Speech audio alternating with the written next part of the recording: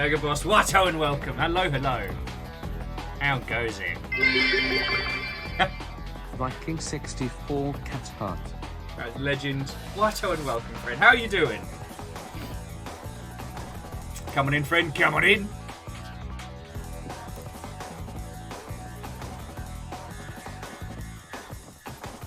Ooh. Stir-fry ramen night. That sounds bloody marvellous. I'm having a 2 coffees morning. I may get spicy and make some toast later. How are you? Catastros, Watto and welcome. Check me out starting before 2 o'clock. Only an hour later than I would plan to.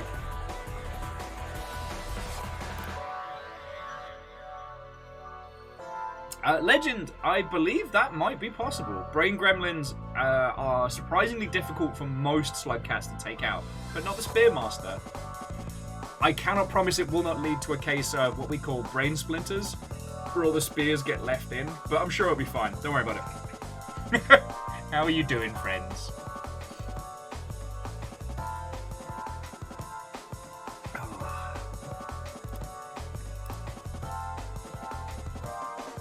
How are you doing? I don't have much in the way of news, but I guess it's kind of those no news is good news type moments.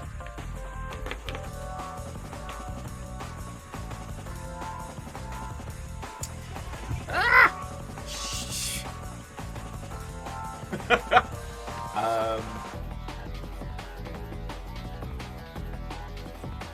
That's a fascinating one. So, sorry, Kadashos was saying they're playing a bunch of Final Fantasy 9. 9 was in a weird spot. Like, to my knowledge, 9 was like the tail end of the PS1 era Final Fantasies, and was a very kind of traditional, at least in its presentation, was a very traditional fantasy setup. Really well made, really well polished. Just, it launched at a time when there was a lot of pretenders to the throne, you know. Yeah, Final Fantasy 9 was PS1. I'm not going completely dilly-tat, right?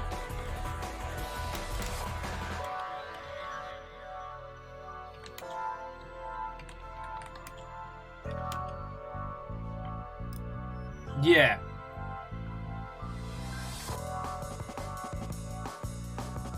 I mean, and it just kind of, it suffered from... Well, okay, we've seen this in TV shows, we've seen it in movies, we've seen it a lot in games, that when a particular franchise reaches like a critical mass, that becomes the touchstone, right? So for Final Fantasy VII became the touchstone of what a Final Fantasy game was. And then 8, Love It or Loathe It, was kind of an articulation on that, right? Oh, Lizzie, Watto, and welcome. Come on in, friends, come on in. So, while the Final Fantasy series had been big, with 7 it became massive.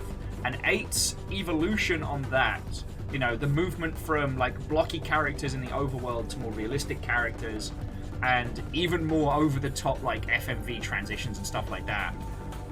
9 was an art and craft, like taking old school Final Fantasy stuff, using that and making something really honed, really well crafted.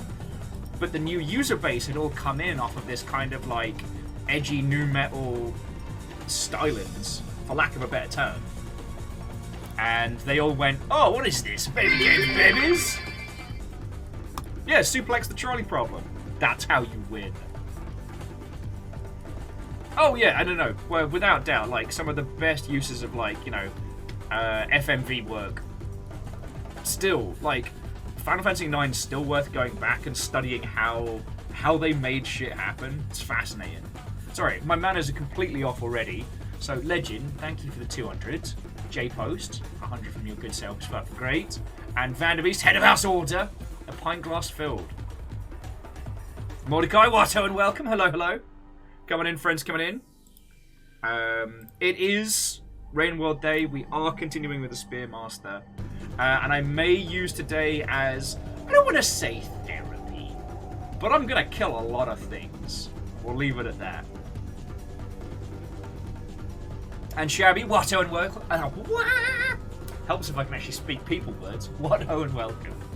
But yeah, like, there are no bad Final Fantasies, but like Final Fantasy Final Fantasy 9 just suffered from too much of a change in the new school art style on a console that had become known for being the grown-up console. Oh yeah, Ehrman. See, Final Fantasy 9 is exactly the kind of game that deserves a remaster. Okay, here's a weird one, Legend. I've not finished watching Mythic Quest Season 3. It doesn't quite have the same bite, and also I cannot in no world can I get my head around a games company paying for QA to go to university or college. Like, I just, my brain can't comprehend that.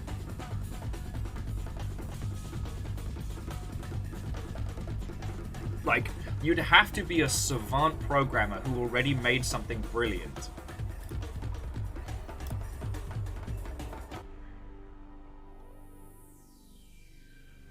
Oh, you meant Mythic Quest for the NES. Sorry, I thought we were talking about the telly show. Oh, Martin, Watto and welcome. I still feckin' love Final Fantasy Legends. Looking back, I was stupidly lucky to get a copy of that as a kid. I think that was one of the games somebody left in... what was it? Because it was Kirby's Dream Land and Final Fantasy Legend that got left in my stepdad's car by, I don't know, some musician or something. And I was like, can I have these? He was just like, sure, I guess. And as you well know, like, Kirby's Dream Land on the Game Boy is just fucking... Like, again, that is something that should be taught in schools. And Final Fantasy Legend isn't good, but it's so weird that I always found it inspirational.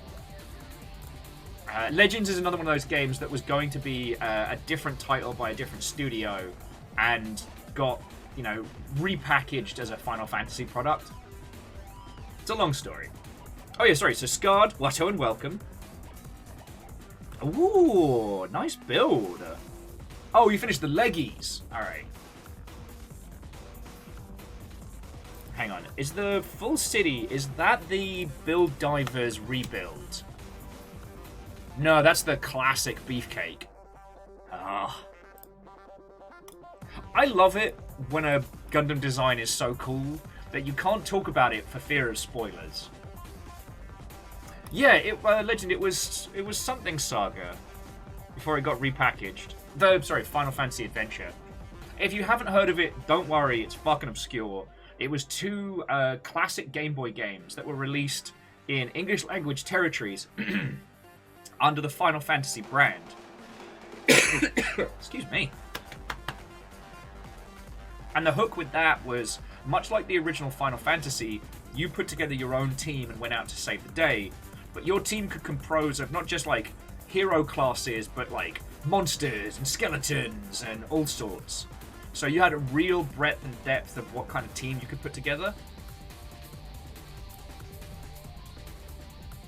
Ah, yes, Legend. It was, yeah, you're right. It was the Saga series. I'm only on my, well, second cup.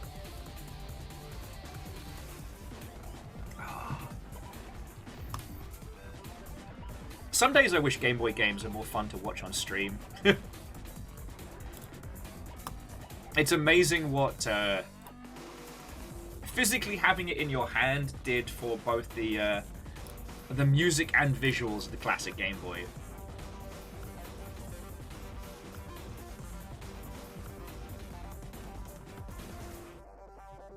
No, and Martin, no. The full city isn't... It's war crime time. The full city is, oh, you did a war crime? Alright, bets are off. Because the war... Like, full city only does the bad to people who have already done the bad. Think about it. It's vengeance.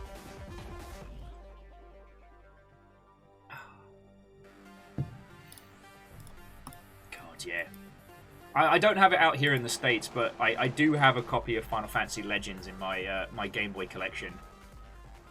And my long list of things, if I ever have money, is getting the last of my stuff shipped over.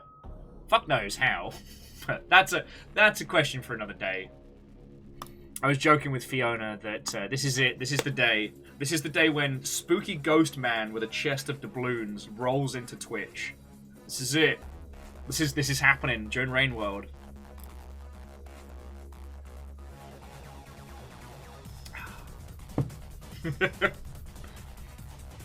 Hey, Fearless, we've only been going for a couple minutes, so nay worry. You're spot on, friend.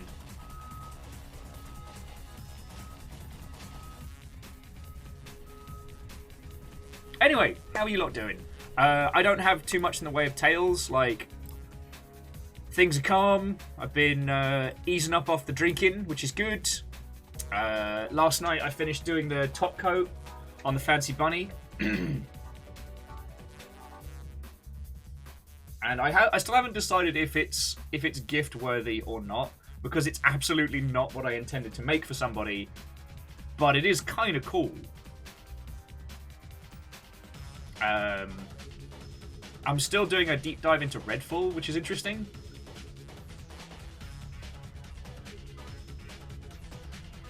And yeah, Lizzie, we did get a Silk Sun update, but as a lot of people have pointed out, nobody wants to go toe-to-toe with Breath of the Wild and Diablo 4. So, honestly, if y'all were making a video game and you have the cash to do it, I would tell you, don't launch this month, don't launch next month, take a break, have a bit of a breather, put some extra polish on, give your people a day or two off. Like, don't crunch your people into dust just to get lost in the breath of the churn. So, props to him.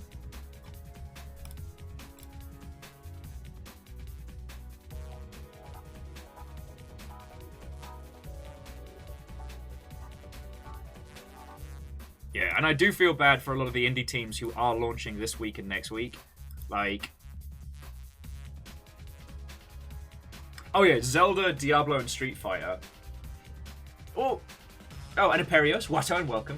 As you well know, Street Fighter does leave a bit of a gap because, like, you know, after the initial oomph of, like, FGC... sorry, the initial oomph of Street Fighter 6, it'll move into, like, FGC and Specialist territory, where it's going to become a main staple. But there should be some wiggle room there. But, like, Zelda and Diablo, you know, those are international powerhouses.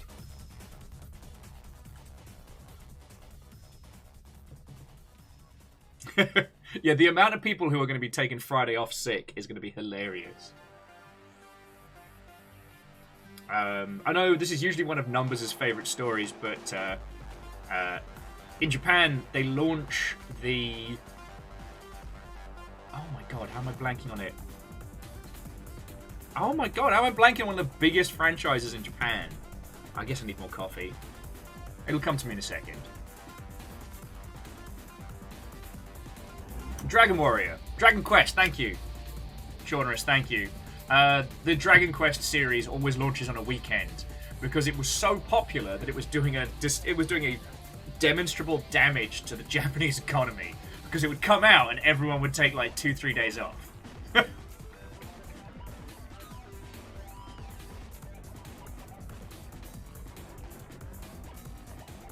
So Megaboss has been crunching Warframe. Chaunerus is saying that Fuga Melodies of Steel 2 is coming out in about 4 hours, which is lovely. Also, Dice Goddess, Crux, and also like Eraman, Jam, Lost Flowers, did I say hi? I hope I did. Well, what-ho and welcome! I hope you have caffeinated beverages and sandwiches, because we're going on a trip. A hunting trip. I'm going to kill a lot of things. That is my goal in Rain World today. It's Mida. Ooh. Oh, sorry, just Lizzie made hummus. Ooh.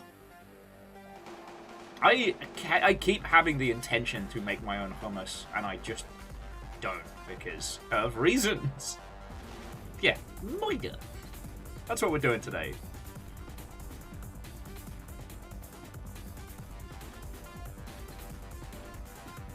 Oh, like a 9. Immortal Lens says, there's bang going on, so it's more capping than should. True. Lizzie, there is a lot going on, but we're here, we're live, and our goals are simple: play Rain World, hang out, talk about video games. I've been trying to think of a way to tell like game dev friends, like, hey, if you want to come chill on the Longship, either like streams here or Discord, and have a little break from the stress of Zelda releases. I mean, the drama from yesterday was, I think it was like an IGN TikTok or an IGN podcast that put everybody's, do you mind? That put everybody's heckles up. I would say mine included, but I didn't really have anything to add. Yeah, apparently, you know what, Lizzie? I hate to say it, but like that was definitely a Dominic or a Dominic-like. That was Dominic-esque. But yeah, the TLDR is, I believe, during an IGN podcast yesterday, they were talking about how many games come out, and two of their hosts kind of snafu'd. They faux par'd. And the internet is livid at them because of it. The TLDR being is that IGN was saying, we're talking about how many games come out each year, which is around like 10k. And they were justifying IGN's 7 out of 10 policy because, and as they vaguely put it, we don't review games unless we've already heard of them, which means that if we've heard of them, they're probably going to be good.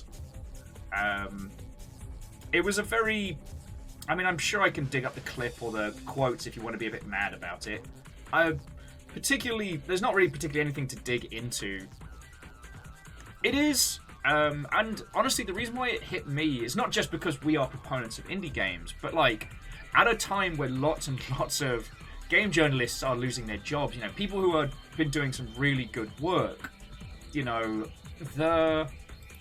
what smacked to me was these two individuals not realizing the position of privilege that they're in it being in one of the few stable games jobs, and being able to be like, oh, there are just so many games, we can only look at the interesting ones. And yeah, it was kind of like having someone explaining like ad spend to you. It was so businessy. It was so like, yeah, disconnected from the medium, disconnected from the art.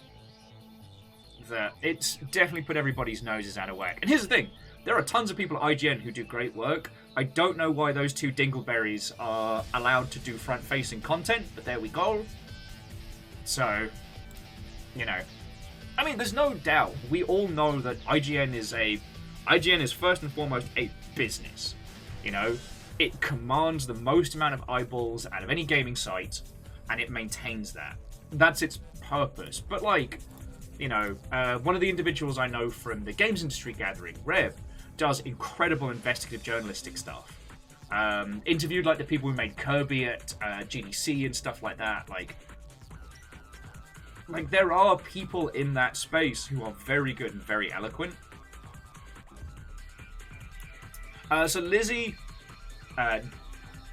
they definitely struck me as pasty pale, but that could just be like, you know, post-lockdown. But they were definitely two blokes. So...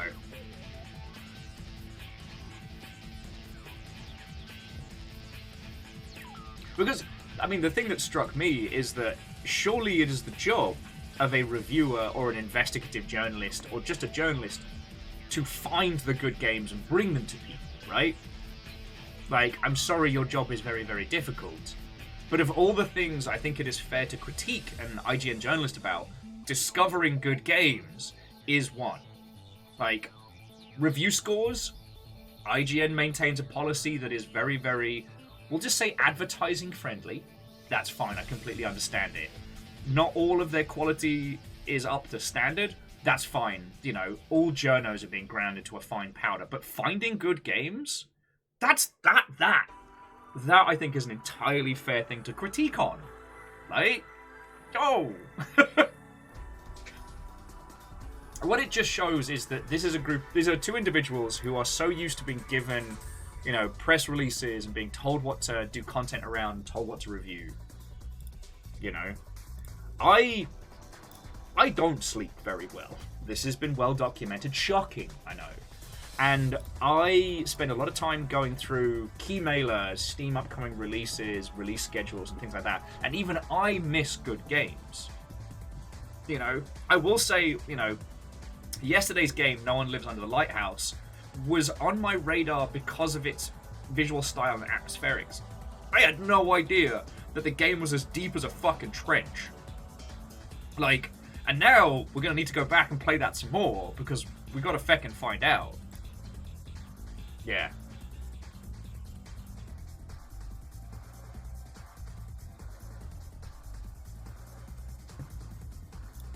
Hot take of 2023. Will does not sleep well. It's well documented. Yeah, now that is a very good point that, like, if the largest journalistic outlet does not have a way of finding the good games from the bad, like, that's something that should be addressed. You know?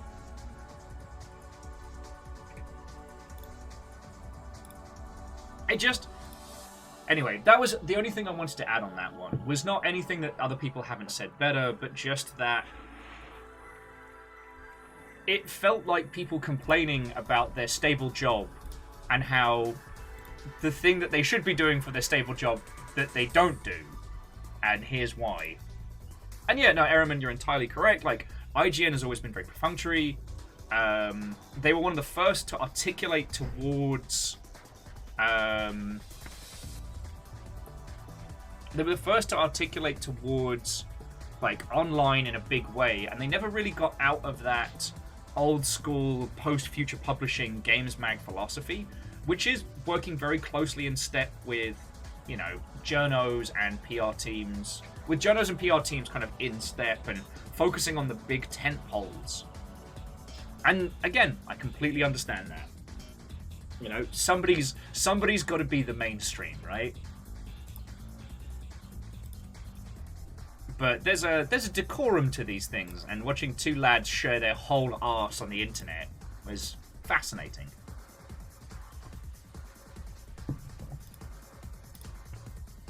And yeah, Fearless, I was well aware of that. It actually is listed as No One Lives Under the Lighthouse Director's Cut, which is a, like, retooled, reworked, and commercial release version of the Global Game Jam version that they did. Anyway, that's enough salt to go with one's breakfast. Though there hasn't been too much else going on.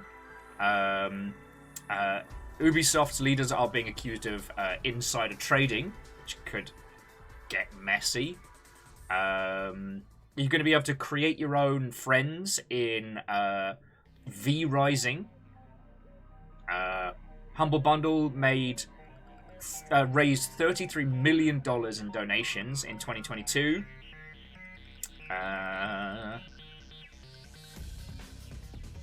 And we will not be seeing anything about... Dragon Age Dreadwolf will not be releasing until next year. Oh wait, Immortal End, did I say Ubisoft? Or I meant to say Unity if I didn't.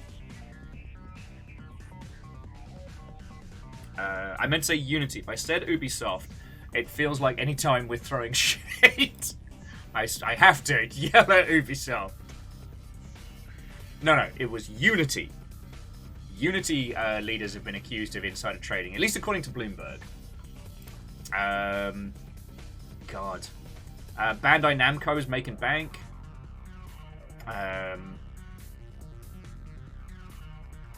Oh, and EA is making some, like...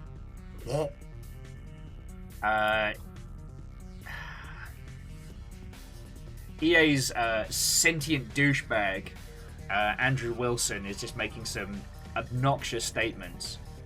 And again, I know it's just business talk, making business words, but just EA have been making nonsense that, like, their main focus is going to be games as a platform moving forward.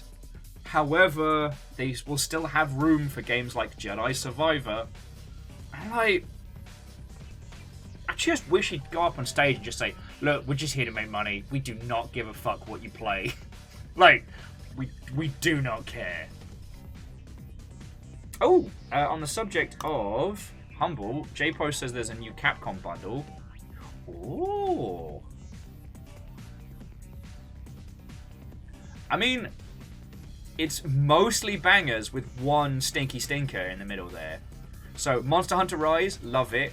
Street Fighter 30th Anniversary Collection, it's so-so.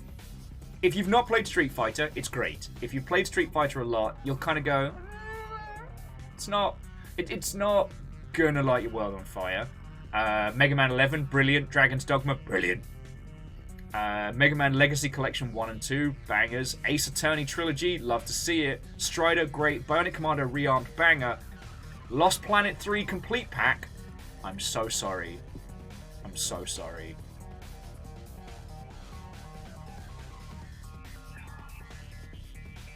Like a fart in a cockpit with no AC. That Lost Planet 3 is just the stink that won't clear.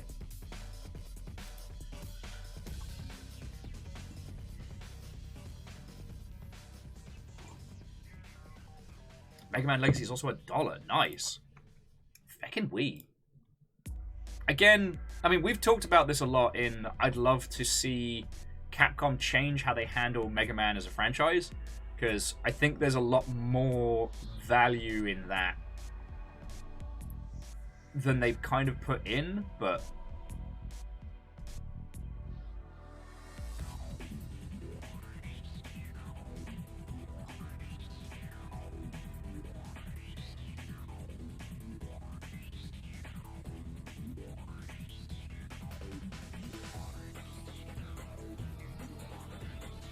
and yes, Lizzie, we did talk about it yesterday, but yeah, the Whitethorn Games bundle is really good and is an absolute steal. And again, friends, like, I really appreciate it if you use the partner link, but even if you don't, these are all games that I personally either love or support, so feckin' yo. To the archivist, I say Watto and welcome. Where would be... You know what? The Mega Man Legacy Collection's not a bad place to start. Honestly, Mega Man 11, despite its numerical status, is a really good tooled up version of the classics, and is a pretty good place to start off. On the whole, Mega Man doesn't start getting complicated until like X, and then Battle Network, and all of that kind of like branching out. But suffice to say, Mega Man's never been a moneymaker for Capcom, which is bizarre. And I'd love to see them understand what they've created and start treating it thusly. Because Mega Man's one of the most iconic characters. Oh, I almost called you the Onion Pirates. The Orion Pirates, Watto and welcome. Which one's Apico again? Oh, yes! Honestly, I've just been saving that one for like a rainy day because it just looks cute. Just looks really feckin' cute, and I'm down for that. Like a laid-back beekeeping game, that's like a rainy Sunday night, just wild away.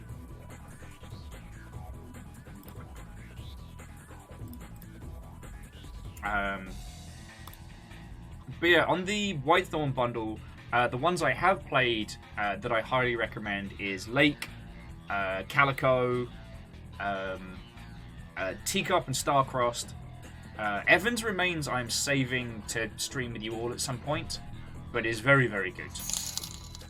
Yay! Easygoing Games, Whitethorn Showcase was just purchased for $25. Heckin' yo, whoever that was, sincerely thank you.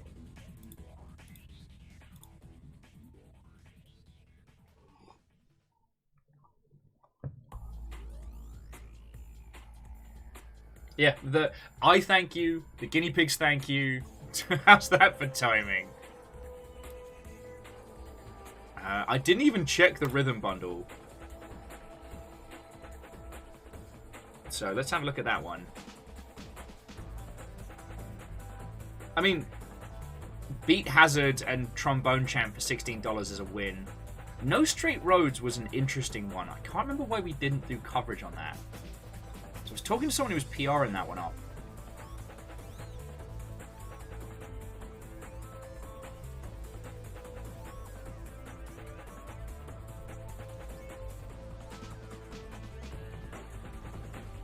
And again, friends, like, if we're talking about the bundles, the feckin' co-op bundles are banger.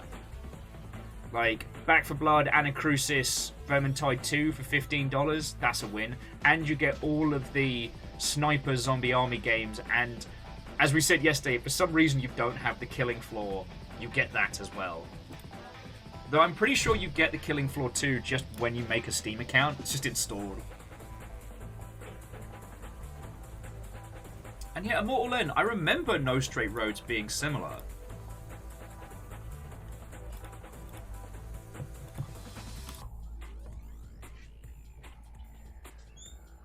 Oh, Joel.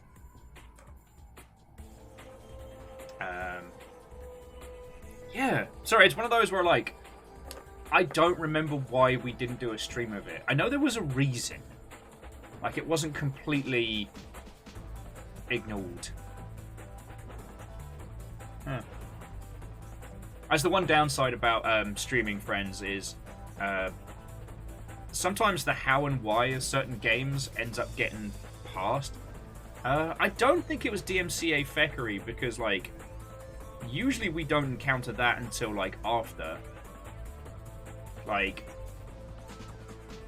and, I mean, correct me if I'm wrong, but by my understanding, whatchamacallit, No Straight Roads had an original soundtrack. Oh, lovely. Lizzie, thank you for sharing the news. Good Omens 2 hitting July 28th. That will be fascinating.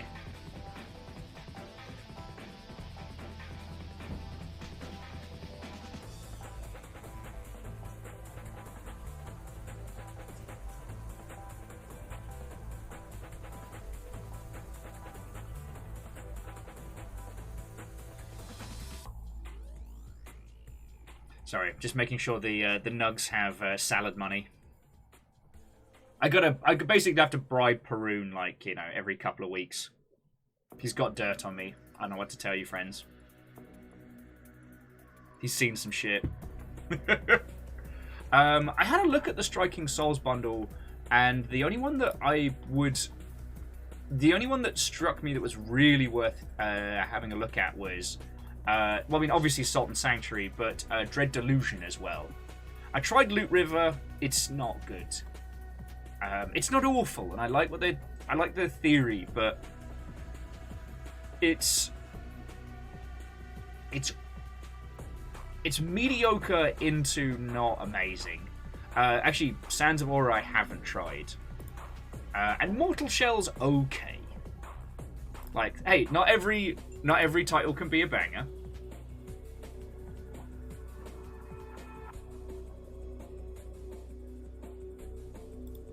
I mean, heck, if your goal is, like, researching, like, the whole concept of what's become Souls-likes, that bundle is great, because each of them hits at a little different point of it, but most of them miss the core beats, creating this interesting, like, I don't know, research point.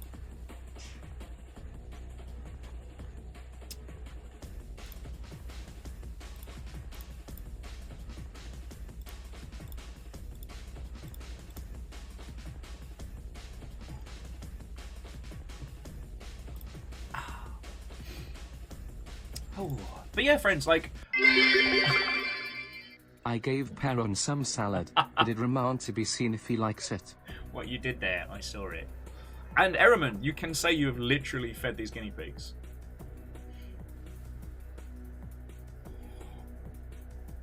You know what? I love the piano soundtrack. You know this, but I think I just want some chill jams for a bit before we get into Rain World. You know, just calm with it before it's time to murder everything that's not nailed down.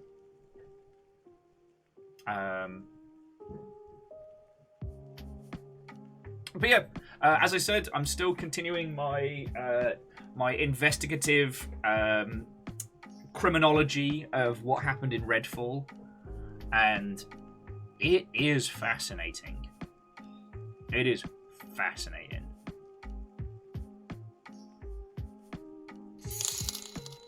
Hey! Feel the Rhythm was just purchased for $16. Thank you.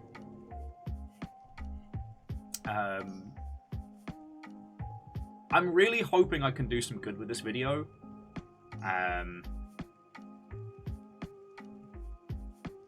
Oh, sorry. To those of you who haven't heard about this one, so what I'm doing at the moment is I'm doing a whole bunch of research into Redfall. And I'm trying to work out if I can see what happened to that game that the devs can't tell us. I'm trying to see if from the game produced I can basically forensic detective what happened and try and, I don't know, try and put forward the challenges that the devs struggled against in a way that they can't talk about without breaking NDA. Do you know what I mean? So that's been one of my big projects. Well, to mine, we're still trying to come up with a name for the show or the video. I don't want to be the coroner because that implies bad. I also don't want to be like, you know, detecting the murder. But anyone who's worked on a video game knows that there are loads of things that happen behind the scenes, and sometimes those can really suck. You can just end up having a squad of hamsters. Come on in, come on in. Cheers to you.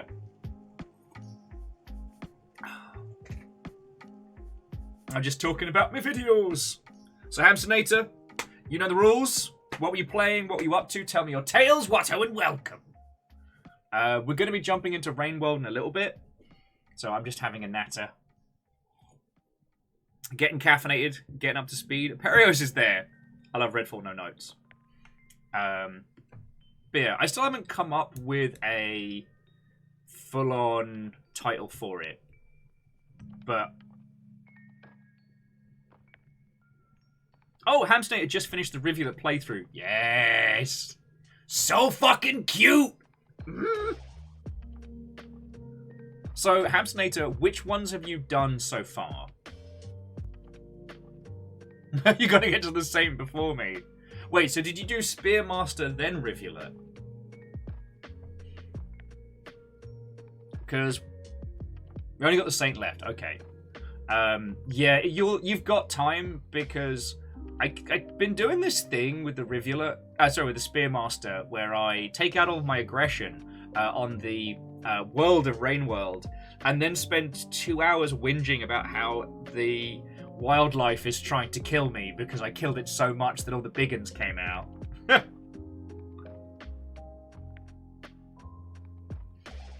But yeah, the Rivulet run is so lovely, and it's such a wonderful part of Rain World. Oh yeah, well, Hamsternator, not last week, but... No, it was last week. Fuck you, time travel. We were trying to kill one of the gigantic scissor birds. That are like the running birds from the memory crypt, but flying, and with a missile launcher for a face. We did not discover. Also, Shabby, I considered, like, you know, DSI or what have you, but...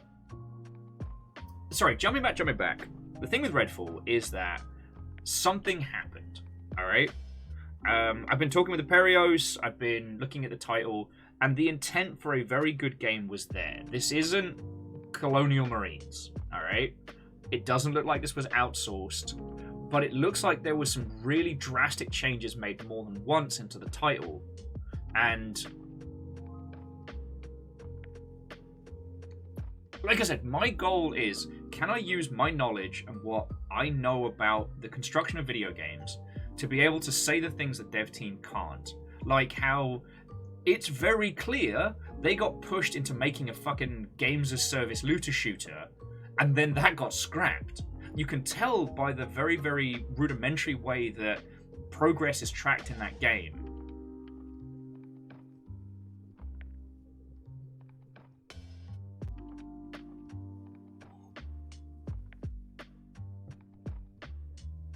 Pathogenesis. Ooh, Ehrman, you bring out the big words today. I like it.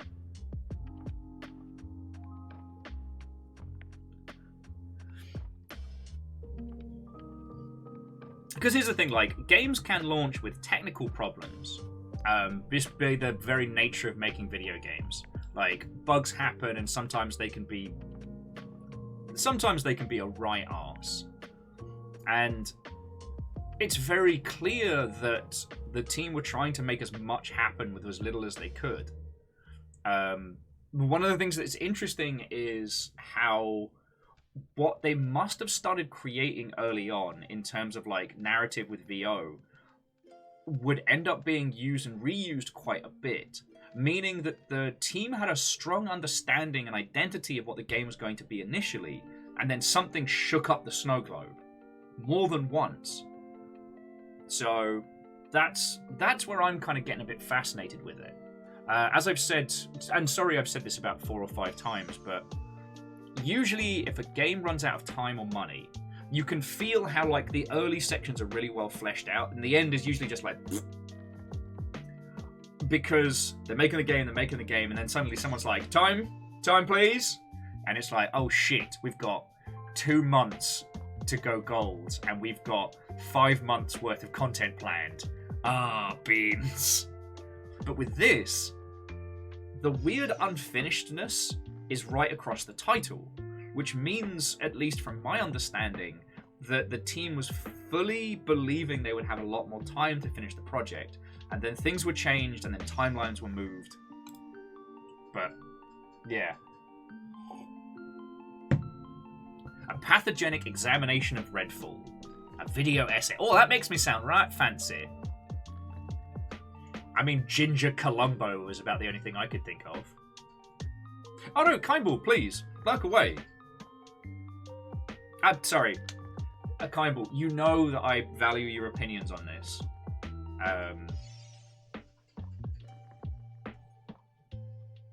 Like I said, I still need to finish Redfall, because it's unfair of me to only like play a swath of it and try and deconstruct it. Go with Ginger Columbo. It's gold.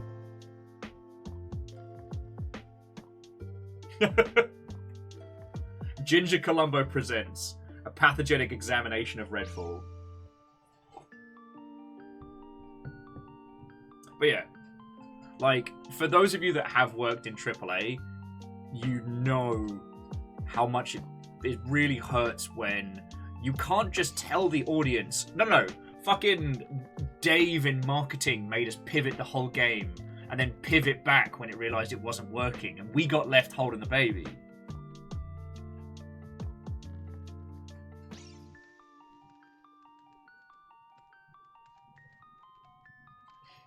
So, Kindball, I know that is absolutely a thing that happens, and I know that's something that has happened on your watch, but I don't get the feeling. Honestly, it doesn't feel like design bloat.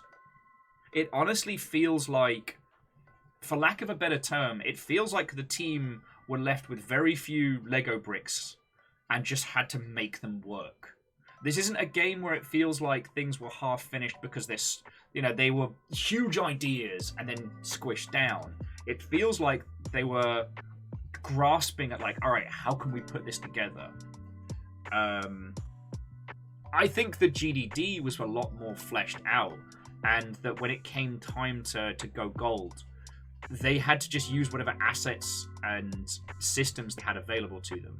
The Rook system is probably the most indicative of that.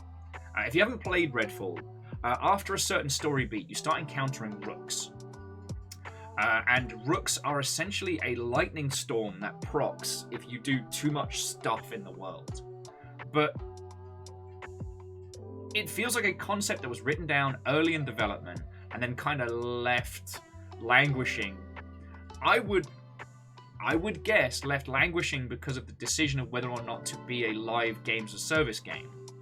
TLDR is if you do too much stuff, like kill too many special vampires or get spotted by people with megaphones too much, the vampire gods are watching you. When the meter hits peak, red lightning sparks off and a very, very meaty, tanky enemy, the Rook, appears. And the storm continues until you kill the Rook. You can't fast travel, you've got to fight him. Yeah, Immortal End, it does feel like punishment for playing the game.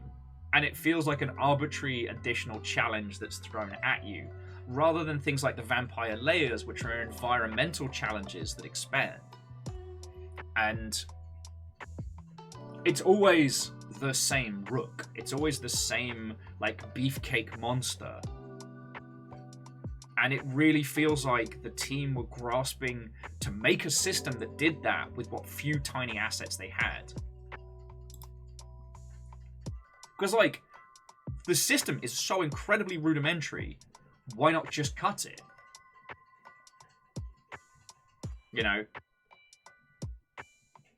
Hell, Kindball, I would be fascinated to know your thoughts on it. If you ever get the chance to have hands-on...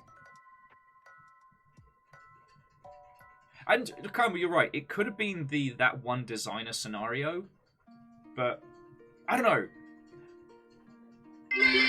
I'd love to know your feels if you get hands on it. I kind of wish that it would let me celebrate these on a day that I could actually renew my Amazon Prime sub. Well, Ultrazini, I'm grateful all the same. And again, I know I'm not the first person to say this, but you're taking money away from Jazzy Jeffy B there. All systems nominal. What ho? Vikings. Unite. Are we old yet? Are we old? What is old? What is winning? Generations have pretty much ceased to make sense or have meaning as they once did. What is time? Legend says, I'm old, regardless of years. And, all hail the new Jarl.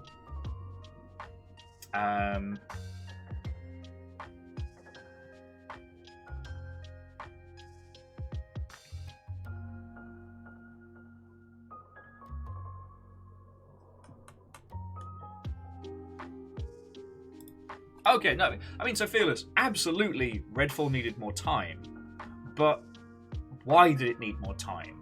That's where I'm getting into it. I did a thing for a long time, look at me go. Zoom! 41 months of Zoom, no less, I might add. Sorry, and also, so, Ultrazini, thank you for 37 months, Johnny for 51, and Kindball for 41 months at a tier 2 as well. I'm very, very grateful, friends. Alright? Why does the nurse take a red crayon with her to the hospital? To draw blood.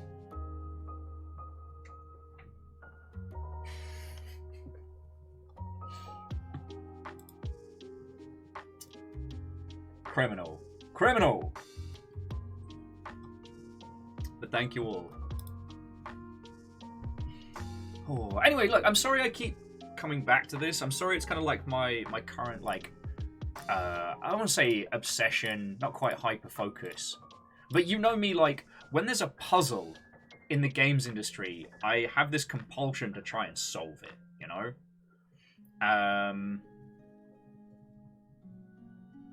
And Redfall is the most fascinating puzzle. It's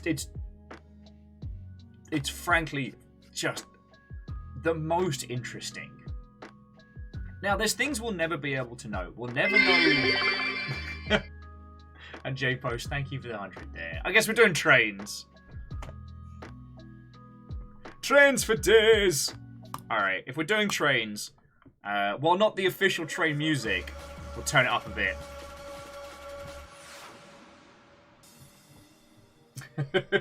And J-Post, thank you.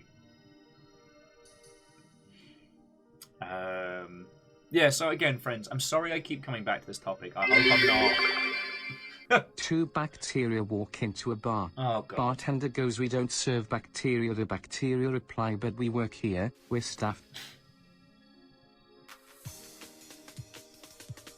Are you proud of that one, Ehrman? Are you proud of that one?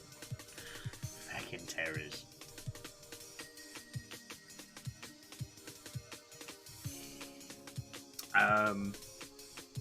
No, but Ehrman, J-Post, all of you, thank you. And Archivist, thank you for the tiny bits and all. So, Kindball, if I had to give you my initial, like, my initial detective work, my findings, this was one that got fecked by business. This is one that got affected by business. I think their initial intention was to create just a basic. Well, not. I shouldn't say basic. No co-op game is basic. You know, anytime you add net coding, it's complex. But the initial pitch for Redfall was you and 3 friends hunt vampires together. And then it was turned into, it's going to be the next co-op group looter shooter. You know, we're going to take that Borderlands vibe and give it that, you know, always online, you know, make money kind of vibe. And it languished in that half in, half out. And then suddenly it was like, actually, we're going to drop the looter shooter always online nonsense, and you have to release it in 4 months. Because all the illustration in 2D art is top tier. It's that same art team that we've seen work on other projects, and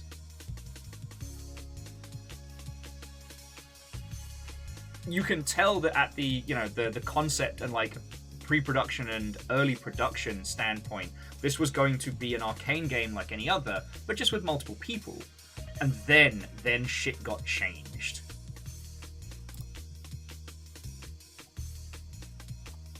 Like, kind of, it's fascinating. You can feel the set pieces that someone's just hastily putting enemies and spawn points. No, like, again, kind of the narrative team basically.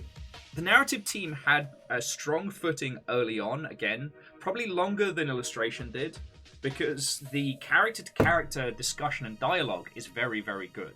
So, like, the more you play with another character, the closer their relationship becomes, the more they talk, which is really cool. But that seems something that was in development very early on and survived.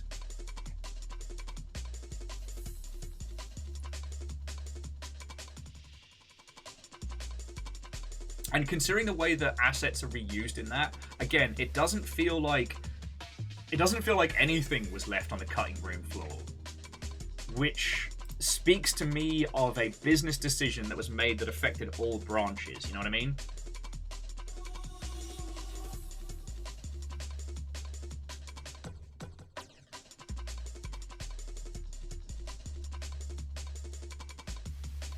Sorry, there's something in my eye. Oh, sorry, and Legend, also, thank you for the toppings, train style. Yeah, see, Kaibu, right? It is interesting. And this is what keeps me coming back to this.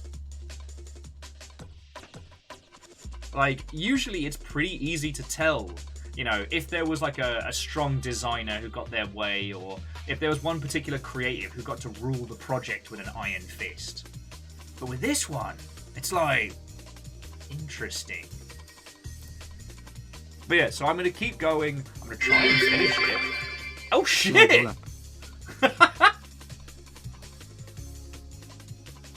Fucking yo! Wolfcrag, fucking thank you, friend! Fucking yo!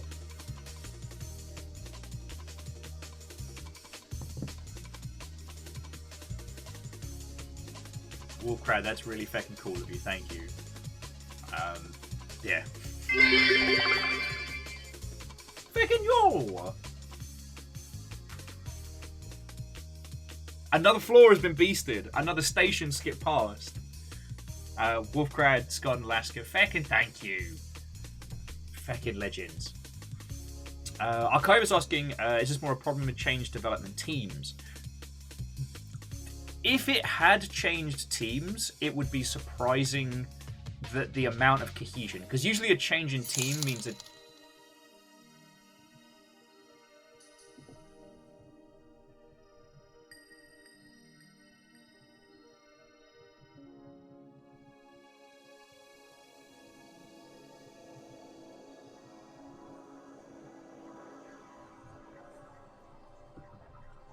I'm sorry, what?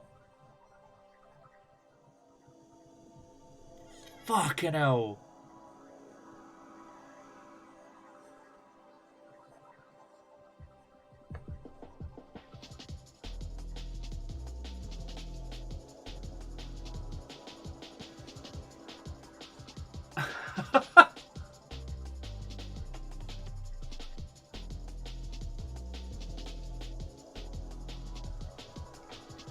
Neo Shadow, fucking thank you so much. Yeah, no one's unseating you, friend. No, Neo Shadow, thank you. You don't know how much that's gonna help right now. You do not know. You do not know. I didn't have the courage to write a post in Human Maintenance last night, so let's just thank you. Thank you so fucking much. You don't even know. You don't even know.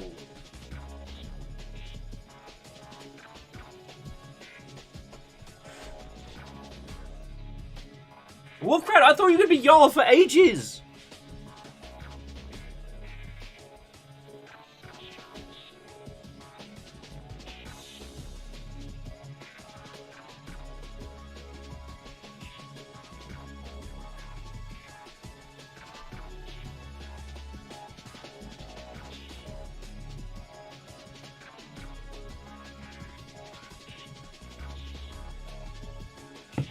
I'm sorry, Nishta, I don't know what to say apart from fucking thank you. That's it. Yeah.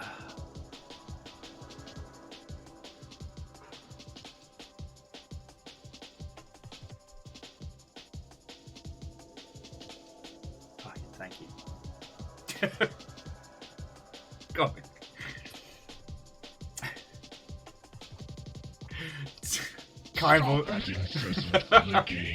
And Wolfcrad, that's fucking kind of you, thank you. I just saw Kindballs. Wow, did you want Will to stop talking about Redfall that much? Freaking yo.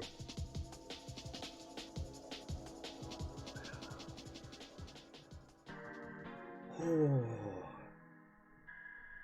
Sorry, friends. I don't know if I have the mental fortitude to get into everything that's been going on this side.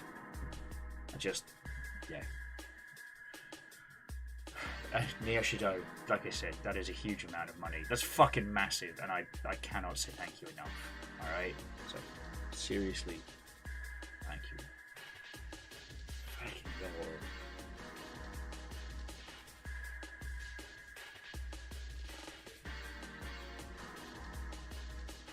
Fucking yo.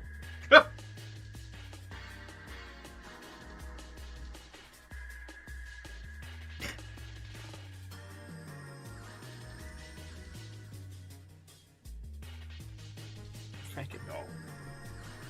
Shit. Now I'm gonna feel bad about killing stuff as the Spearmaster. Fucking yo.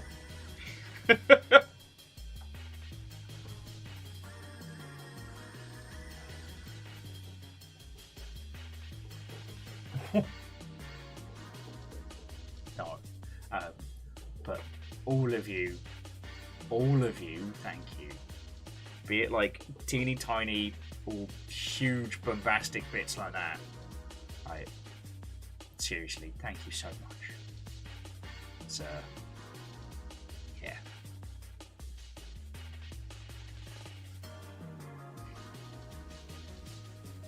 Thank you. I don't know. Sorry. I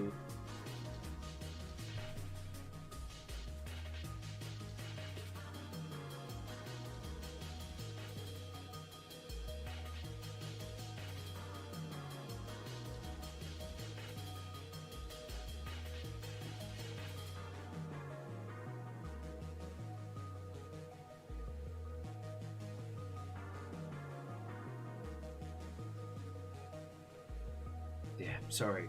I forgot how to I forgot how to word speak say. Oh, Skyagers, I'm doing good. Neo Shadow just donated an inordinate amount of cash, and it was very unexpected, and I'm very, very grateful because things are very challenging right now, and they're challenging for everybody right now, not just my dumb ass. So just yeah. So although sorry, just what Kindball said is going to keep making me laugh. It's like, damn, you know, if you wanted Will to stop talking about Redfall, we could have just asked. Fucking yo.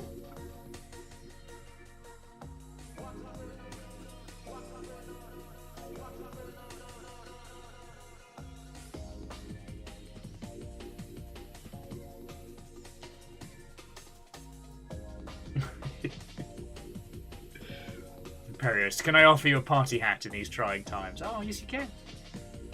Heck and yo.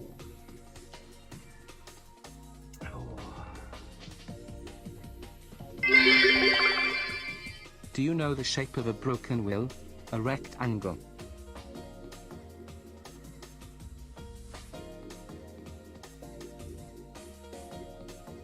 Apparently so!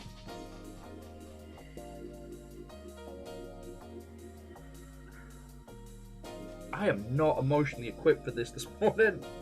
I am not ready. Usually, after the train is finished, you'll just kind of go, okay, let's settle into this. Ehrman apparently bucking trends and obliterating pint glasses. Fuck!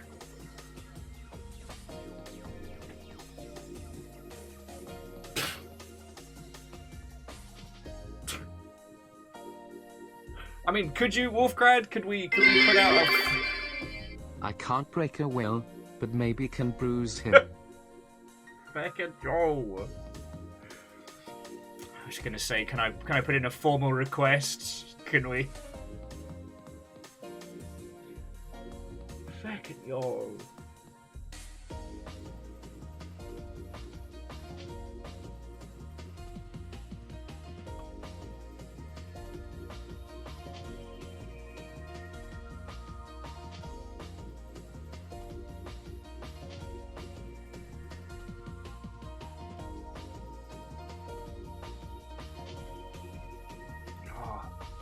And Kymble, we will absolutely talk about this, if not later today, but again, if they were using outsourced teams, that's going to be fascinating. I just think, Ehrman, that's $60 in bits. J-Post, that's another $10. Don't know.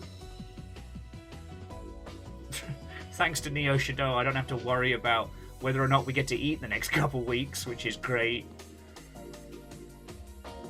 Like...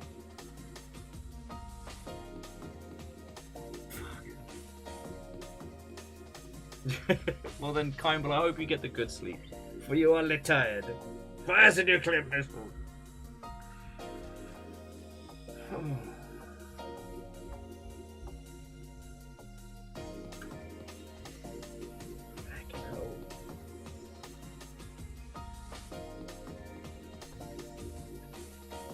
You lot! Neck my coffee.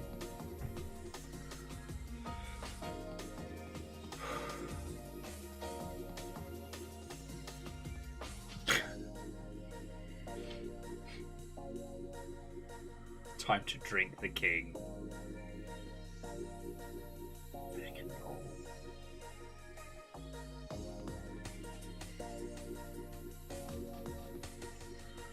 Okay, so Kymble, thank you for pointing that out. I will do research. To all of you, I am sorry I don't have the emotional fortitude right now to talk about, you know, Longship HQ stuff.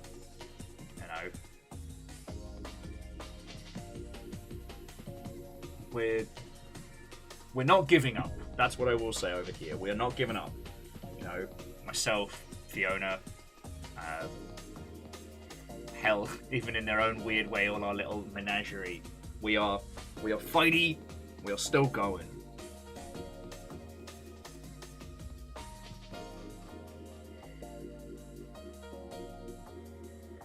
So,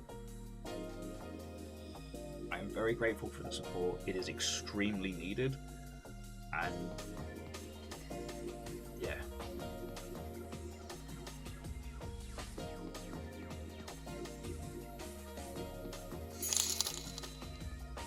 You seemed ready now. Do I? I think you might be wrong. I don't think...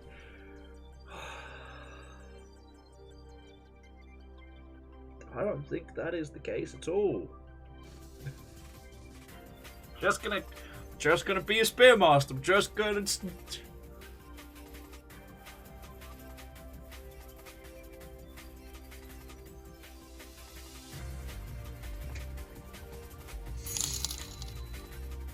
Wait, food? That's the important stuff. Ready or not.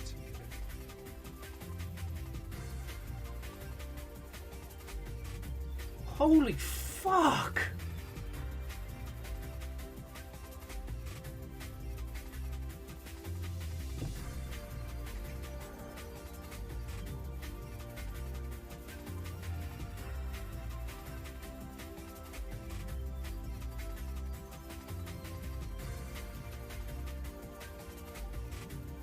To all of you. Oh, fucking hell, Wolfcred. Orion Pirate, you just nip. Thank you. If you are, everything that comes on in is used to pay our bills, feed our little family, and keep us going. Like, the stream is the means by which I keep everybody in this fucking house alive. So, if I haven't said thank you, I need you to know how big a deal that is.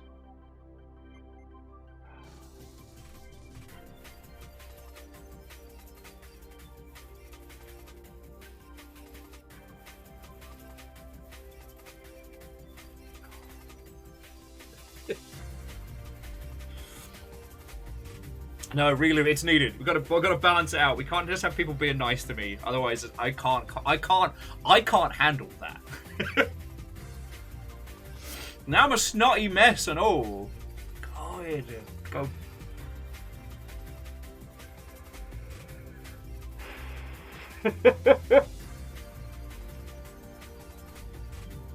Yeah, Perios, I thought you were done with the food coffee table book. Neo should know. Bold of you to assume it wasn't a goal. Fuck.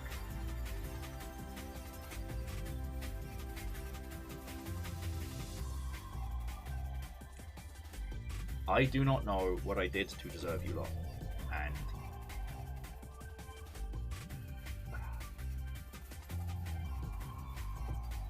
like, this isn't even like a Shark Week thing. I need to do something like that. Just at least proof that I'm like putting in the effort. Like, you all put in so much, and I need to do more. But all I can say right now is just fucking thank you.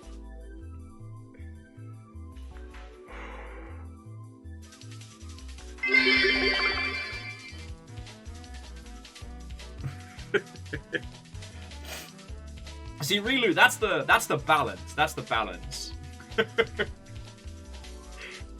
Rilu was just saying, what if we insult you whilst throwing bits at your face? Ah.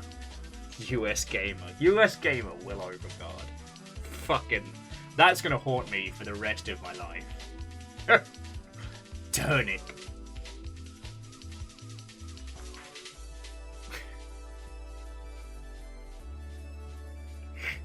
God.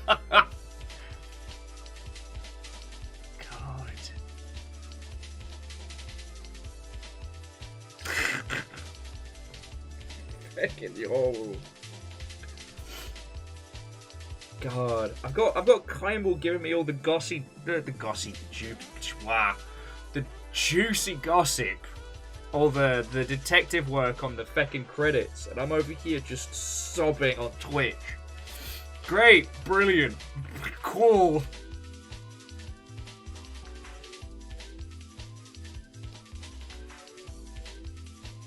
Thank you all.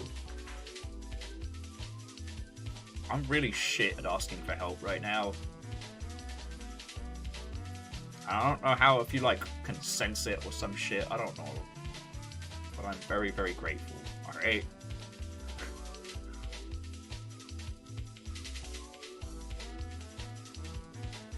Like, seriously, I before we got going on stream today, Fiona and I were like, okay, so we need how much money to feed the animals? Cool. We can make the rest of the leftovers work for us for a week or two, right? Fiona's like, don't worry about it. There's a free pantry nearby. We'll be. There's a lot of bok choy. It's fine. It's fine. Bok choy is actually delicious, but you know what I mean. And I didn't say anything. I didn't know how. I still don't. I just. Yeah, bok choy is actually awesome. Tet's family's bok choy was just god tier. Okay. Friends. Hang on, let me. As much as I love this track. Yeah, and I mean, I think it's one thing that we all get, that it's hard to ask for help, and it's hard to know when to ask for help. And because you lot are already the means by which I keep this fucking household alive.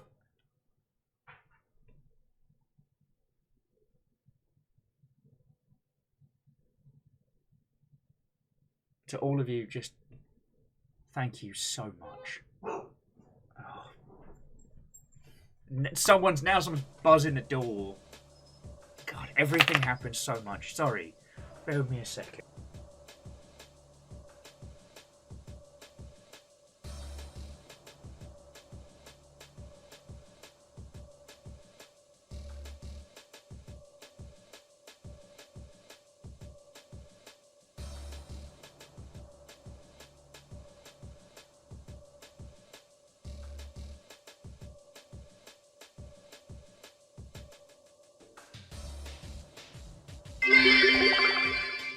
Super sneaky ballistic support missile.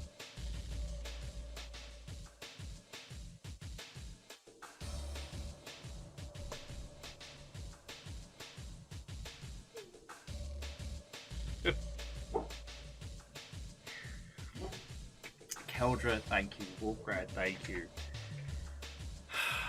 See, Rilu, I just realised, like, yeah, I'm not allowed to kick the bucket until that raft stream. And I did promise you that. As soon as the purple tick hits.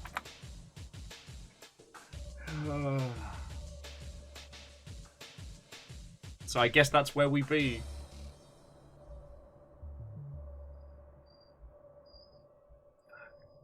Alright, well. I'm not quitting anytime soon. I ain't giving up. And for as long as you lot want me here, fuck it, I'm here. But thank you. From the absolute fucking bottom of my heart, thank you all. And Keldra just, yeah, the super sneaky ballistic missile. House Order are having a real easy time of it for a while, like. But no, seriously, all of you. Thank you so much. So, let's get Rainworld started. Then I'll go pour myself another coffee, throw my head under a tap, and we'll continue with some Spearmaster shenanigans. I fucking love doing this, and I hope that comes across. You know, I try and be honest with you all about, like, you know, the realities of it and the, you know, the realities of it and, like, what goes into keeping this operation afloat and, you know, the Longship as a whole. That I hope it never feels to your, like, I don't want to be here. I always want to be here. Neoshido, I may actually get emotional support cheese just because it's delicious. It's Havati. It was on sale. Well, Rilu, thank you kindly. Thank you.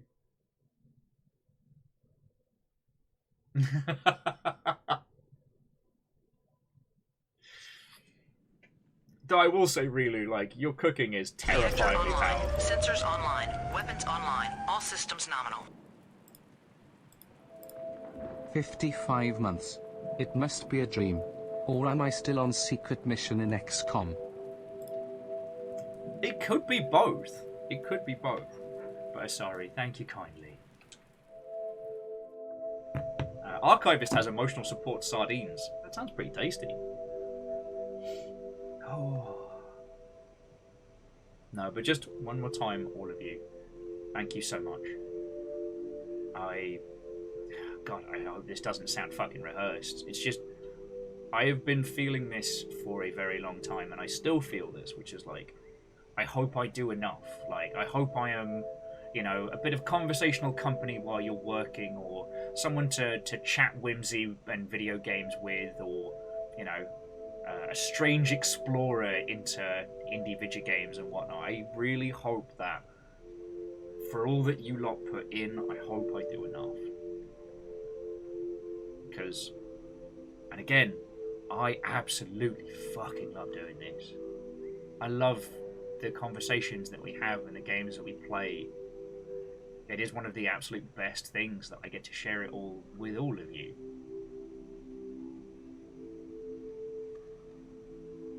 And I'm extremely lucky to be able to do that. You know?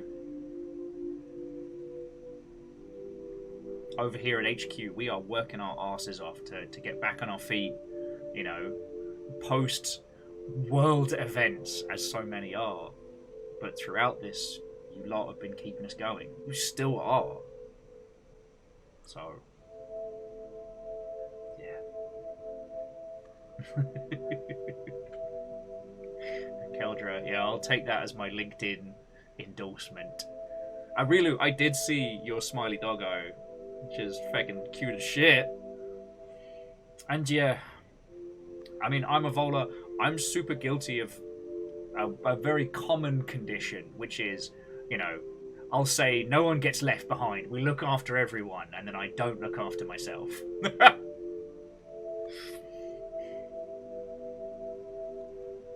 And you're right, Lizzie. I do forget that. But like, you know, we're gonna play one of my favourite games for the rest of the afternoon. And we're going to talk about whatever we want. Video games, nerdery, just whatever. And I love that. I love that we're going to get to share this together. It is... Reactor online. Sensors online. I feel like Weapons I'm online. All being systems self-indulgent. What ho and you are an umpty.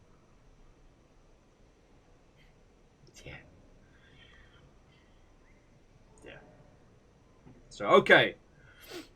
So, friends, I'm going to pour another bevy. Well, not a bevy.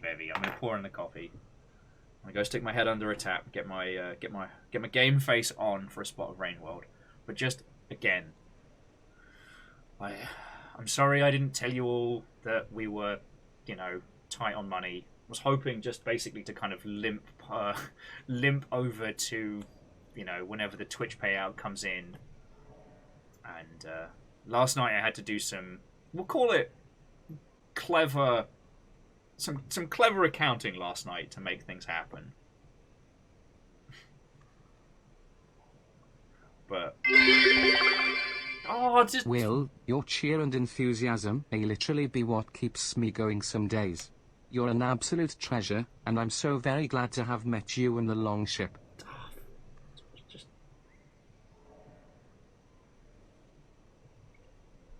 Legend. I'm incredibly glad I can help, alright?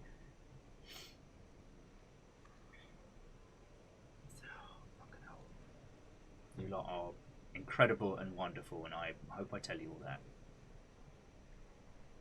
And not just and I do mean to all of you, alright? And I hope that comes across.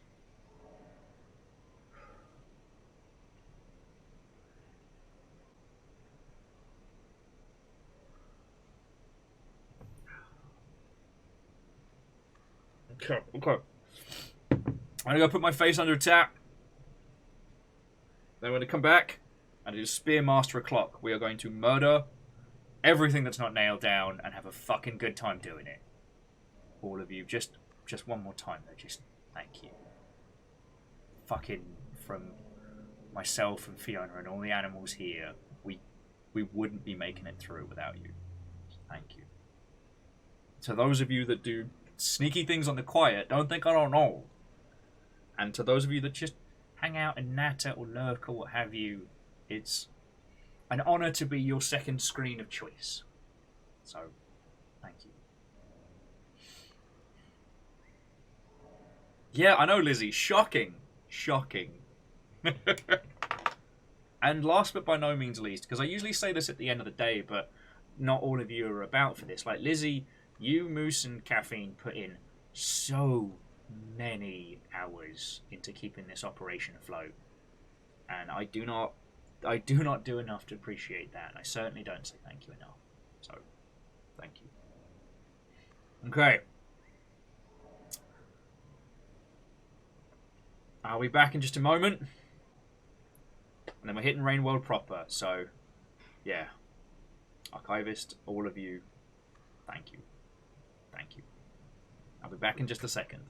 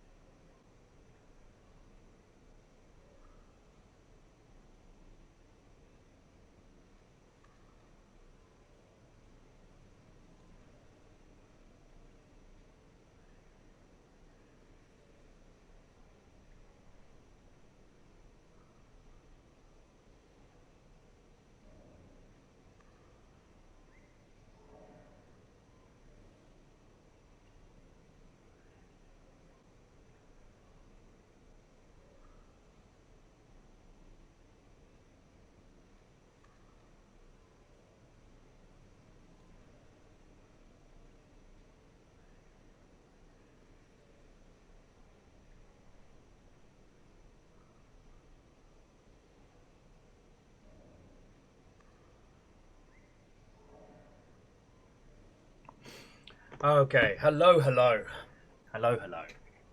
Oh. No, Tuna Turner Snick, I see you there. Okay. I have cheese, We have Rain World. We can do this. You glorious, glorious Mother Hubbards.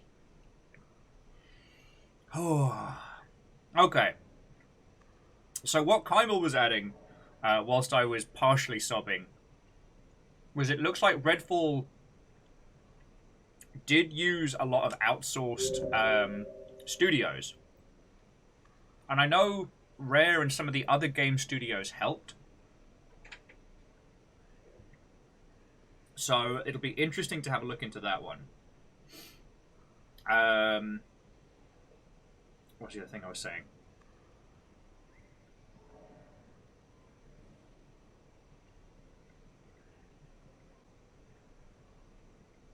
Wow. Yeah, congratulations. Whatever other brain I had going on is gone. In terms of Rain World, does anyone need like a little story so far primer before we get stuck in?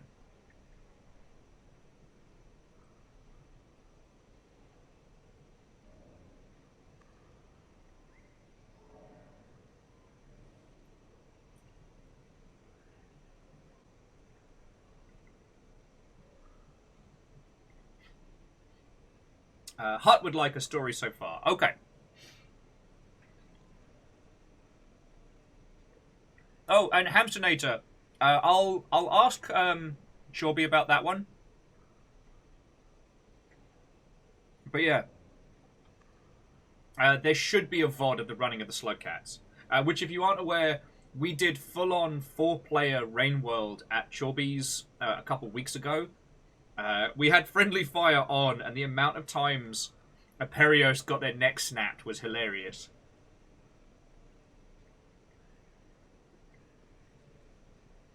Okay.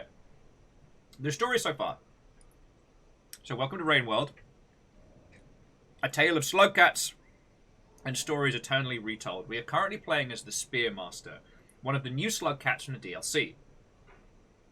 And canonically, the Spearmaster is the very first Slugcat to interact with Rain World, so far as we know. We were initially sent by an iterator, a giant supercomputer called 7 Red Suns, with a message for one of the others, which was 5 Pebbles. Whatever the message contained was something that made Peb so angry that he basically pulled the message out of our stomach and threw us away.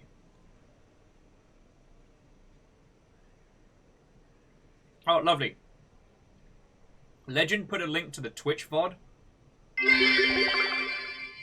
You're amazing, so always look on the bright side of life.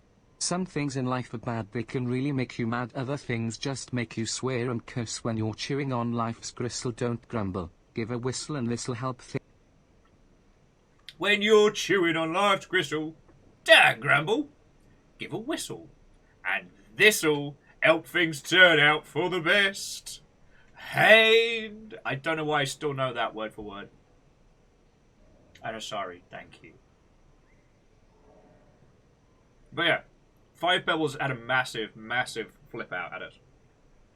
So we took this pearl that had been pulled out of our chest, and we went down to Lux to the Moon, or Big Sister Moon, one of the other iterators in OG Rain World. Except for in this case, this isn't Lux to the Moon after they've been broken. This is Lux to the Moon in their full glory, and it was impressive. We just made it through there. And at the end of last week's stream, we'd spoken to Moon.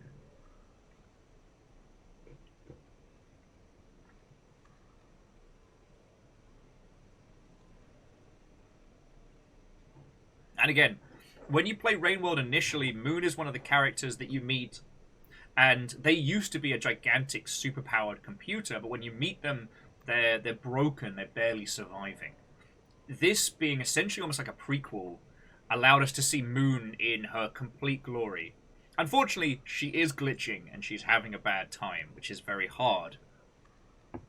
But then, when playing as the Rivulet, you get to kind of see the reverse between like Moon and Pebs. And the Saint, I guess, will be kind of like the capstone of the story, but we haven't played that. So yeah, the TLDR is that as this particular vampiric Slugcat, we are trying to now take the message given to us by Moon out into the Outlands. So, yeah. Now, Orion Pirate, with Rainworld, you don't have to get hardcore into the story like we do.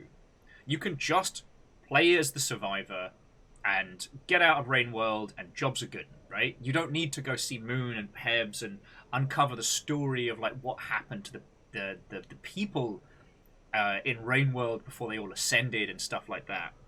But you can. And the DLC has very much the same philosophy of like, if you just want to like survive and or murder stuff, go for it.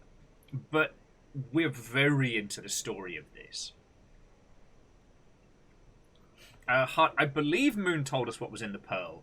That it was a communication that...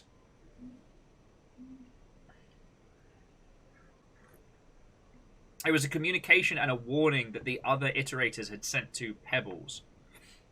Basically telling him, hey, stop trying to do the thing that you're doing because it's destroying everything. The TLDR is... Pebbles is kind of a bit of a mad scientist at this point. God, I'm still snotty.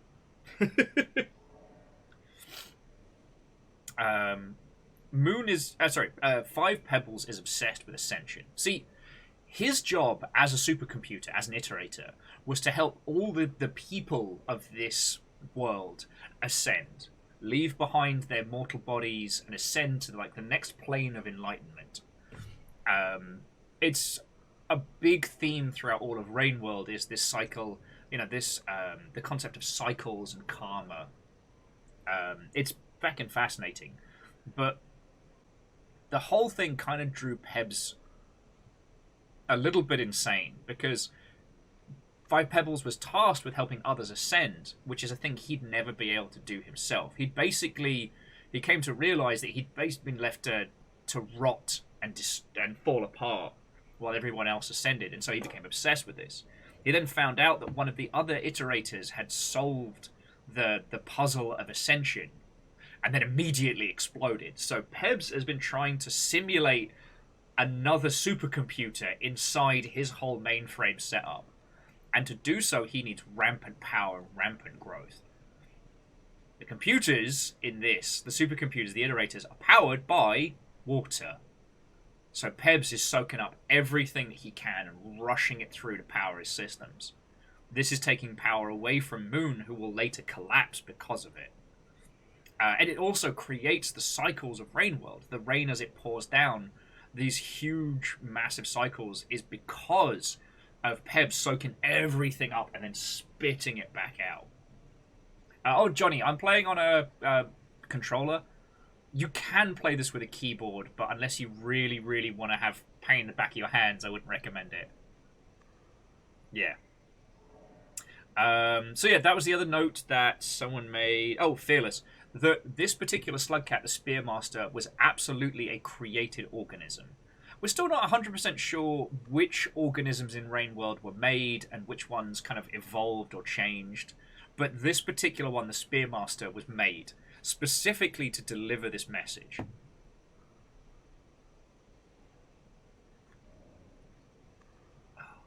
Well, see, Red Burning Dragon, it's not that you need pinpoint movement in Rainworld. There's a fluidity to the movement that's very unique. I think it comes from the procedural animation system. But yeah, like, for fighting games, a keyboard is actually pretty good. Again, it'll hurt your hands, I'd recommend a hitbox, but like, yeah, that precision tapping is very, very useful.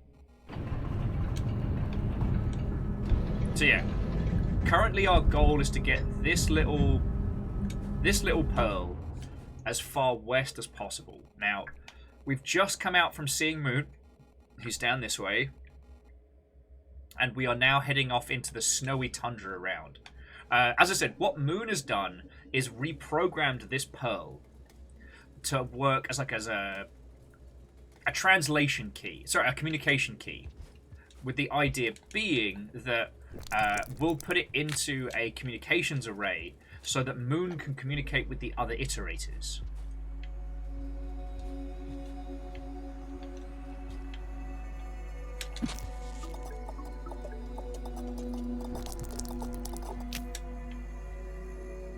And like from here, yeah, you can see the essentially the top of Rainworld. It's worth noting that what looks like a sandbank there, that's the top of the clouds, because we are officially above the cloud level here.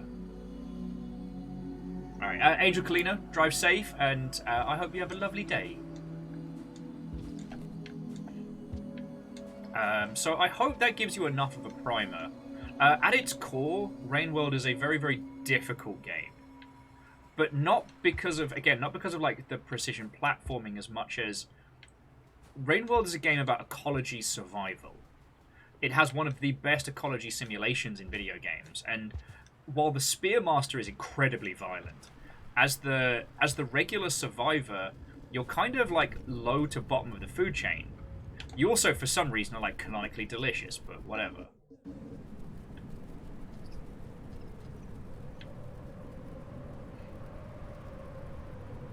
And so, the game is difficult because it... Oh! Ah, shit bins. The game is difficult because it asks you...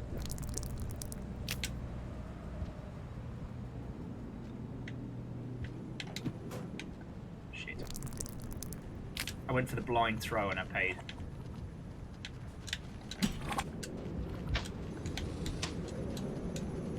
Fuck.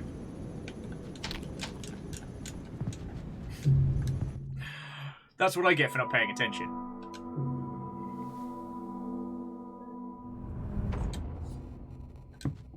Poor French fries. We've killed so many of them this run. But yeah, the difficulty in Rainworld comes from learning the ecology and learning how to survive it. So, for example, those colloquially known as French fries are a particular breed of hunting lizard. And their quirk is that they hunt as a pack rather than individual. Other lizards are like ambush predators, some are just brute force beefcakes. The French fries communicate via their little antenna, which is very cute. But it means that while they're quite stupid and they can't really climb and do a lot, they can surround you and like pin you in. Like they will spread out like proper like hunting packs, which is fascinating. So Red Burning Dragon, not strictly true. Like the Gourmand can vomit up weapons through luck, and the Artificer can turn not weapons into weapons. You know, like the turning a brick into a bomb and stuff like that. But yeah, the Spearmaster is the only one that can just produce weapons without a cost. However, the flip side is that the Spearmaster is kind of like a vampire. It can only feed on like the blood of the living. Nope.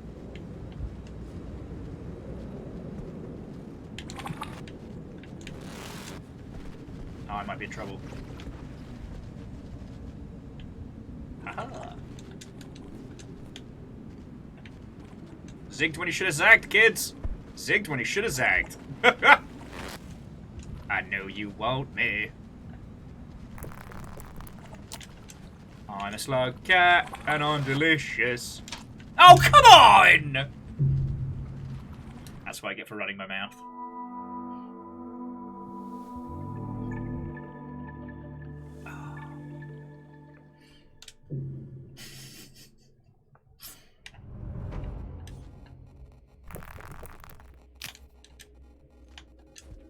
The tricky part at the moment is that the Spearmaster can usually hold two spears like the Hunter, and can rapid fire drain the blood of their would-be victims. Wait a second. Hang on. Huh? You know what? No, I'm going for a nap. Fuck this. I'm getting some cycles in. I got enough health. I can do this. Yeah, should have asked Moon to make us like a little back sheath. So yeah, friends, if you have any more questions about Rainworld, I love this. I understand this game isn't for everybody. That's entirely fine. Get a quiver so I can just rapid fire throw.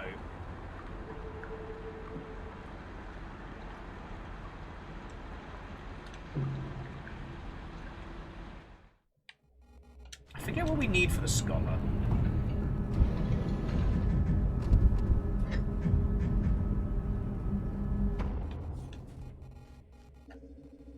Also, this is one of the few Slugcats that doesn't sleep.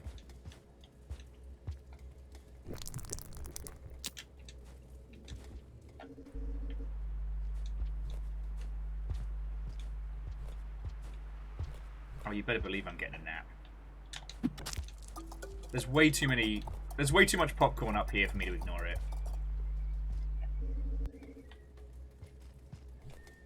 Yeah, infinite spear power, sign me up. But yeah.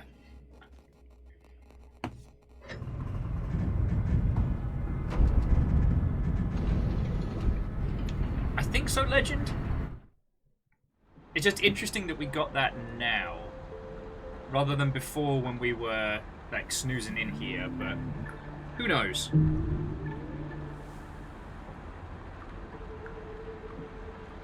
Oh, the path of the monk and the saint. Eating veggies, not killing anybody.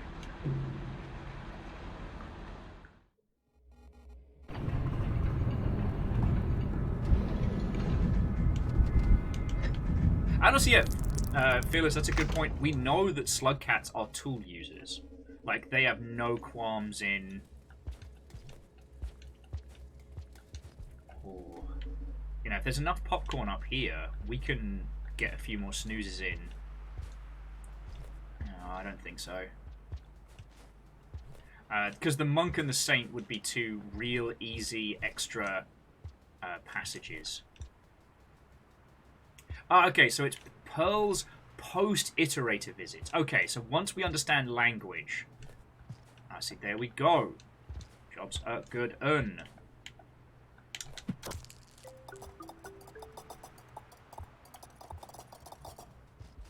Yeah. Also, like, the Gourmand might have been one of the more important Slugcats in history, like, teaching the rest how to hunt. Which I do love that idea.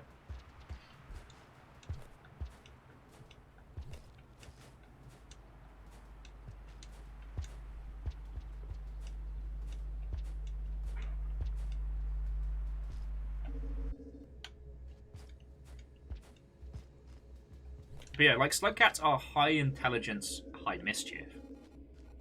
And are definitely set up to be one of the more interesting creatures of this place. Like, they have packs and family units, they use tools, they're cute as shit.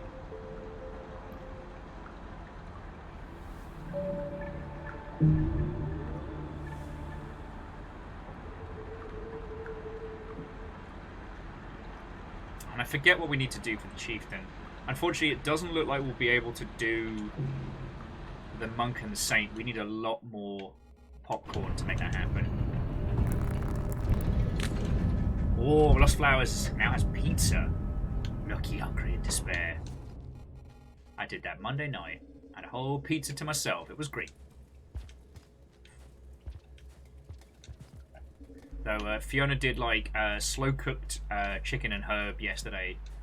And it was delicious, but all throughout the stream, the entire house smelled incredible. Like, you don't even know how good it was.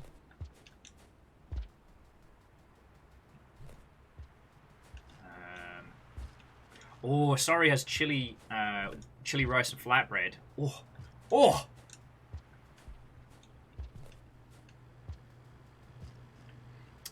Archivist says Slugcats were designed to clean gunk out of pipes. Okay, so Slugcats were designed creatures.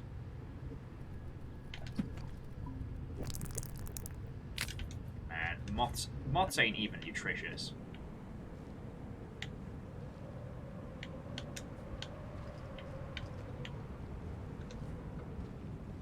Legend says a pasta carousel.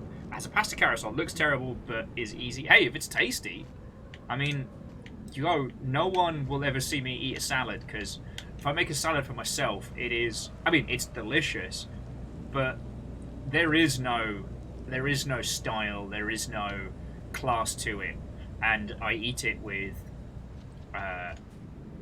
bread like a violent scoop.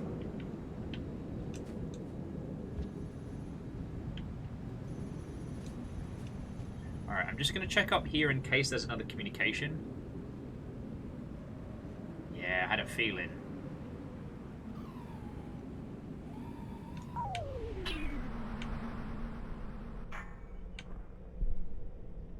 Sorry, we'll go back and get up this.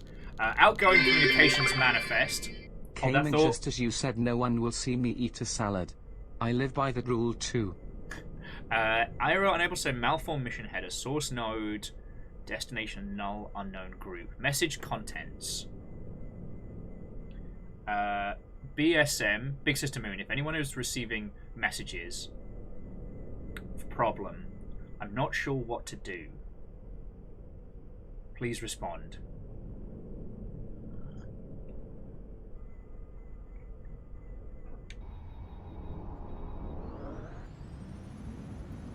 Okay, so that's the message that Moon has been sending out. Okay. But no, sorry, stammering. Apologies for that one. Thank you, feckin' 34 months at Tier 2. It is terrifying in a lovely way just how many long sprees there are. And yeah, no, it's just on the subject of food that does not look as good as it is. Yeah, no one's ever going to see me eat a salad because it is a brutal affair. It kind of resembles like a pastiche of like, you know, of the, you know, barbarian eating meat. It's messy, it's gory. It's not to be seen by human eyes.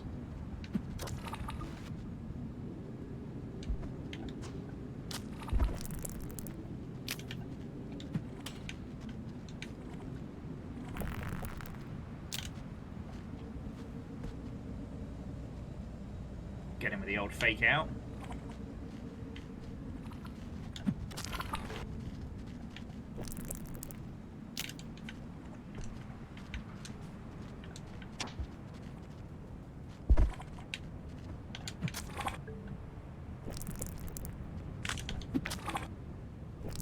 Sorry, French fry. It's not my fault you're delicious.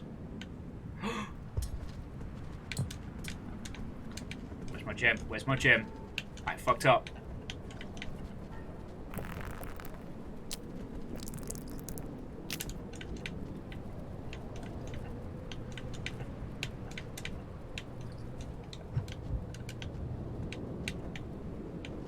Now, in theory, there should be a... Oh no, I was about to say, in theory there should be a place to snooze around here, but I guess Moon's structure is a little bit more broken than Pebs's.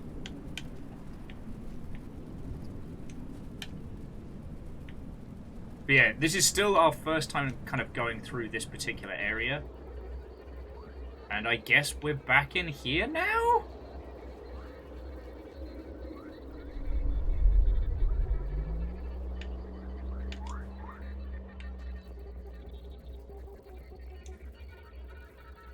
We've got enough food in our system, we don't really need to eat jellies. So it's no worry. The big yellow thing is absolutely safe unless you hurt the jellies, in which case it will fuck up your day. And it has no qualms in doing that. Yeah, don't eat the brain cells. Dead simple, right? Well, sometimes easier said than done.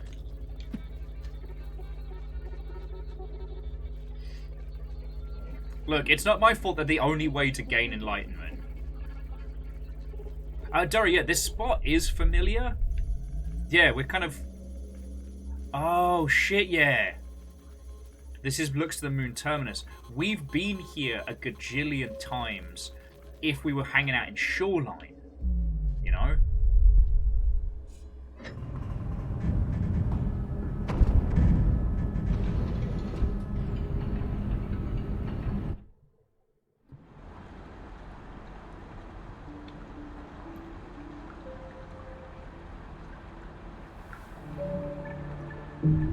Oh yeah, sorry, and I wanted to jump back just because Fearless was talking about one of my favourite little things, which is how, like, everything in Rain World is either something that was made post-civilization or something that has evolved to fit that, like, post-humanity environment, and I do love that.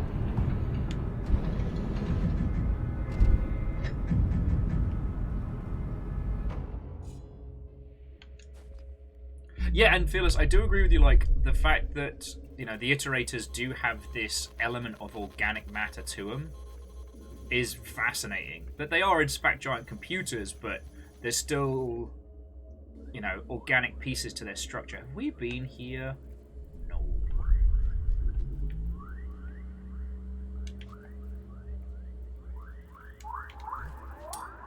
Oh no, I need that!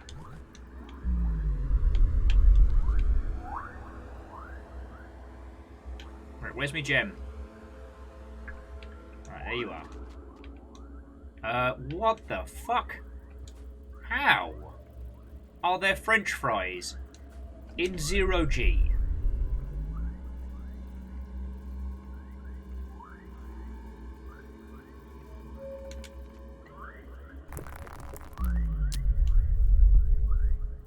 Although this is interesting because usually that's the way we would go. Oh my fucking life. Friends, I might even end up timing out a cycle in here because like this is a place we've spent a large amount of time.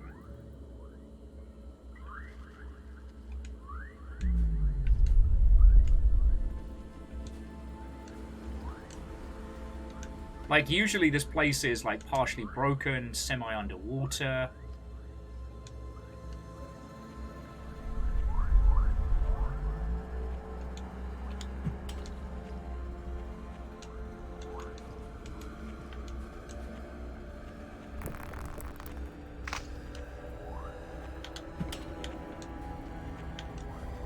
Which means that down this way...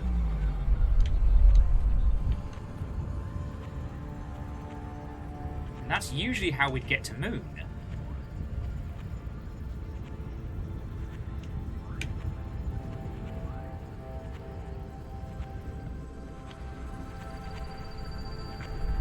We don't quite have enough to have a snooze here, though, but...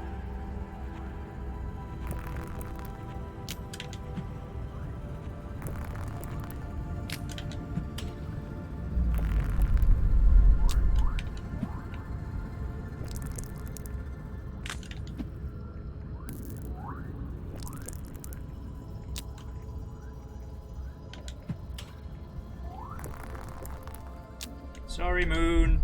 I gotta eat.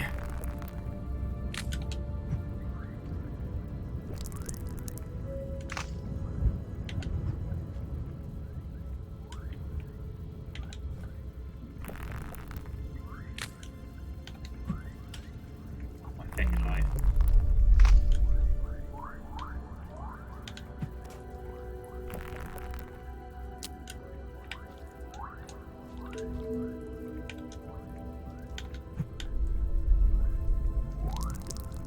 This is not going according to plan, just as long as we're all aware of this, right?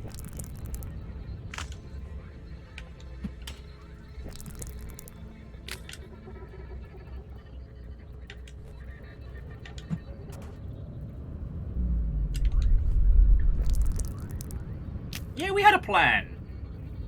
Have a snack, and then snooze. There we go, that's what I was after.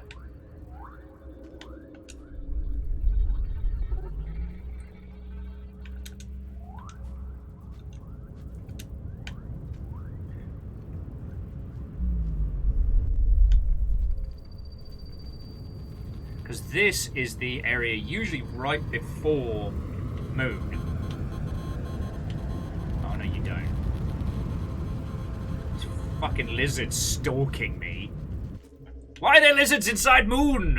This is not right.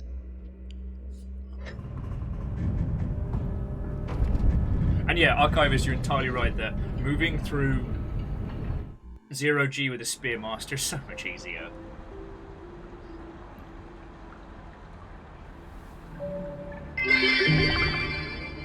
Arrived to here not going to plan, and think, oh, typical Slugcat stream, then smile. I just meant that I couldn't hit my targets, that was all. Bacon, how are you doing, friend?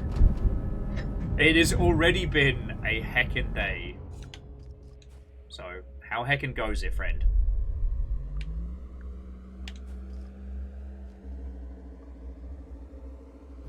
just can't believe the lizards managed to navigate 0G. I guess the French fries could, because, like, they've got the...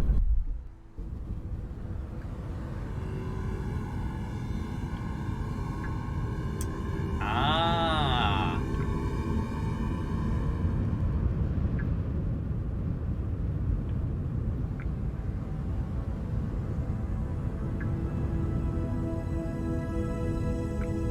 So yeah, so if we track back, there's the entrance to Shoreline. These are the areas we'd usually traverse underwater, and that's the entrance to Moon's Chamber. So, shit, where do we go from here? Hang on, let me pause it and take a breath, because... What's up, Amos? You okay, buddy? Red says we head up. No, we just came from up, didn't we? And Asari, we actually got to see Moon last stream. If you have a look at towards the end of the VOD, and it's Moon almost in their full glory as well. Like, the facility is intact. So Red said, didn't Moon say we need to leave Rainworld? I got the impression she wanted us to head to the outskirts, right? Like, that was where she wanted us to go. We still don't have the ability to leave via the magical lock gates. So, like, we can't go to the outer areas that the Artificer can, by my remembering.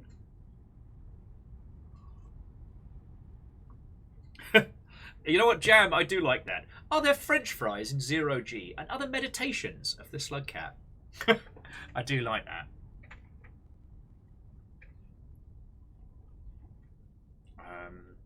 And going back to, like, the evolution of Rainworld, there's another thing that I do love about it, which is that whether they are created organisms or not, how they all end up fitting together and forming...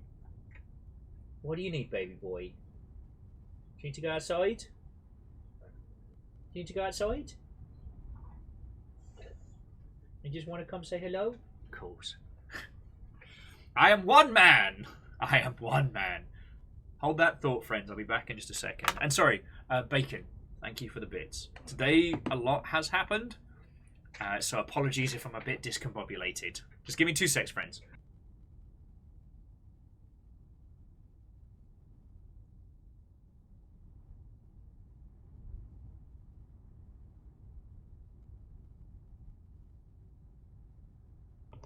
I'm just unmuting so you can hear the chorus. Hop it, hop it, hop it, hop it, hop it, hop.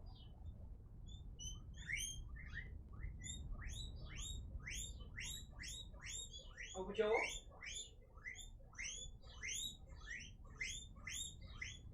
Good boy.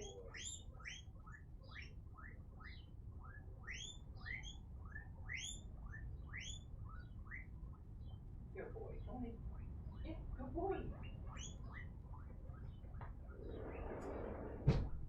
Good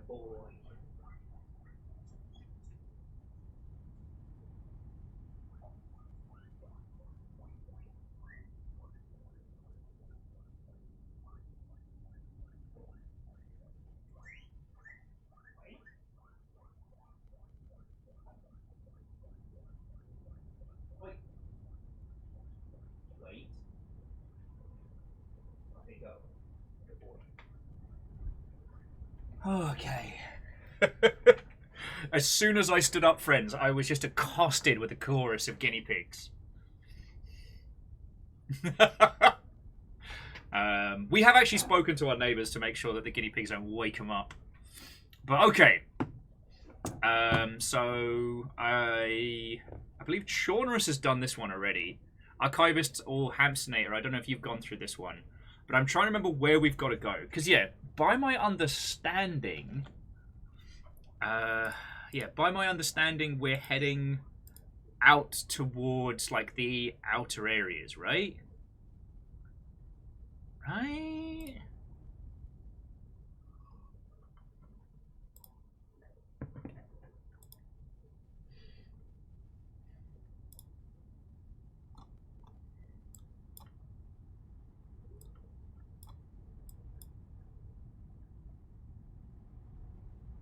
Yeah, our goal is to head to outskirts, yeah? Imperius is like, I beat one whole Rain World game. Not worried about spoilers. It gets worse. Okay. But yeah, in our... Okay, down and left is our exit. Alright, cool. So long as we don't have to go through the fucking spiders again. Thank you, Dory. But yeah, I am correct in thinking, like, our goal is to head to... our goal is to head to the outskirts, right? What's up, baby boy? Come say hello to everybody. These are the people that feed us both. Nice. Can you come settle in here?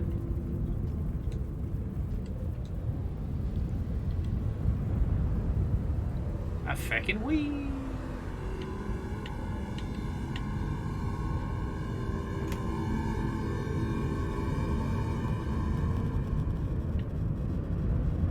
So Dory, the only big communications array I've seen so far was in the...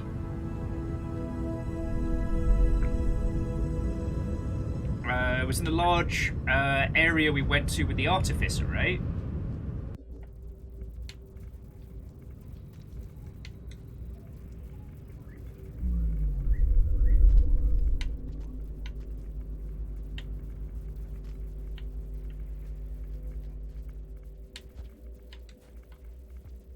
Right? So 6 pairs of feet. We saw Moon at the end of the last stream.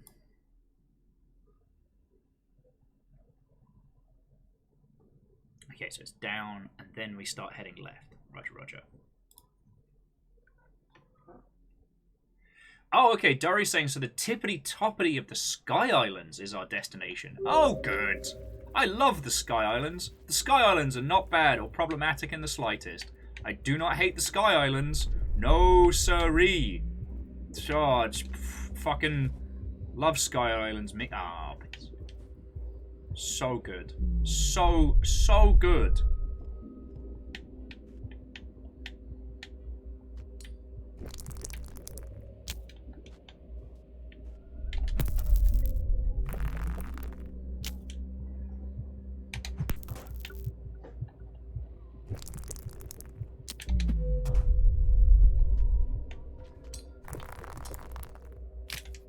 Okay, I need you to stop dropping this bloody pebble, mate.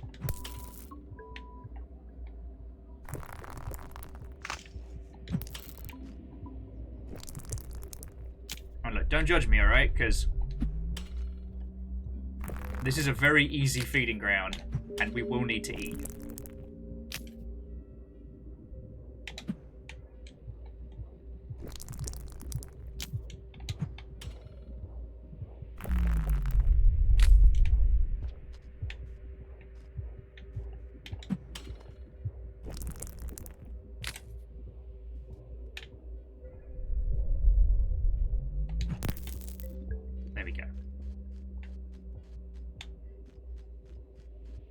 Yeah, it turns out this was actually what brought Moon down.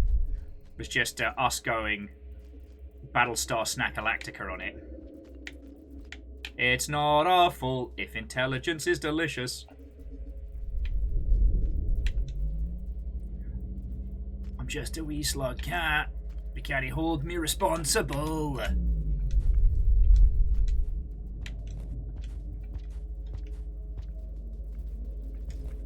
Legend says, are there any known karma locks? None that we've encountered so far, but we'll see how it is down that way. I mean, shit, worst case, we'll stash the...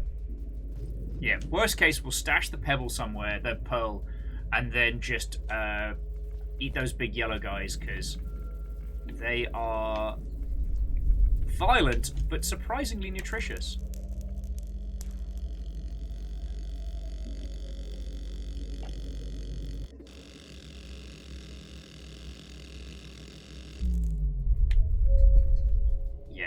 I'm not even going to risk that one for a biscuit.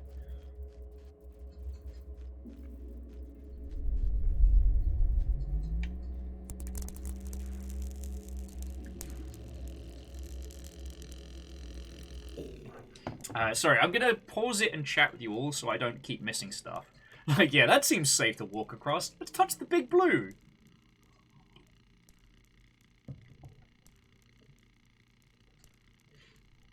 Okay. You know what? 6 pairs of feet, I didn't even ponder that. That we've been to the communications array over in the Sky Islands before.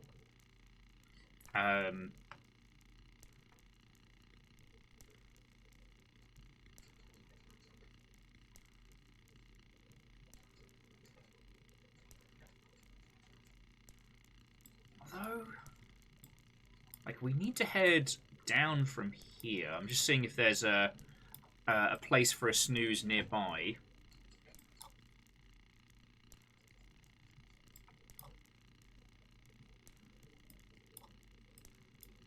But we are not far. We are not far from where we need to be. If I head up from here, there's some stuff to explore. Yeah, why not?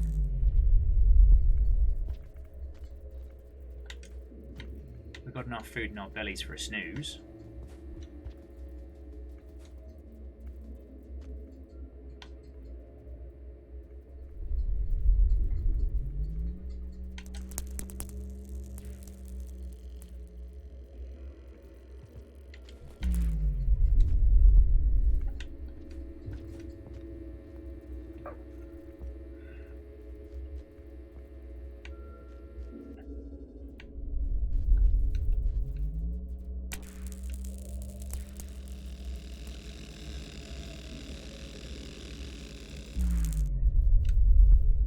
Oh, I should not have made that. That should have been death.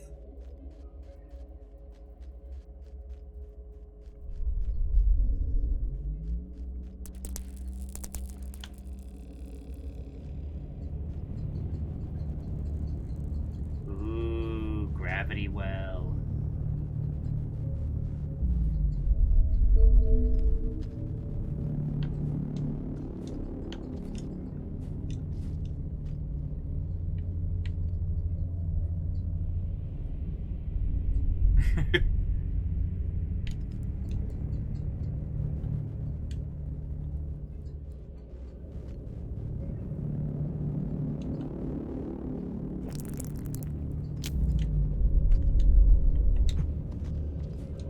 Yeah, I don't think I'll be able to make it into there.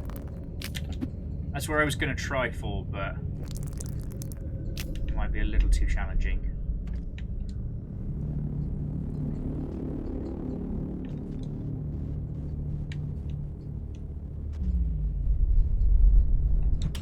Yeah.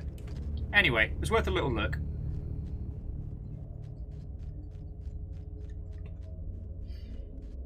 We're not too far from where we need to be on this, so...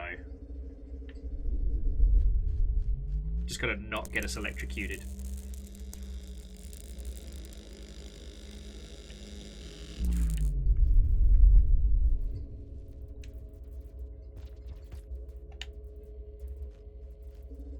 Okay, so yeah, so we're heading out towards the communications array. It's an area we know.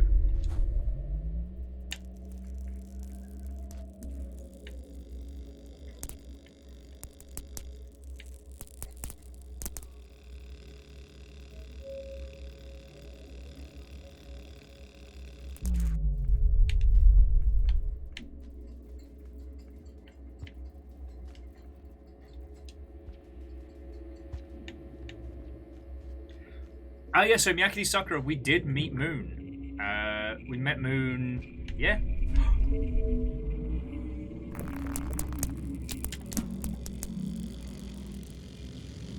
Oh, fucking hell. That could have been much worse. That could have been so much worse. I think from here we're just heading down, yeah? Because that puts us here.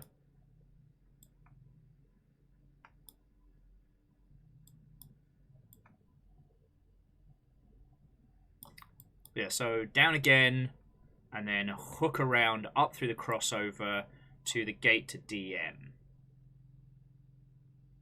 No, the gate to SL. hell, which is confusing. Sorry, friends. There's me trying to navigate at the same time as hold a conversation.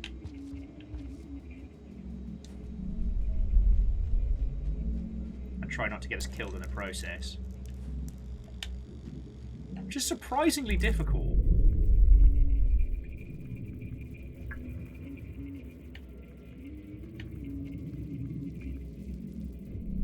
It's all good. Pay no attention to the Slugcat. I think we head right from here, and then it's up. Yeah. I think so? Oh, well, congratulations, friends. You have officially discombobulated me today. Okay, so if we head down... Although if we head down, we can check out the vista view. That might not be a bad shout.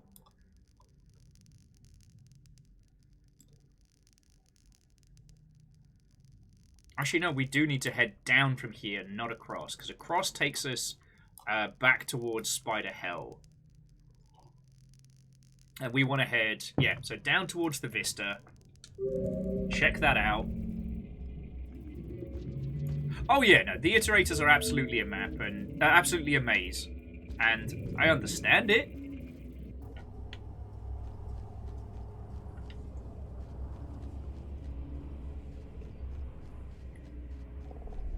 But this just kind of comes under, like, I respect your time, friends. And I don't want to...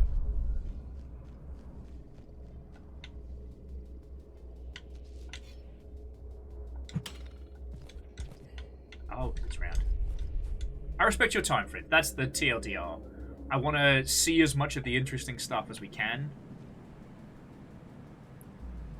This space is supposed to be real cool.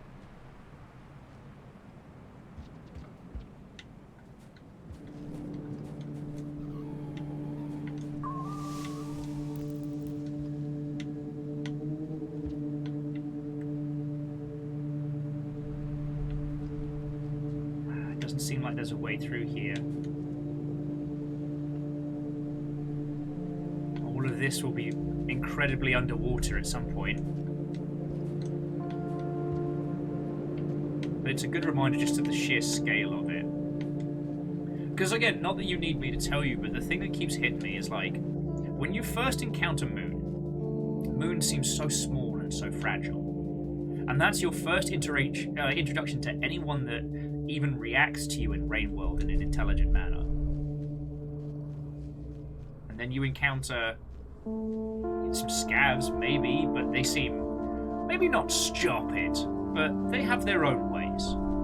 And when you finally encounter Pebs and you realize that Moon isn't just the thing on a stick, Pebs isn't just the interface, that Pebs is the whole damn thing.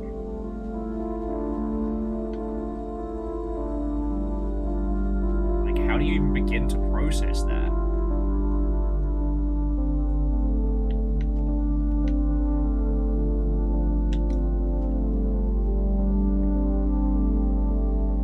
Oh, shit.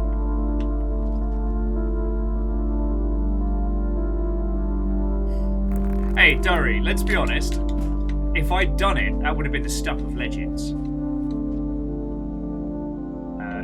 Because the cycle is over, it means that Moon is no longer drawing power.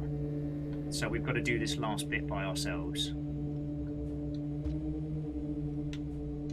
The gravity assist is basically gone, so it's Slugcat's time now.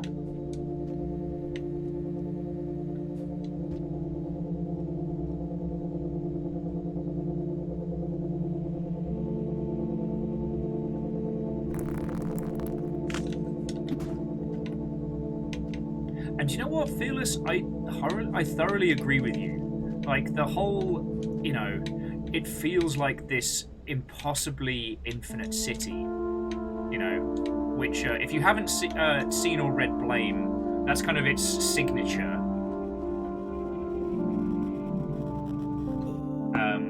Blame is a manga, essentially about the idea of, like, Okay, so we need to go across and then up. Like, possibly even millions of years in the future, automated machines that were just set to build humanity's cities have just been running rampant. And the descendants of humanity are now so far removed as to be considered an alien foreign body.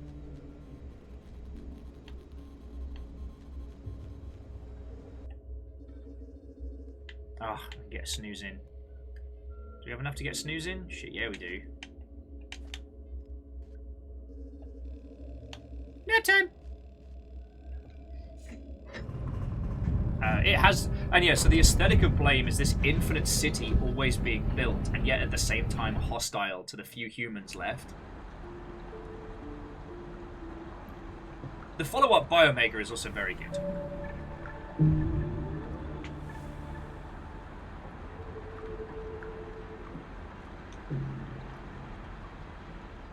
But I will say Blame's a lot more complete, and there is a pretty interesting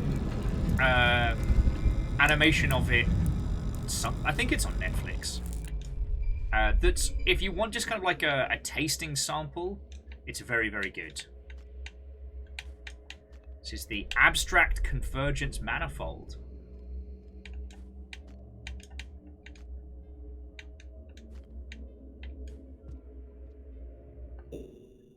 6 pairs of feet, so you don't want to use the passages, I assume. Usually I'd be all about this, but, like, I don't want to miss out on any of this. Like, the world is drastically different in places.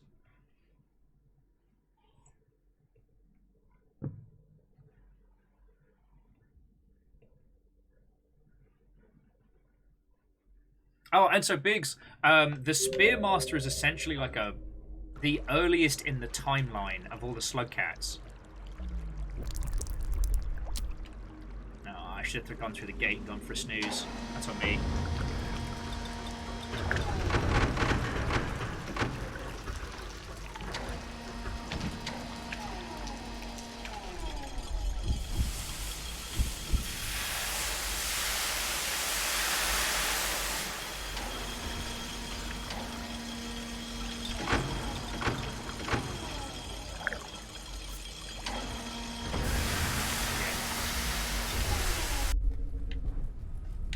So yeah, so we just got to see Moon, like, before their collapse, which was just fascinating.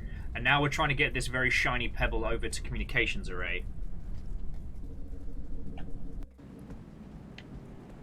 Ah, and the game begins a proper. Ambush predators, welcome to Rain World. No! You piece of shit, Dropwig! Fucking Rain World. Fucking love this game. Fucking Rain World. Well, that's... I was too busy talking to you lot.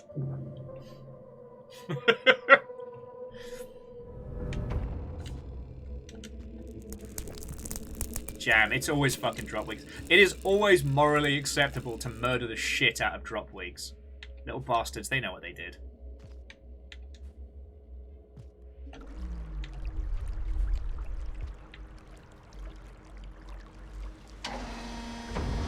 So XD Johnny XP, we don't know how much time passes because the cycles kind of obscure it a little bit, but very, very long periods of time. And yeah, Dice Goddess, I literally said ambush predators because I was looking at the Invisilizard setting itself up to kill us. I wasn't paying attention. And because our little friend here doesn't eat fruit, I was like, I wasn't even looking at the ground.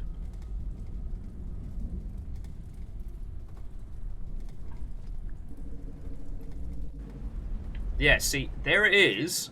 There's the fruit.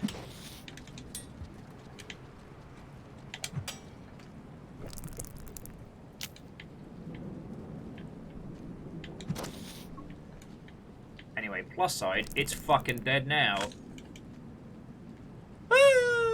Get fucked. Alright, so now we're going to keep an eye out for the Invisilizards. Yeah, I know.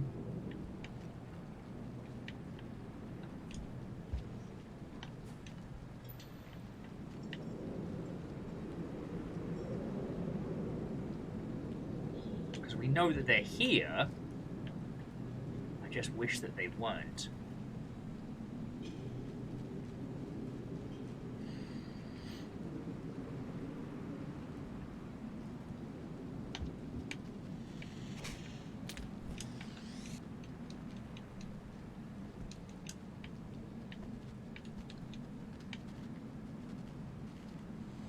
Fuck.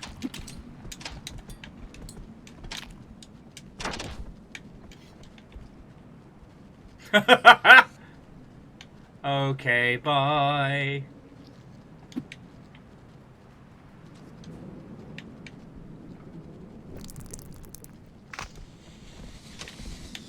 Ah!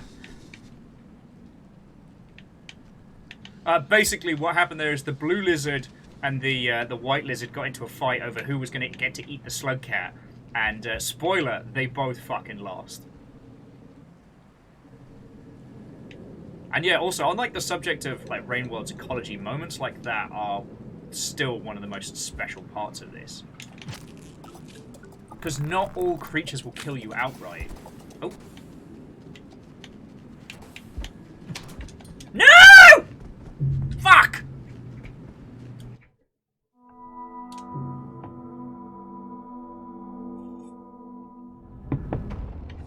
We've got to save on the other side of this fucking gate. Yeah, the leap lizard. I zigged when I should have zagged.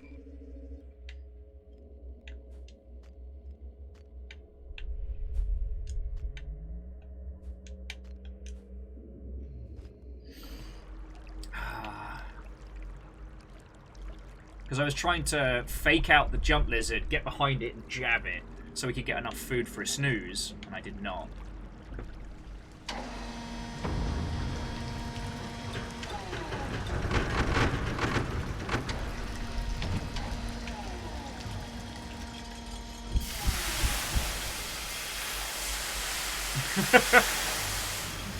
Yeah, the leap lizards are particularly brutal in the Sky Islands. Not when you're not playing as the this lovely bundle of joy. The pisser is that if we didn't have to carry this fucking pearl with us, we'd be a killing machine.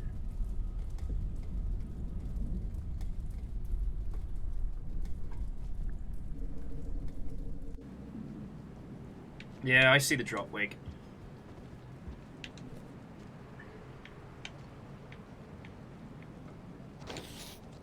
Oh, fuck off, mate.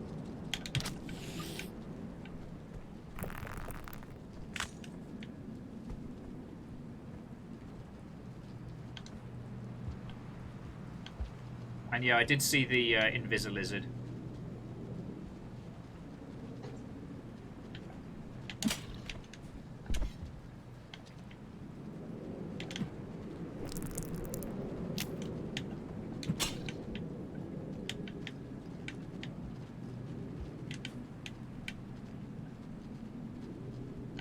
Get fucked!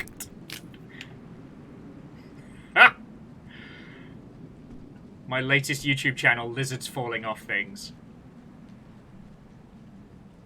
I was saying to Fiona today that, like, I'm not a person that seeks out Schadenfreude, and I don't, you know, I don't take joy in watching the suffering of others. But please don't show me YouTube clips of kids getting bodied by dogs, because I think that's the funniest shit imaginable. I'm sorry, there's just something about kids getting wiped out by, like, a fully grown dog that just does not stop being funny. And you know what? Rainworld lizards falling off stuff, that's going to be up there. Oh yeah. Like, Amos doesn't have much experience hanging out with children. And I know he'd be fine with them, but if he got excited and he's like, friend! I mean, what are they going to do against 60 pounds of solid bone and muscle? Let me check my notes. Fuck and all.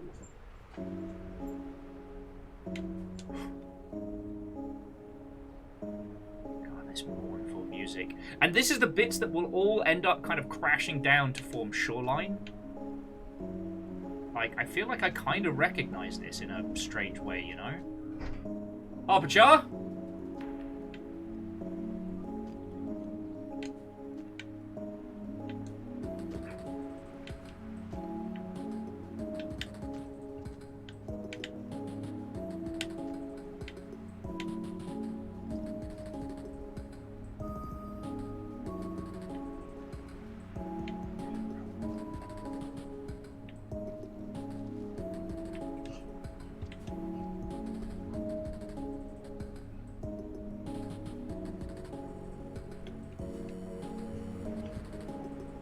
Oh shit, this is the other side of where we were trying to get to before. Maybe? I don't know. Vultures are back anyway.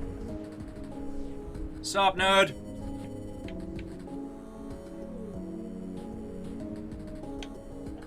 What happened? Sorry, bear with me a second, friend.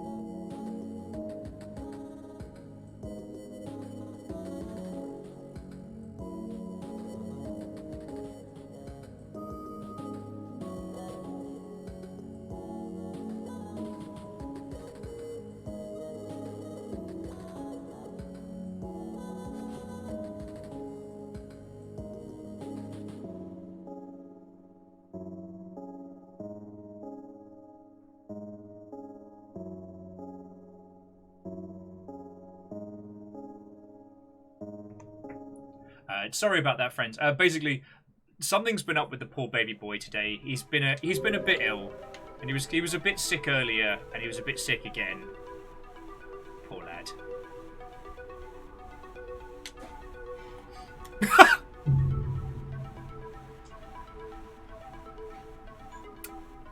So I missed the jump.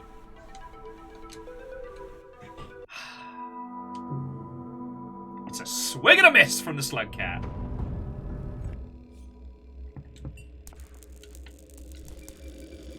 Yeah. He's just got a bit of an upset tummy today. Happens to the best of us. I should have gone through here. I tell you what, friends, if I can get enough of a full belly, we'll just come back up here and snooze.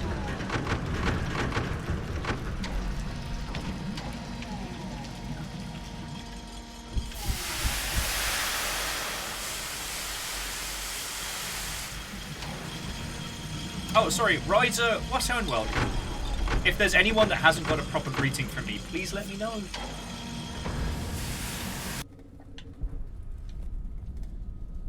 Maybe I'll do that with the party hats. We can do like a little channel point redeem that's just like a proper greeting.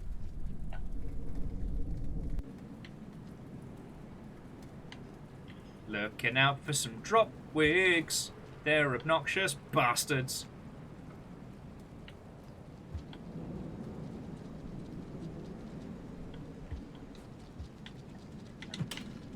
What? I mean, fucking fine, but how did he make it past me? I'm getting slow in my old age. Okay, we don't go down the pipe, we go outside. That way blue lizards and ambush predators cannot kill me. Or at least they shouldn't. Because it's fucking rude.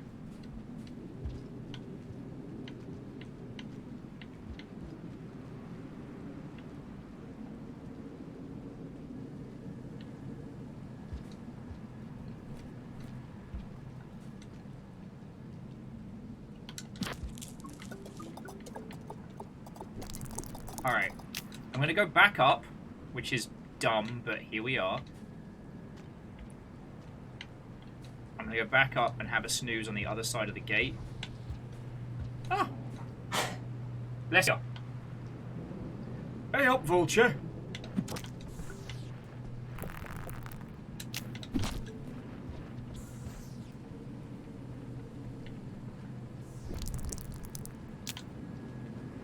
Delicious. All of the vulture flavour, with none of the calories.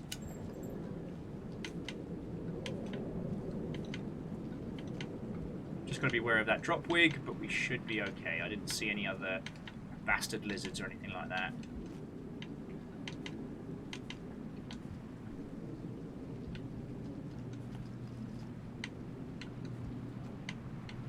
Oh, sorry, and Legend.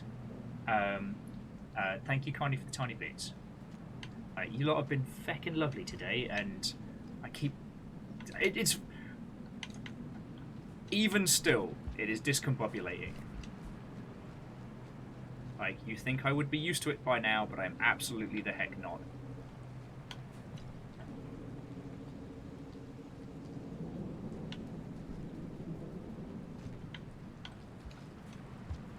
I'm gonna make sure the drop wig doesn't ruin our adventure.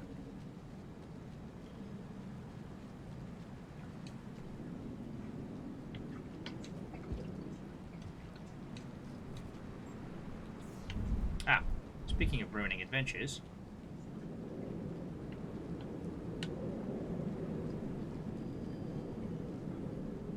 You okay, Amos?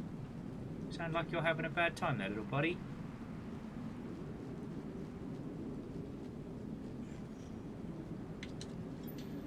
Okay. Dear Dropwig, I see you. I want to see you. Thank you. Nap time!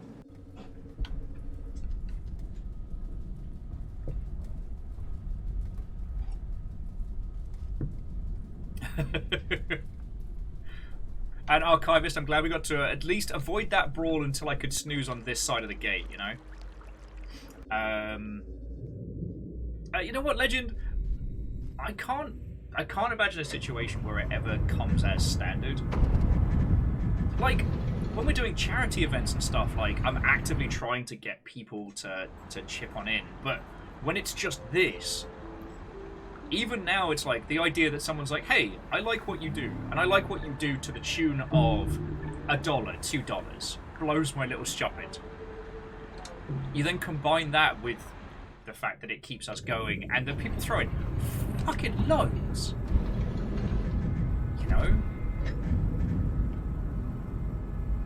I was very, like, excitedly telling Fiona when they came in, I'm like, yo, we can get groceries. We don't have to worry.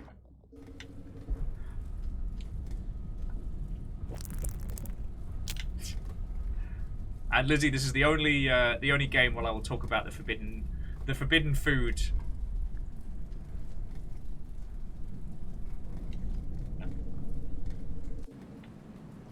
Well, I was reading your comment and completely forgot that I was in Rain World. So, groceries, fuck yeah! I could love eating. I'm occasionally very good at it. Occasionally. Oh, you invisible bastard.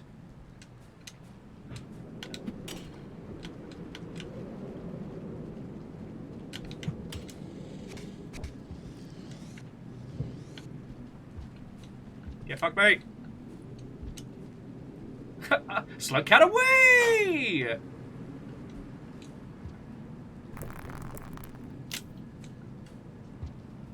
Yeah, no, I'm not dealing with either of you two. You lizards can go fight it out.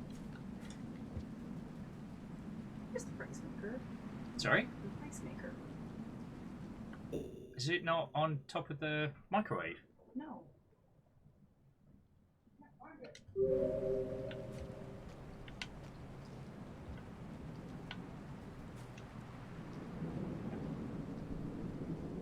The hunt for the rice maker begins. Alright, now let's see if I can do this bit without biffing it. Oh, I jumped way too early there. That should have been a fucking disaster. Oh, shit.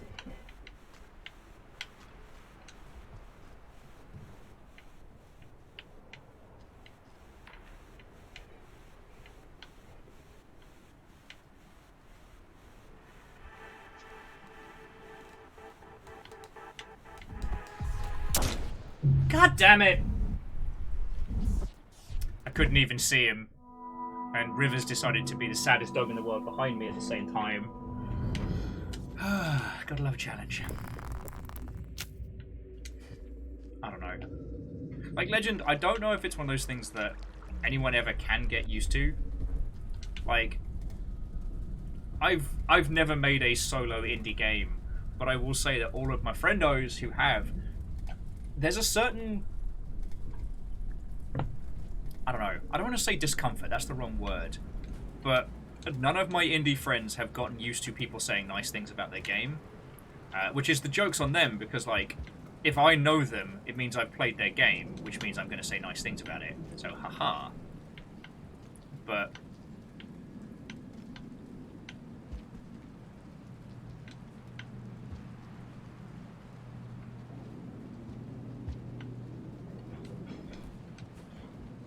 yeah, I've seen a lot of people who are very, very good at what they do. Like, they never get used to people saying nice stuff about their work. And I mean, I ain't even an nth of a degree as talented as some of those mother hubbards, you know? My job is to provide company and conversation, show you all weird and interesting stuff, you know? Oh! I didn't say I was good at games.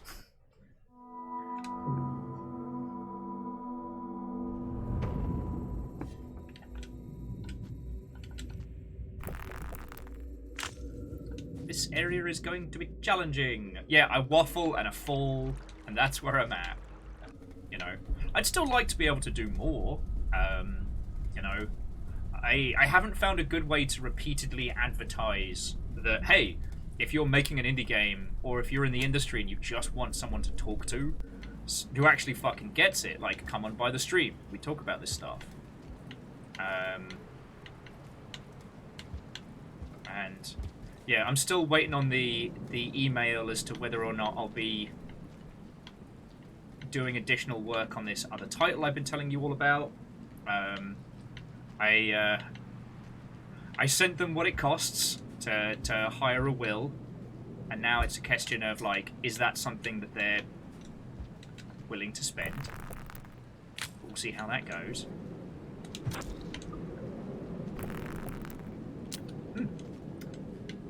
Blue lizard, straight to your door. Actually, you know what? There, let me jump on it. So Miss Noma says they've been doing burlesque as a hobby. Feckin' yo! For going on 13 years, and it still blows their tiny mind anytime someone recognises them. Yo! Burlesque performers always have my absolute respect. You've got to have a command of such, like, sense of self plus showmanship that is phenomenal. And Orion Pirate was adding that, tying back to the IGN discussion earlier, the fire hose of games can only really be filtered by having a network of people you listen to, not a person, not a company in particular. That's very true. I mean, as I was saying earlier, even with all the research I do every week, that I still miss bangers. And so, like, if I say to somebody, you've recommended me a game I didn't know about, like, I'm genuinely paying that as a compliment. Because, like, I do this a lot.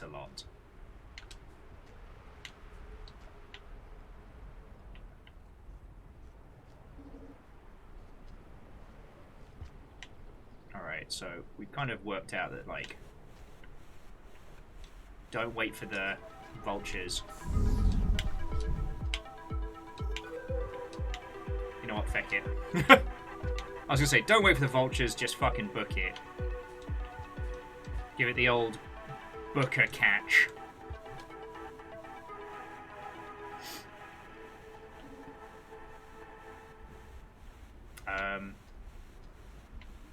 But yeah, and also, like, you know, aside from that current podcast, like, I wouldn't usually diss on teams like IGN.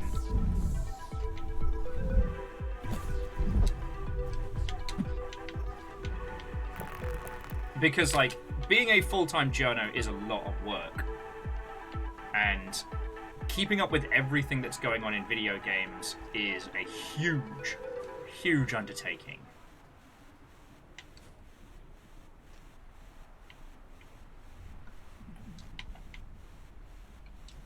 I know where we are. It was just, again, like, I don't want to harp on about it. It was just those particular gentlemen and, like, the arrogance of... Yeah, see, I know where we're at. Fucking hell. Okay, yeah, so down was what led us towards nap time. Oh, shit, we are a ways away from anywhere to take a snooze. Well, no time to wait! We just got to keep heading right. If our goal is Sky Islands, yeah? Or Skylands.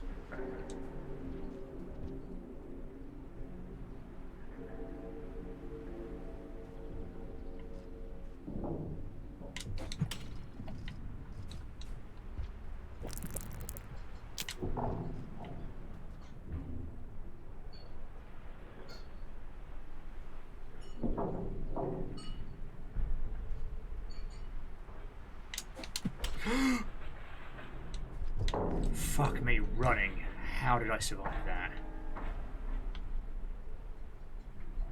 There's no way I can make that jump. How did we make it back this way earlier?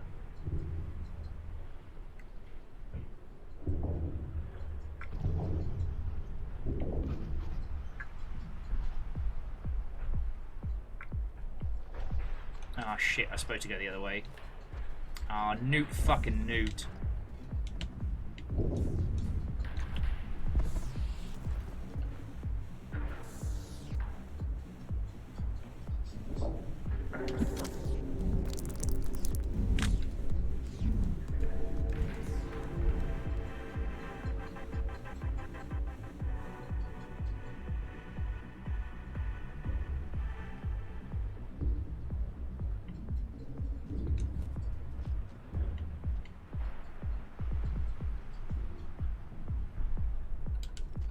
I mean, it's a risky strategy, we can try it.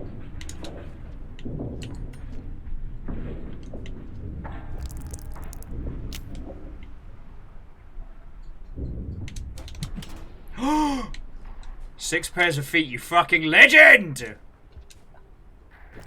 How was that? How was that? I've resulted to cricketisms. Alright, from here we need to head across. There are two Invisilizards.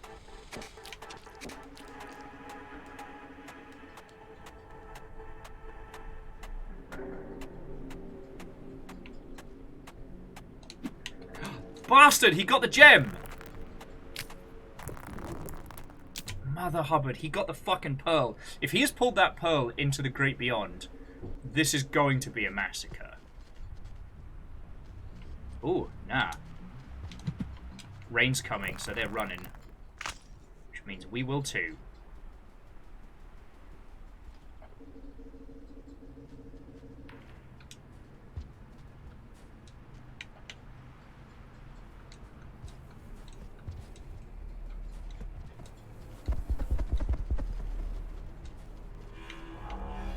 No! Fuck! Ah, I'm sorry, friends. Tripped over my own little feeties. Oh. But yes, I will say, so jumping back, more than once I've tried to put together a team of people that really do understand and know indie releases. So, for example, there's a friendo who used to work over at Geek and Sundry, Rob, who was like one of my go-to people for talking about indie releases because he's one of the few people in the industry that is more aware of them than I am. Emily and the squad over at Rebind had an absolute pulse on like what was hot coming out of the itch.io scene. Because that's a space where it's really hard to know if you're actually like finding gold.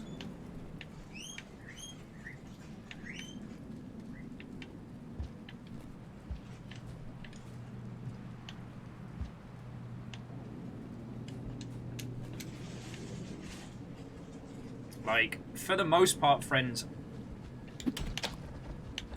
Oh, you... Fucking For the most part, friends, I don't tend to do too many streams on itch.io titles because it's much harder to know. Heyo. What's our current mission, and are we doing it or waffling? So our current mission is we're heading to Sky Islands. We're taking the pearl that Moon gave us, and we're making the trek. And it is challenging. We're back on like the high wire area of what will eventually be like, you know, the remnants of Shoreline. Sorry, what will eventually be the foundation of Shoreline, that's what I meant to say.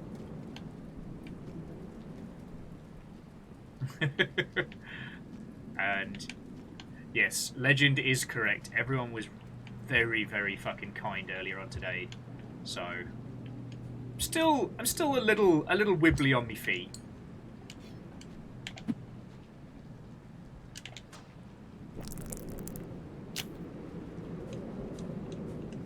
But we're not going back through Hell Spider territory, so that's a plus.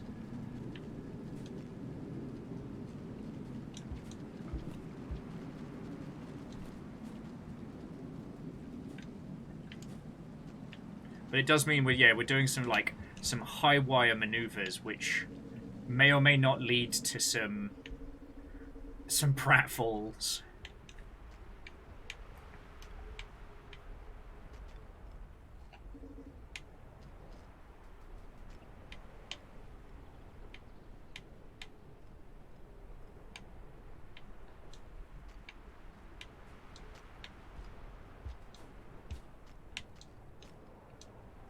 Oh, and Wolfcrad, thank you for topping up the pint glass. And Shackle, sorry, I just should have said thank you for the bits. God, what a day it's been already.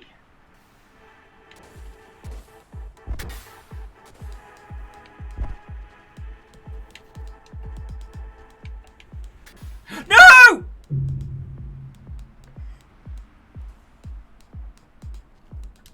Let's just never speak of that.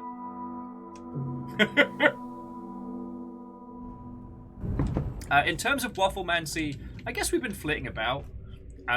We mentioned earlier the current reason why everybody's mad at IGN for some podcast comments they put out. It's also worth saying that they posted it on social media as like a little clip and then immediately pulled it after everyone went, and there isn't too much to add about that. I was just going into like, it is incredibly difficult to stay current with video games, and it can be extremely difficult to keep up with what's worth your time, you know.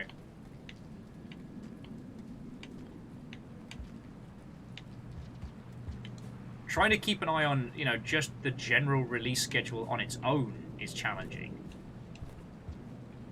to say the very least.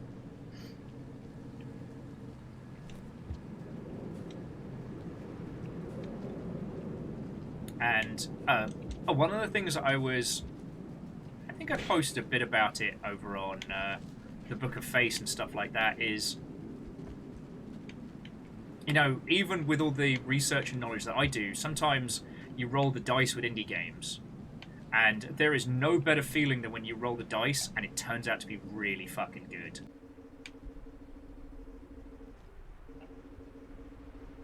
So, for example, yesterday we did No One Lives Beneath the Lighthouse, which I thought was going to be a good atmospheric indie title, but I didn't know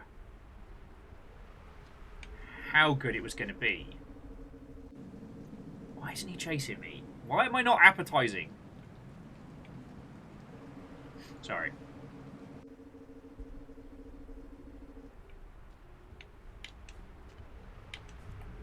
Oh, fuck you! Not appetizing because you might be fucking dead. I just finished paying off 2 of my 3 credit card debt. Now all that's left is the one I call the Sadness Dragon.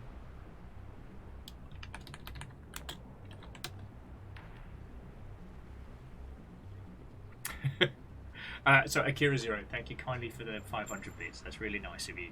And I hope it's not too much.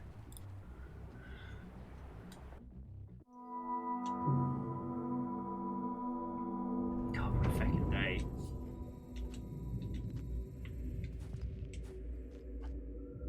And yeah, Wolfcrad, I think there's something to it that, like, even when nothing's happening in Rain World, like, the audio design is just so fucking brilliant. It's a lovely place to just kind of ambiently be.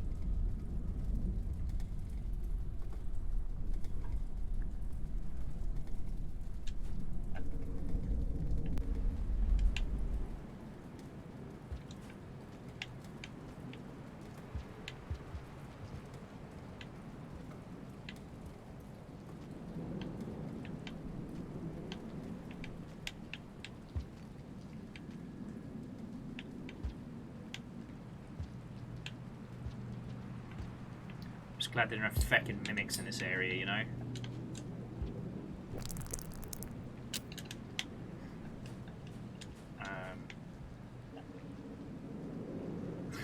Season yourself. Marinate and become delicious. And I don't know what it is, but this blue bastard seems to have decided that I am either not worth it or I am just not tasty.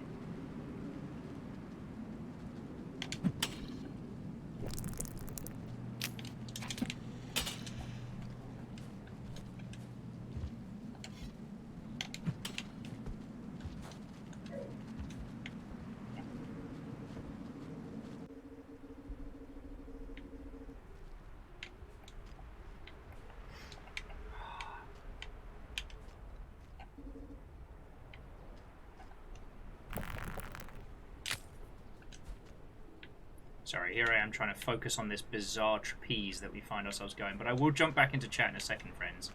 Because knowing you lot, you probably made a whole bunch of excellent points.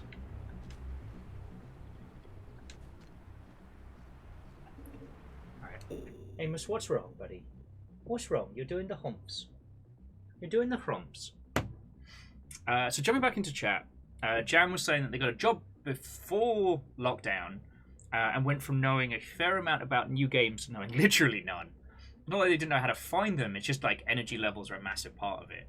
Oh yeah, so what I tend to do is sit there, like, well, usually with, let's be honest, with booze. And I'll go through everything that's dropping, mostly on Steam.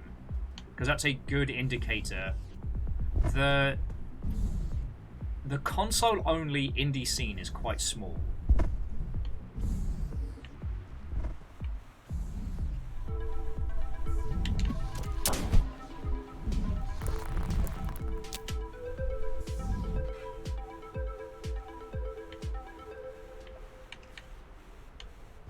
Oh, he's still up there.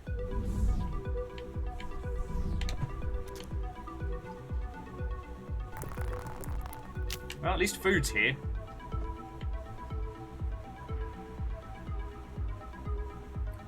But yeah, sorry. It's kind of... When I don't know what really to do with myself, what I do is, yeah, I'd sit on the Steam new releases list. I'd sit on the key mailers, like, upcoming releases. And just go through that with a few glasses of wine. And then wishlist titles that I thought were going to be, like, interesting or different. And yeah, that was mostly how I'd done it.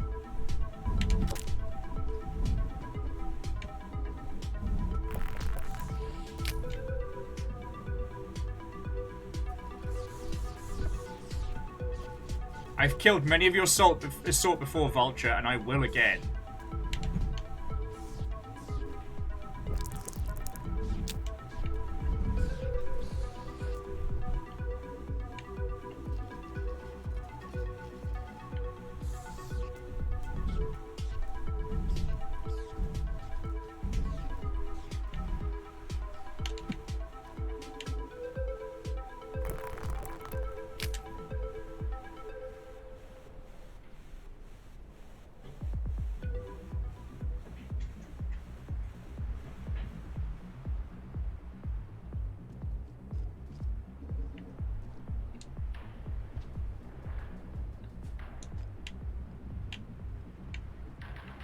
No!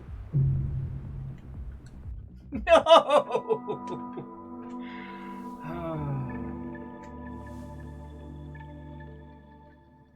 And, yeah, and I biffed it. But yeah, sorry. What I was saying is, there haven't been too many indie bangers on the console scene. A lot of the indie success stories kind of trial run on Steam first and then go from there, which is completely understandable. So I don't feel the need to kind of keep up with like the Nintendo eShop and what's coming up. Occasionally there'll be bangers that show up only on like the Switch and stuff like that, but again, they're so rare that they do tend to reach me either via press release and otherwise. Oh yeah, and there's the other thing, is because I've done especially events like GDC and stuff as media, or packs and things like that, if you do that, part of the agreement is, alongside getting a free ticket, is... hang on, bear with me just a second, friends.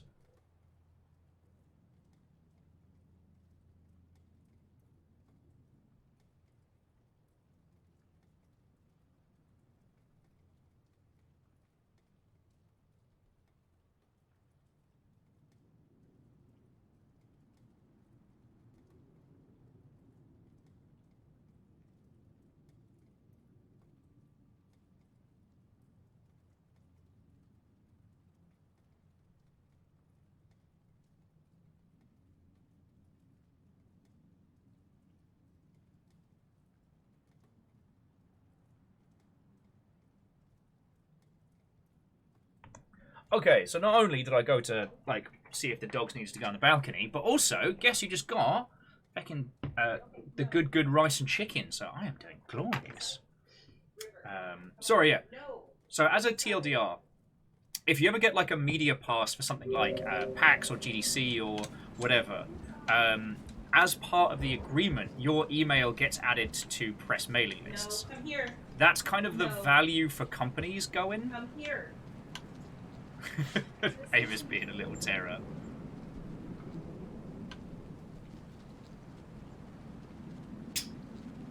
And Blue Lizard does not know which way is up. Alright. We'll fake him out.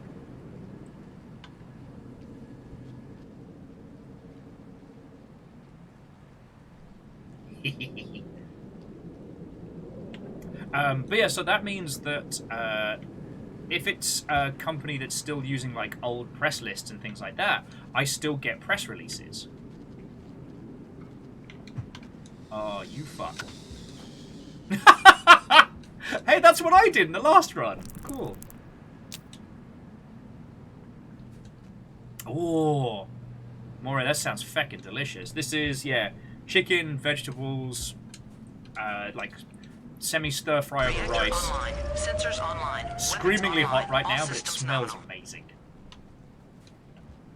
It's been 2 years. It's been 1 week since you looked at... Sorry.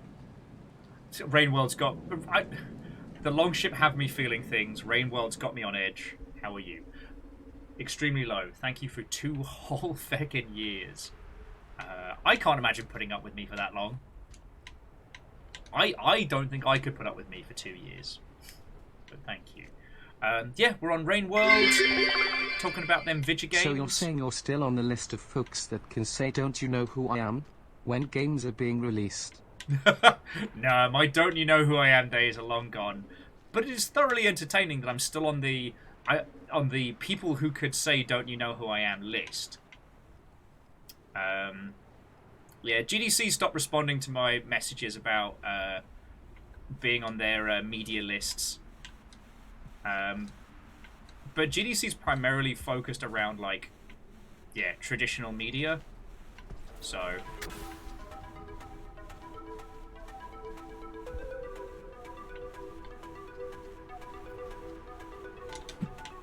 Bastard, I had him! Look at the fucking cheek of this guy.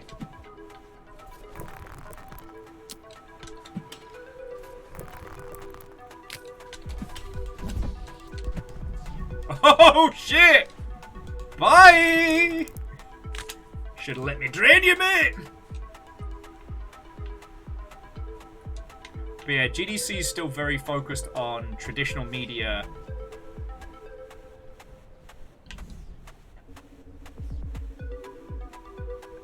Okay, I'm gonna have some food. because we've made it past the scary bit. Mix up this rice a bit. Because I think we need to go down from here. At least that's the route we've not been. And as we've got some very complicated and very technical jumps coming up, I wouldn't mind a slightly closer place for a snooze. Oh shit, actually, have I eaten enough for a snooze? That's an excellent question. But Shackle, if I didn't say so, again, like, thank you for the bits. Thank you for all that you're doing. It's real fun, like, I hope... when people have been using, like, the Gundam Redeem, I've been showing them, like, the OG Gundam that Jaralan sent that started my descent into Gundamery.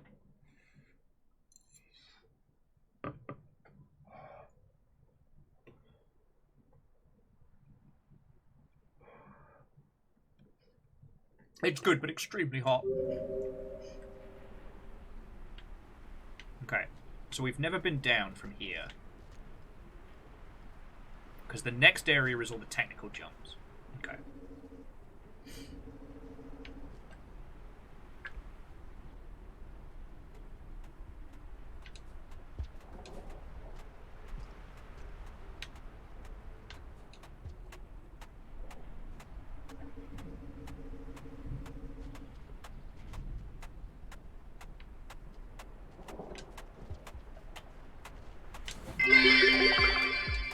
Gun damn it all. God damn it all to hell! Oh! Nap time! Oh shit, we need to eat something. Alright, murder, then nap time.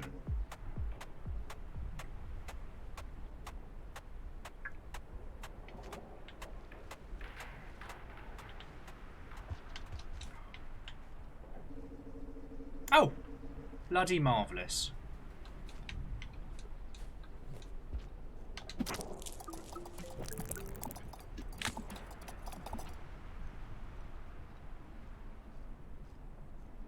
So we'll have a snooze here, and that way, however we choose to proceed, we don't have to do the wall, and we have to do slightly less of the technical jumps. Love to see it.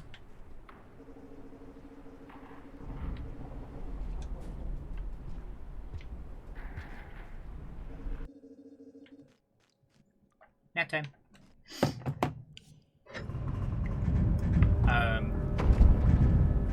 So Ark of the Conclave, the counter dab was broken, and I haven't been able to fix it since. And it will return at some point if I can. It's just been a question of like hours in a day, you know what I mean?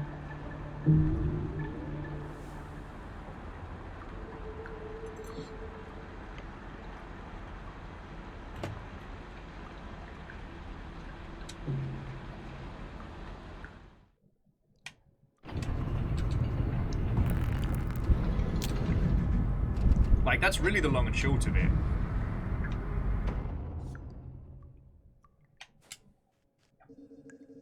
Stupid karma, stupid quest. Stupid Pebs. Stupid no mouth.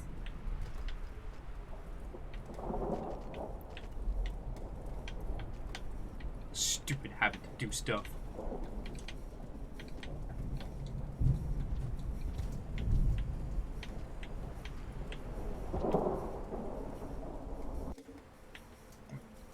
Okay. Yeah, this might be a better, more viable way of moving forward, where I don't have to do all the technical jumps. Ooh. Oh my word, we were here before!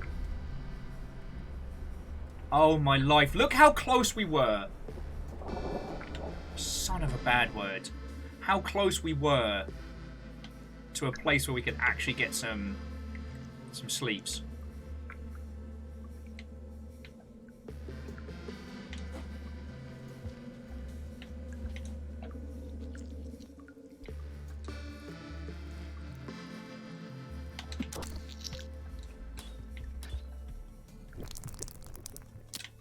Livid. Livid! Yeah, I'm not even supposed to be working today.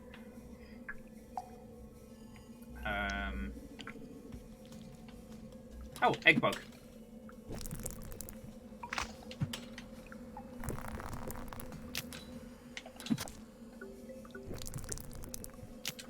Okay, okay.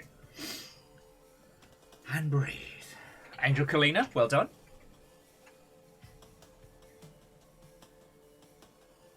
I have to stab fruit with spears I break off from my own spine. Who thought this was going to be a good idea? Yeah. Something tells me that whilst 7 Red Suns does mean well, that perhaps they shouldn't be in charge of the genetic splicer. I'm just saying. Because there are only 2 other creatures in Rainworld that have similar properties. Those being the King Vulture and the Hell Spider.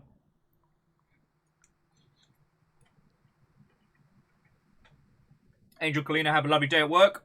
To be continued. Okay. So, trying to think. Because did we come through Sky Islands or Skylands? I think we did.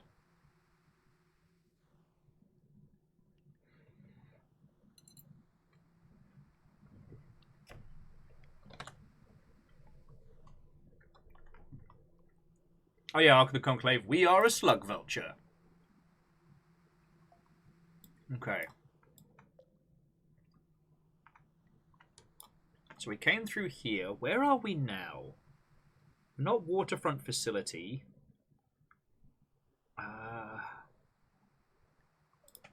We're not Sky Islands. Nah.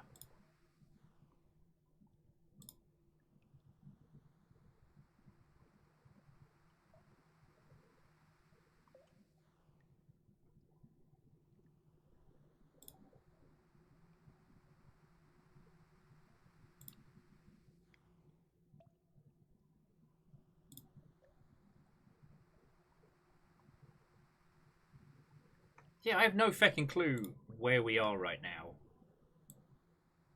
This isn't Chimney Canopy, it's not... Pipe Yards? No. No, Pipe Yards is underground.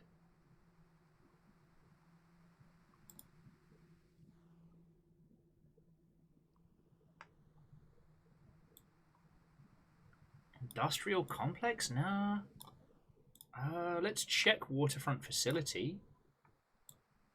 Oh, 6 pairs of feet, you are spot on. It is Waterfront Facility.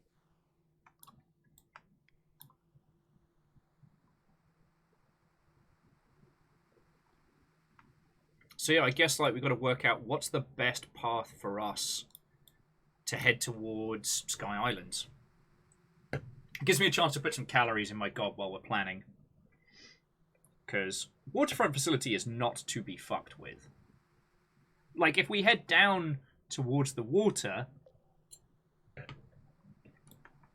slightly less lethal, but only slightly.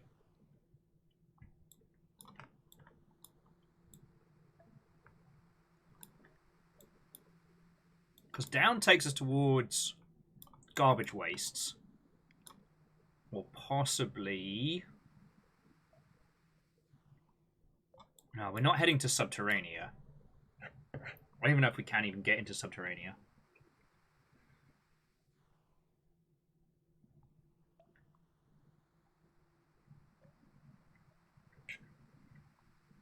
And yeah, we haven't done a lot of swimming. It is interesting that the Artificer just explodes if submerged for too long.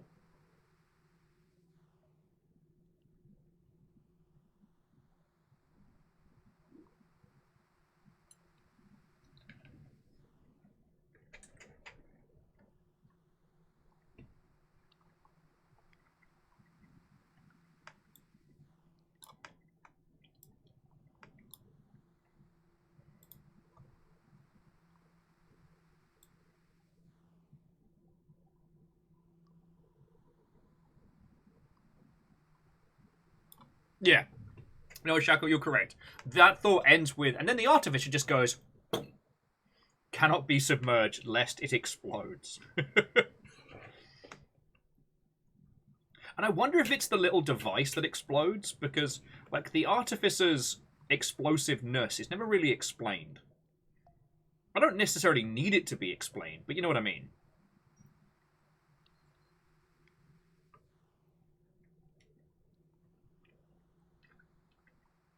Oh, and in case you're wondering, yes, Fiona did do my undershave last night, so I look far more like a people person and less like a bog witch.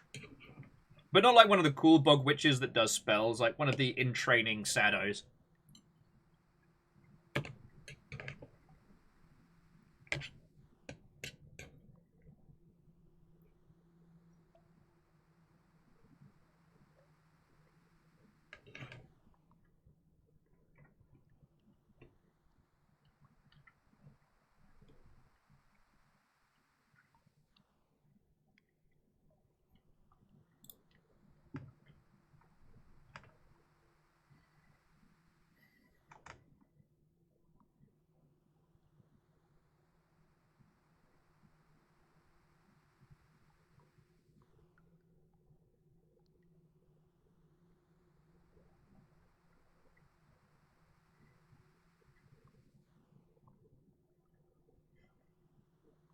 So we need to get to Sky Islands. Right? Or is it Chimney Canopy? No, it's Sky Islands we need to get to.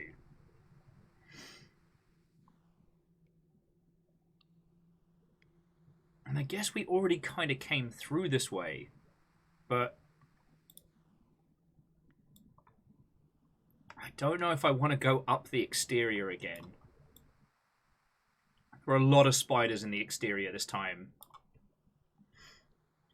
We could head down towards Pipe Yards. I don't know if that's even viable for us.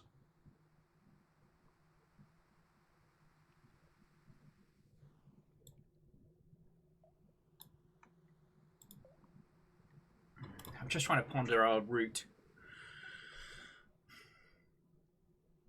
Because basically, from where we currently are, if we head... Because we're in Waterfront Facility, we're kind of roughly now in the mid to lowest sections. We can head to Garbage Wastes, or we can head to...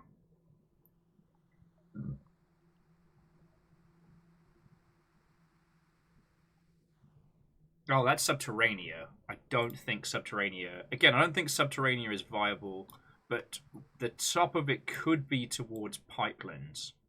Like, we're not going for Ascension here. At least not now.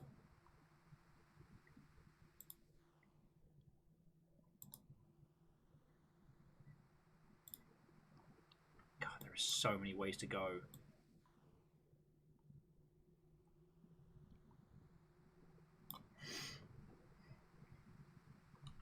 Because, like, okay, either way, we're continuing to head left. I'm just trying to think what our best route from there is. It might just be, like, back the feckin' way we came.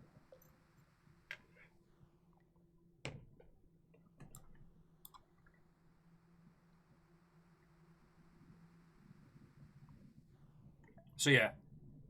The exterior is the quickest.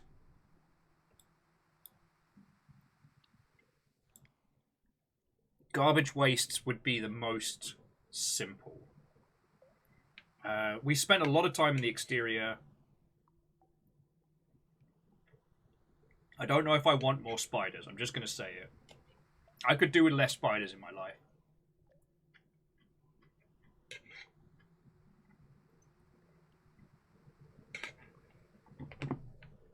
Alright, feck it. We're going to Garbage Wastes.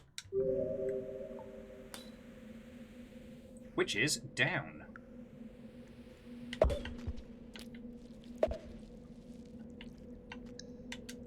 Remember, friends, pop snails are jerks. Where the feck am I?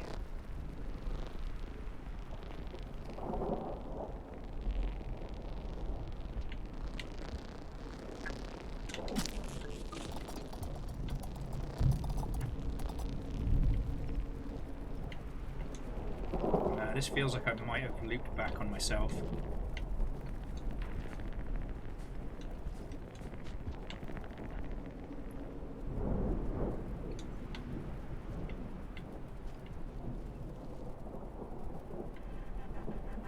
Okay, we can make this work. So this is usually the area where we'd be rushing to head... Yeah, this is usually the area we'd be rushing to head right. But this could be a good route. I was about to say, don't you fucking pause on me there.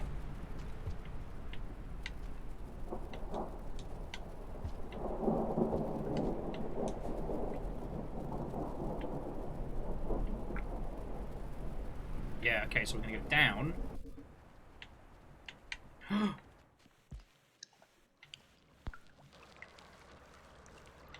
Oh! I had no right to survive that. I had no right to survive that. I think even the observers are like, holy shit.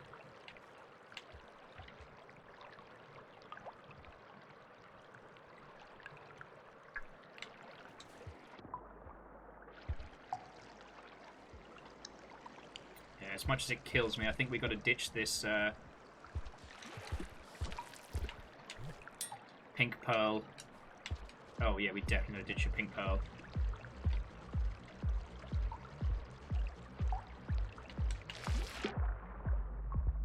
Good news is you fuckers can't swim.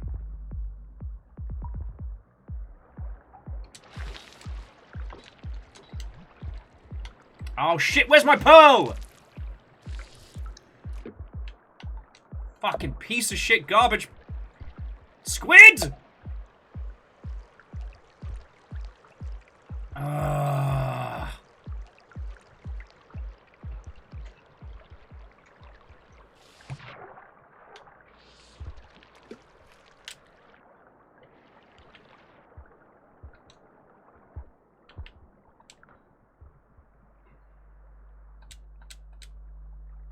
Yeah, our little friendo can't make it.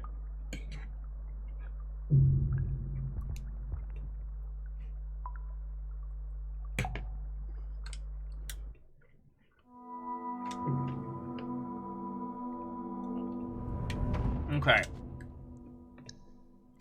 So that's kind of cleared that up then. If there is a way... Yay! Rain World Rainbow! Yay!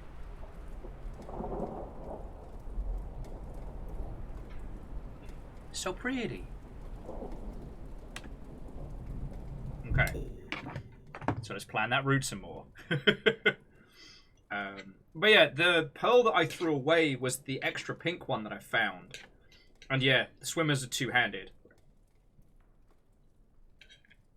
It's Rainbow World! Yay!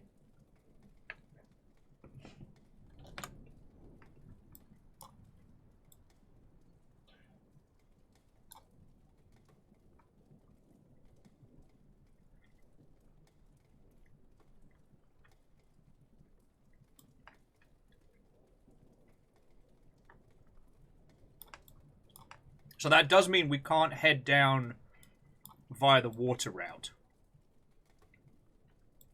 Which makes this exceedingly tricky.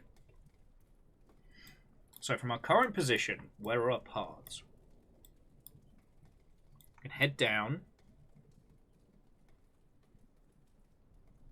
Which we did. But it looks like that water gate is kind of the stopgap. Yeah, even if we go down further...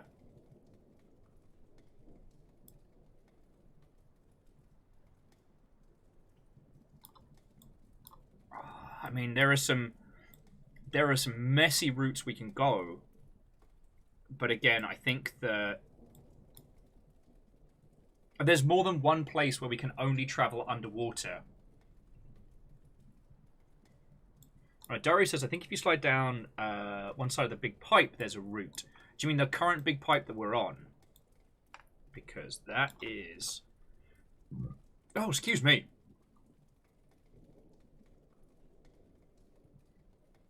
There is a route down on the...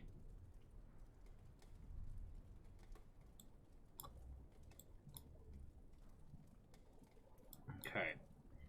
So yes, there is a route down on the left side that leads us back the way we came. If we go up through the exterior, then essentially we go down the tube, follow the path, but then we hook it to the left and back up. And that takes us to another, like, climbable section. It just means that we're doing the exterior instead of garbage waste.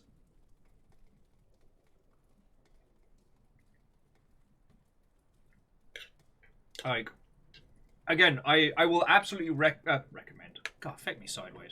I will absolutely take your advice and recommendations, friends. Because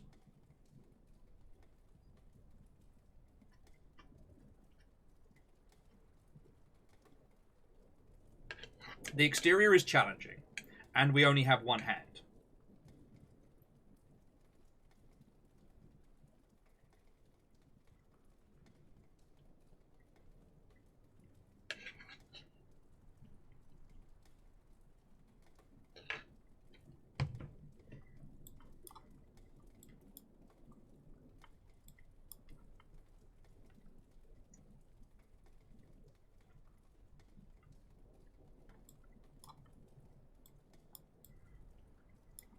Okay. So, Dari, we can give that a try, because I believe that's the route we used to get into the support struts underneath Moon. So, it's a viable path. If we can then loop that back into the garbage wastes, then feck yeah. Obviously, I'd rather do garbage wastes than another round in the exterior, but...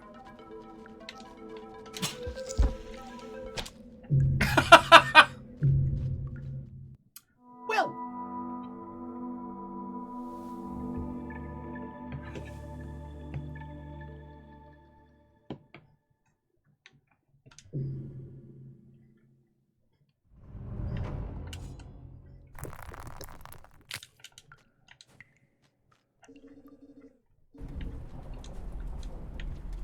You know what, Jam? That's usually a safe way to operate. Start your Rain World run by thinking, what would annoy the shit out of 5 Peps? Like, really, really piss him off.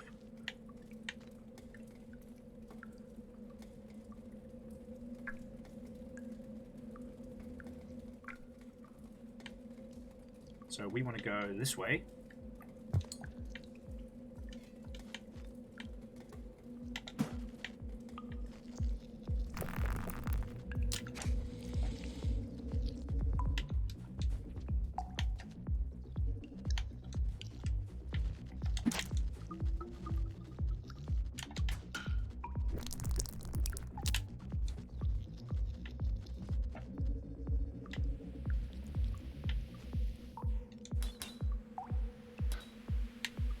Oh yeah, so if we were heading to... if we were heading back up to the exterior, we'd basically just make ourselves a spike ladder this way. Right, I'll pause it so I can eat some more chicken. It's really good.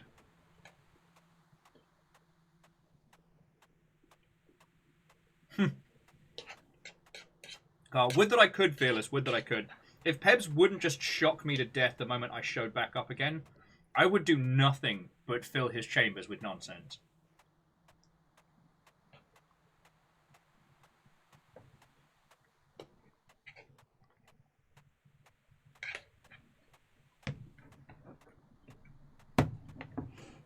You know what I mean?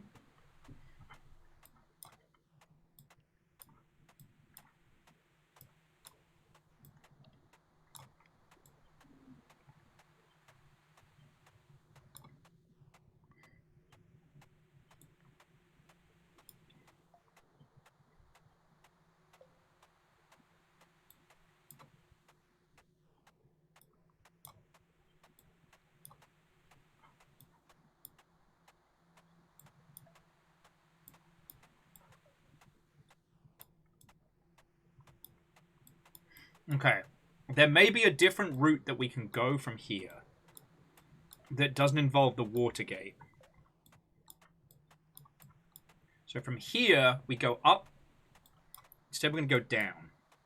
And from there, we're going to head further further into the depths before we start trying to head left. Oh, if you make me lose my fucking pearl.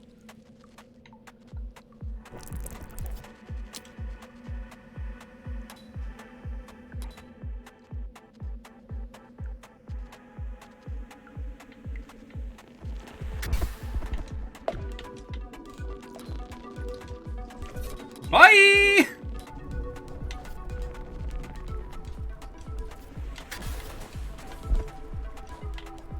Lunch will have to wait.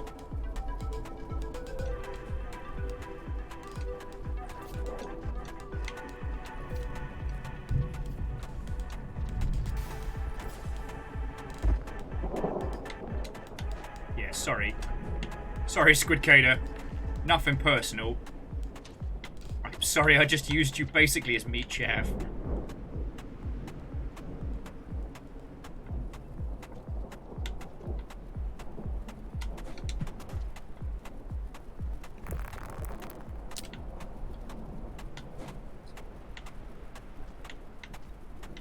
Okay, so from here, we don't go down the central point, we go down this segment.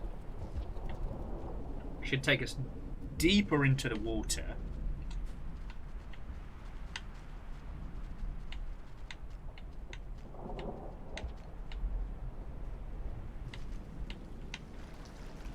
Yeah, so instead of going... Oh, shit, yeah, we need to be on the other side of this. So if we went right from here, this would take us back underneath Moon into these spider-infested struts. Now, we are heading left.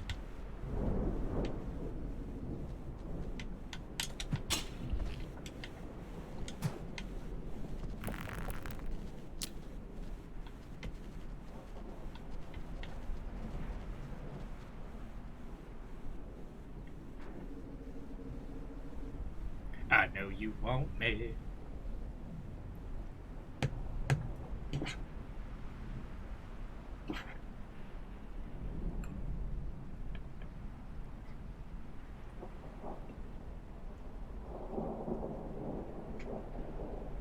Fearless, you're welcome.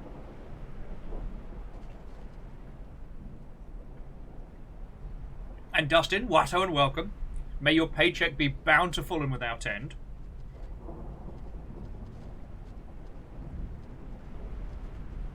And the term meat chaff was one we came up with from playing World of Warcraft 1,000 years ago. Because there was a particular trinket, I think it was called like the Baron's Bell or Baratrop's Bell or something, that would summon 3 random villagers to fight for you. And whenever we'd aggro something that was beyond our strength, we'd just summon meat chaff and leave the poor villagers to die in our stead. I can't remember if you guys hate me or not.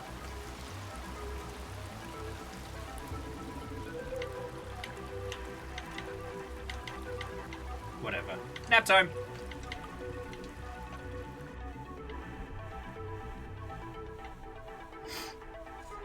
So yeah, it's not a great term, you know. But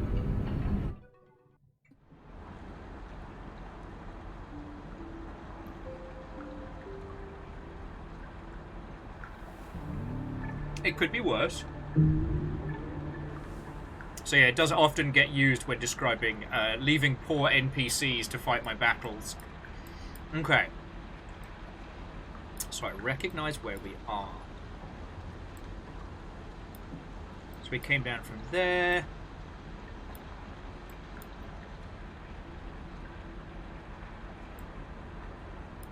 Okay, yeah, we kept going. Reactor online. Sensors online. Weapons Captain online. Stephanie All Barnes! systems nominal. Watto and welcome, friend. 54 months. Hey, can I ask you something for my birthday? I don't see why not. Do you have thoughts? Do you have plans?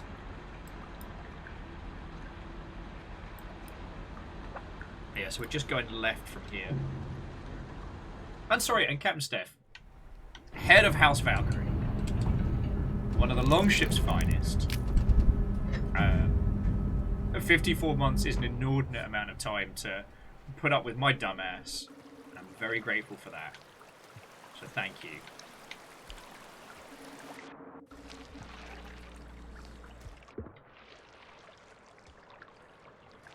Look, I'm not killing scabs.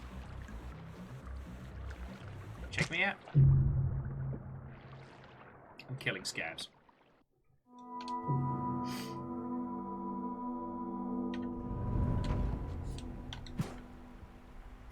So Captain Steph, which Tuesday?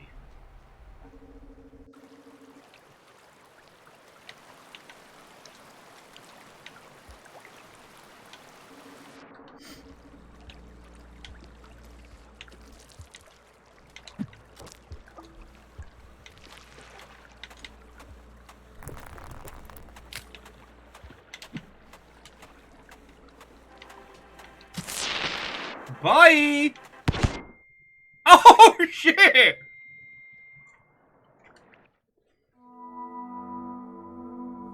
This coming Tuesday the 16th.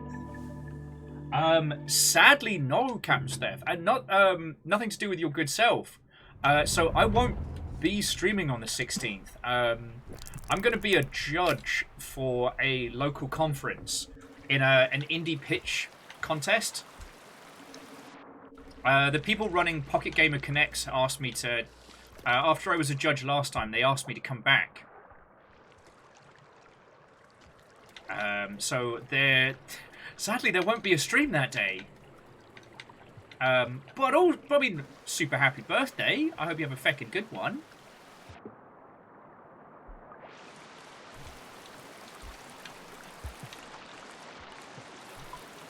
But yeah, that's when I was about to be like, feck yeah! And then it struck me, I was like, oh no. Like, the one day I can't.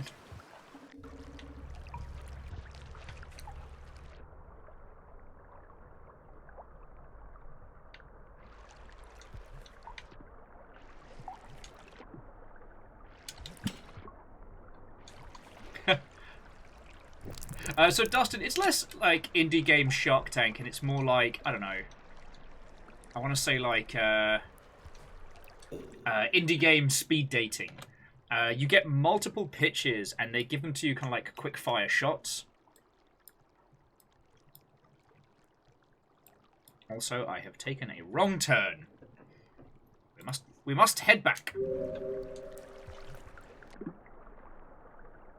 But yeah, so like the team that wins will actually get funding. So for them, it is a big deal, and it's, you know, it's a wonderful honor to be asked back.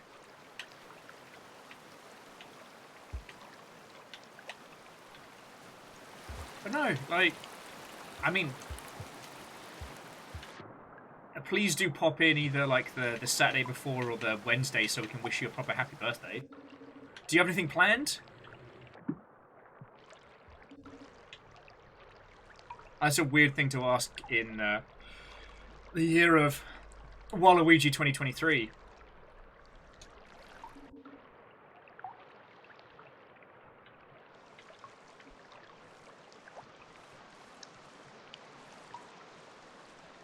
That was convenient. What the fuck?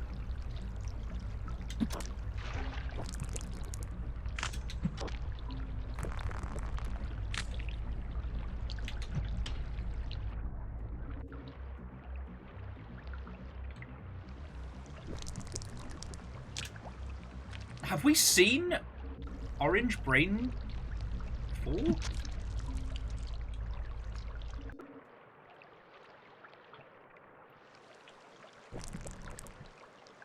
Guess now it's time to find out if they can fucking die or not.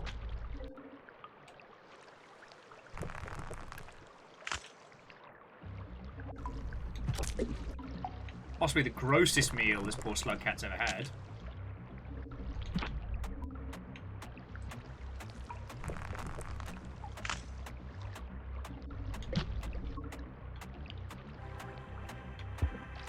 What the fuck?!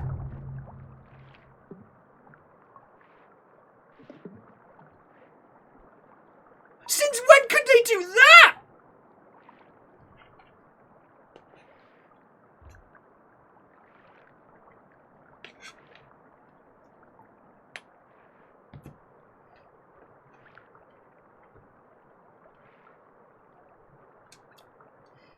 Jesus H, that was fucking horrifying!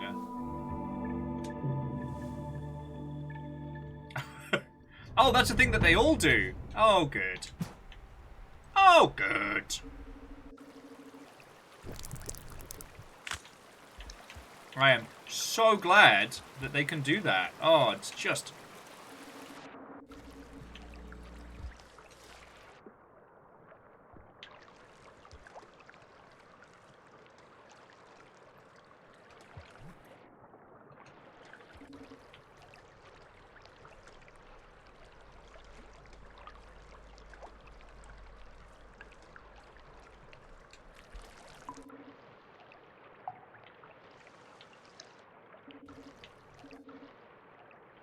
Millions of leeches. Leeches for free.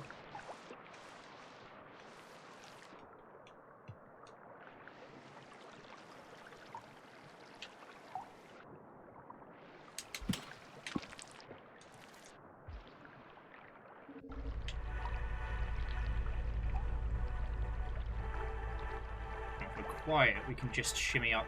I didn't know there was like a water variant of those things. Like, fuck, even the leeches won't touch it. How disgusting do you have to be that even leeches won't eat you?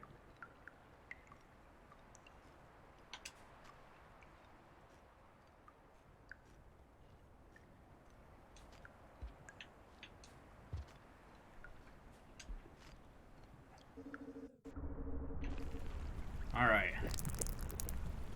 How are we doing for food? Not great.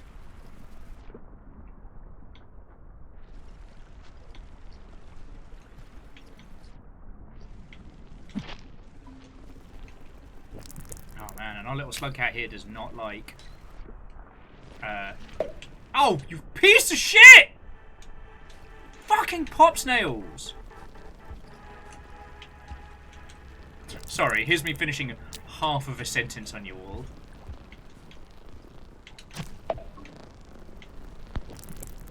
Do not judge me, that is just returning a favour.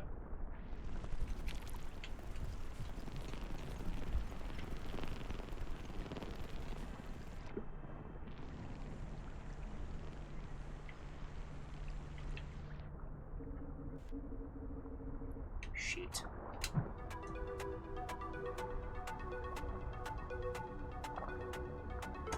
No! I didn't know where I was going!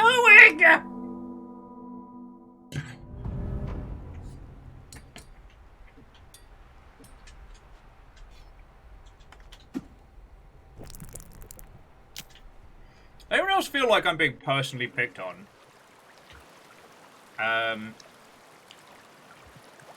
So, XD Johnny XP, what are some of the bangers from the Humble Monthly? Because...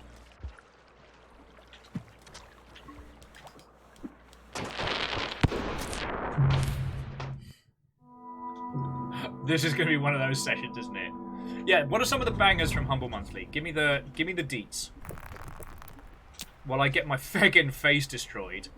And Captain Steph, like, hopefully renewing your license isn't like a Bad Times Bears scenario. I gotta start. I gotta do passports and I don't wanna.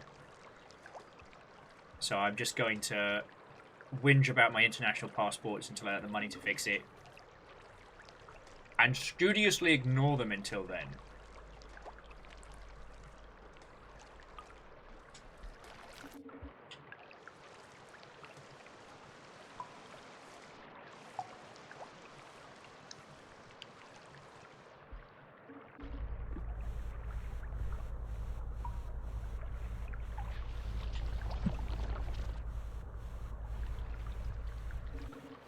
Sorry, I'm trying to throw something as to summon this thing out of its hole.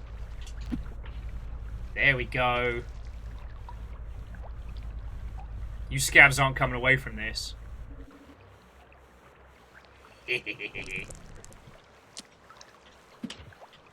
And yet, sadly, Silksong has been delayed. But I do kind of understand it, you know.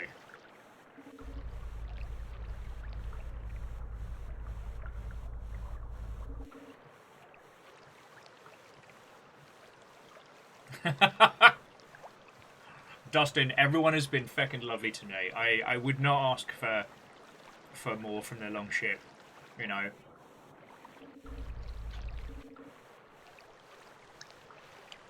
I guess we just gotta float here and wait for Big Bramble Face.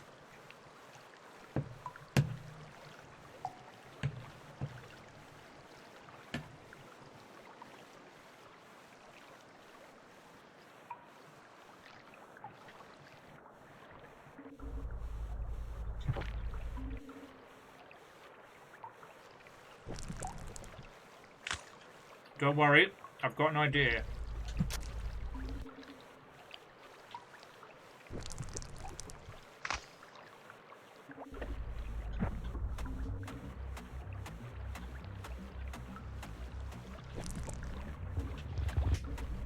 Haha!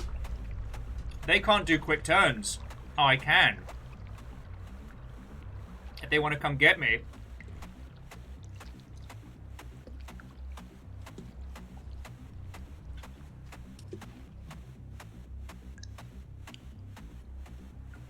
Yeah, if they want to come get me, they've got to go the other way.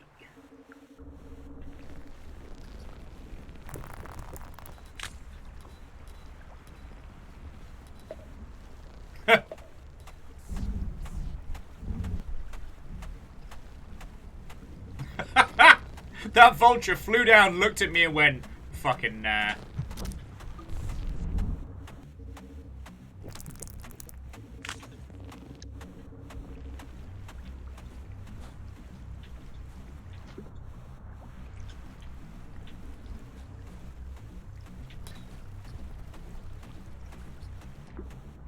Okay, so this time we know we've got to swim up and left.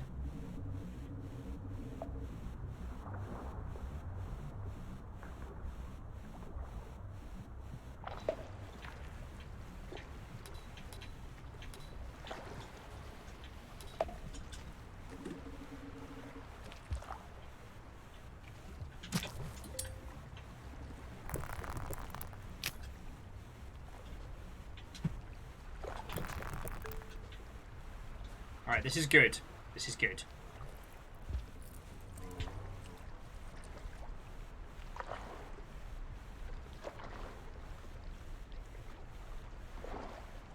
Man, the leeches be biting today.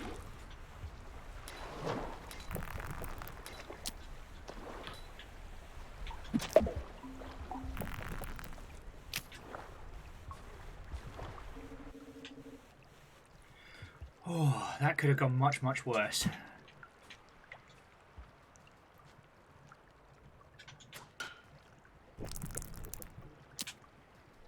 Sploosh.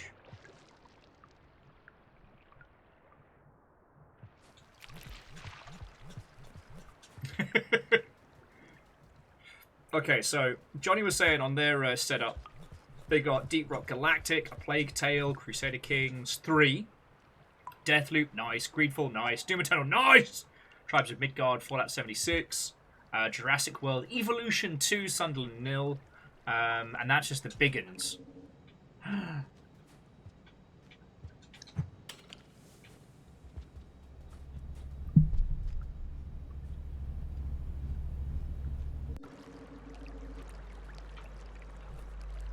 Piss! Alright. How much food have we got in our belly? Not quite enough.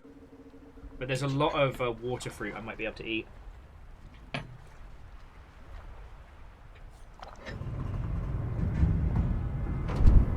Okay.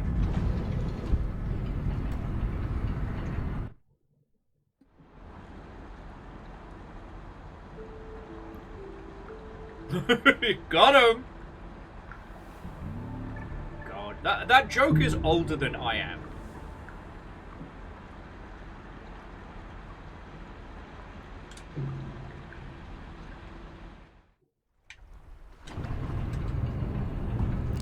Ooh. So Johnny was saying just for this week.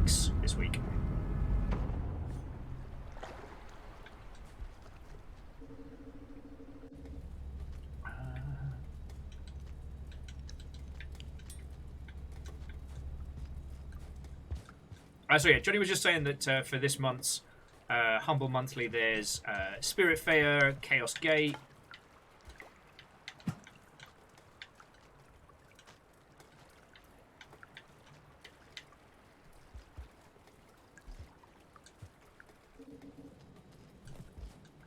Sorry, friends. So the goal is we're going to try and get a full belly and then go through the gate and then have a snooze.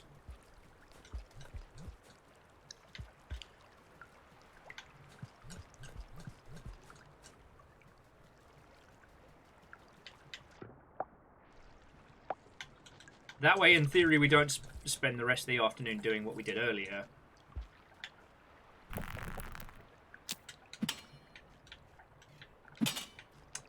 Okay, we can't eat bubble fruit. Fuck.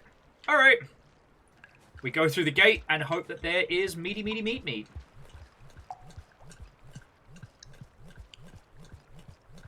Oh, it's also worth noting that while Operation Tango is asymmetrical co-op, you do not both need to have a copy of it, which I think is really fucking cool.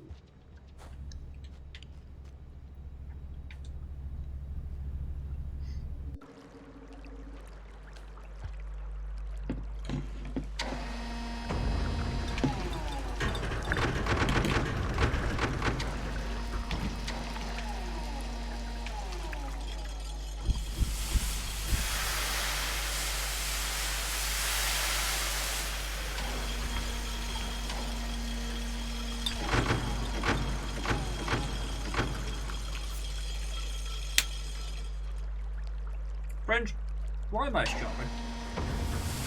Oh, sorry, and Captain Stephanie Barnes, thank you kindly for throwing those in. No, but for reals, What? Oh, cool! Boiling acid! Why am I stupid?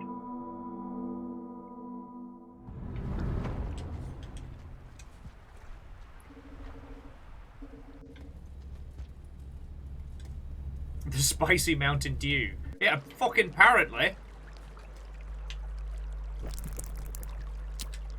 When you were saying, why don't we use the passage, you were saying, why don't we use the passage to get back on over to the Sky Islands, or Chimney Canopy, whichever one it was we were heading to.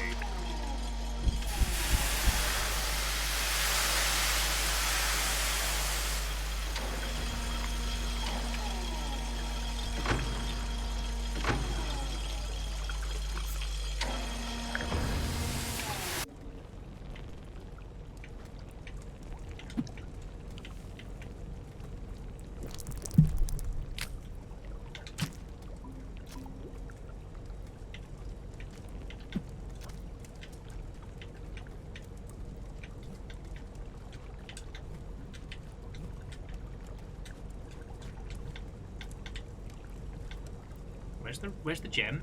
It's there, okay.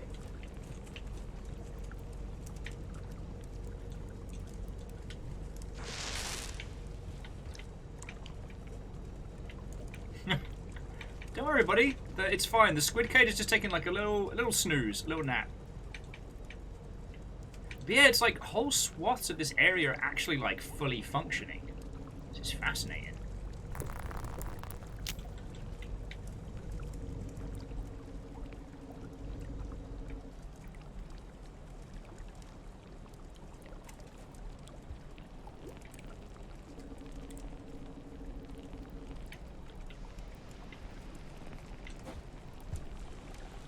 But yeah, one squid cater bump and we're fucking dead.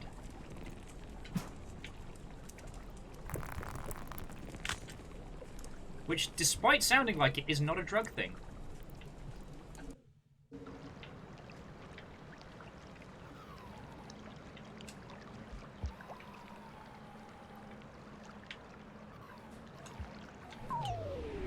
Okay, we got another report. Okay, so this is lost header info, unknown group, no significant harassment, big system moon.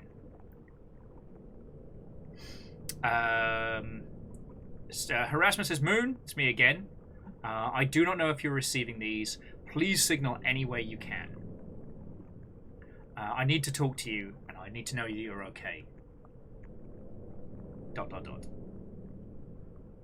It's difficult for us to assist you over this distance. even more difficult for us to do anything in the midst of these tantrums, Pebs. We're going to try everything that we can. Just hold out a little longer.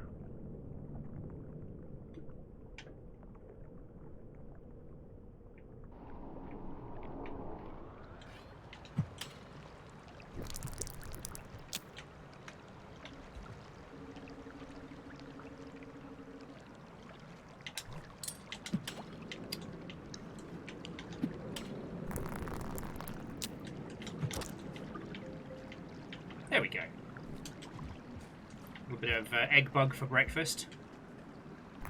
Love to see it. Love to see it.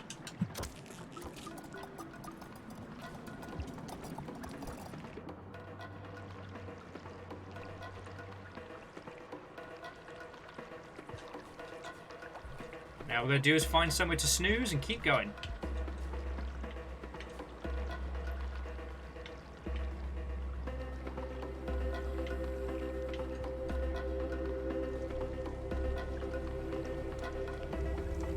Oh, I do not like this.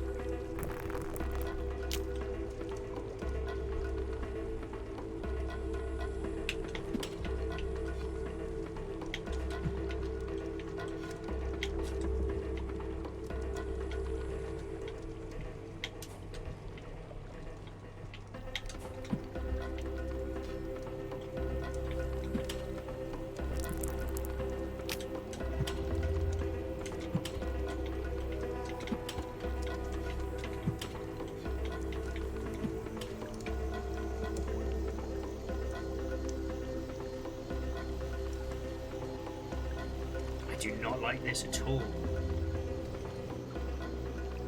Like, I don't think I can make those jumps. But there's nowhere else to be going.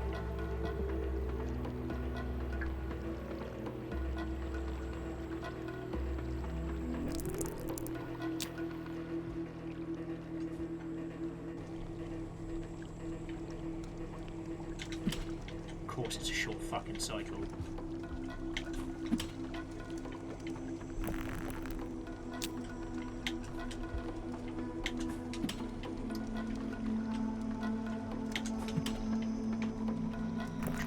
Do this.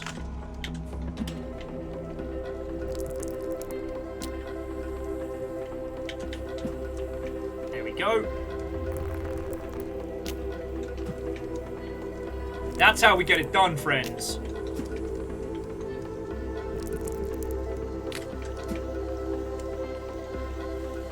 That's how we get it done. See? I've been paying attention. I've been listening to you lot.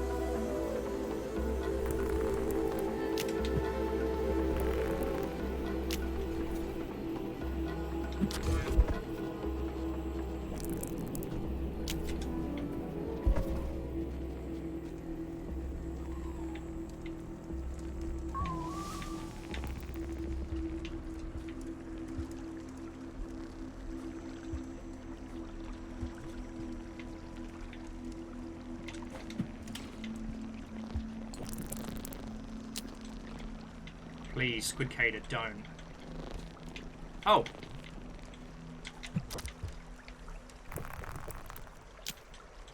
Nothing personal there, pal, but this water is lethal, and I have come too far to get cooked by this.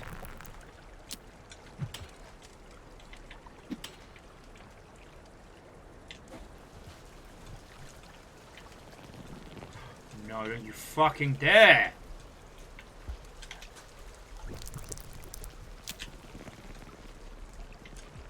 Okay, okay. Well, this is fucking bad.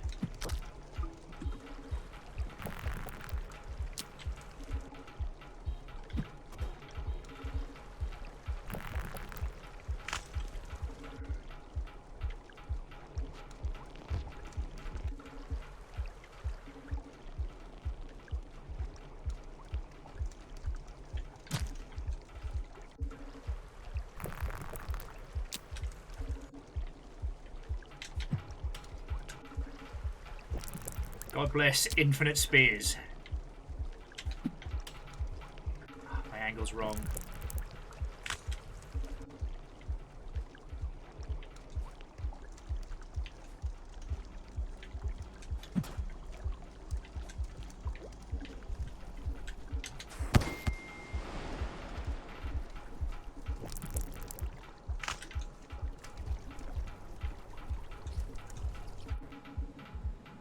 Bingo, bango!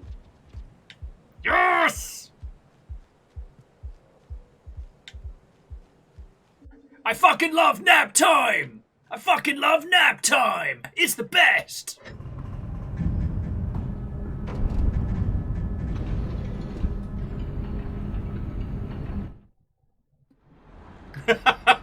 Iced, how are you doing, friend? Watto and welcome. We got to see Big Sister Moon before it kind of fell into Shoreline. How are you? And I may have just dropped chicken out of my mouth. I'm a class act. No, I caught it, but... I just want people to tell me I'm pretty.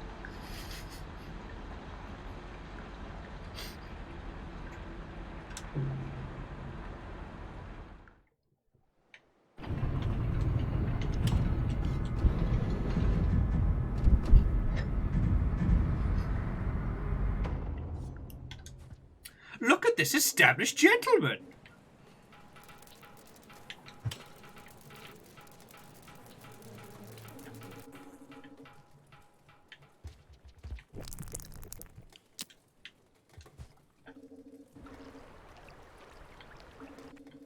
Yar, I don't know where I'm going now.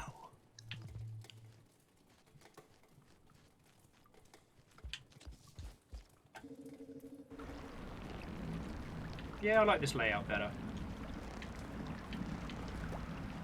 But yeah, so we're on our way over to either Sky Islands or Chimney Canopies. Everybody told me, and my dumbass has forgotten already. And yeah, we're going to go deliver the Special Pearl to try and like re-establish comms.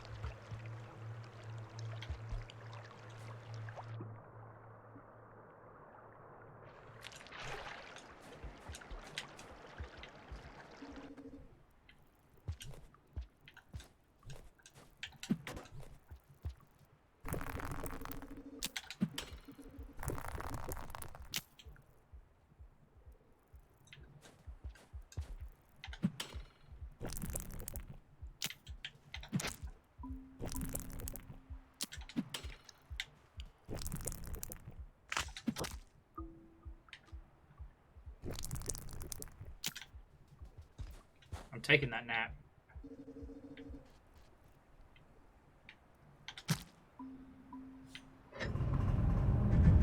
Breakfast!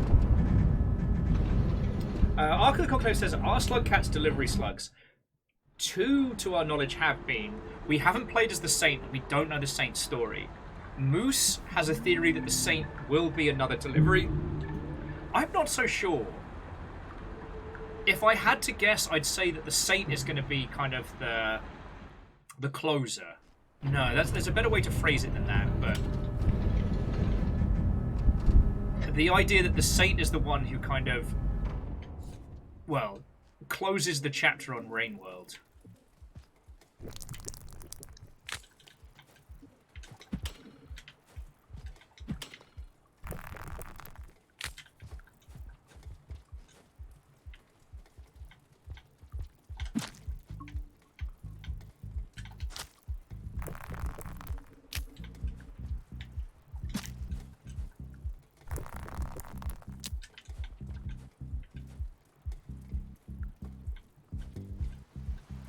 But who knows? At this point, like, I would not have theorized that the Spearmaster was going to kind of be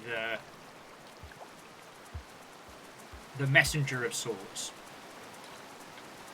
Fuck you, Pop Snails!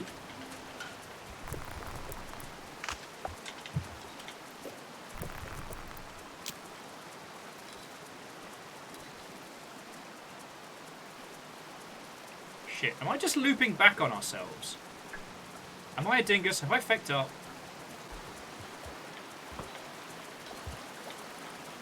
Also, it's interesting that we're encountering the rot down here, where the rot's gone from here later on.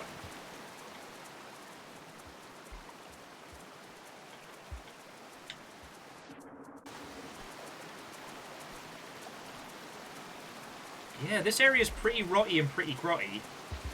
Hey up, bastards! Oh no.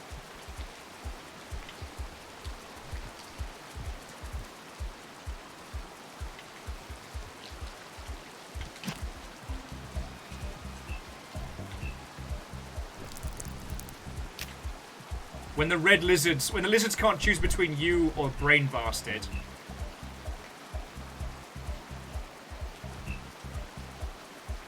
I kind of want to lure Big Red down this way. I just wish I knew how.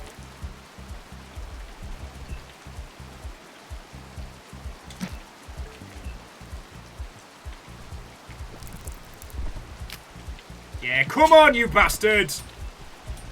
Oh, shit! Ah, we're in trouble. Ah, beans!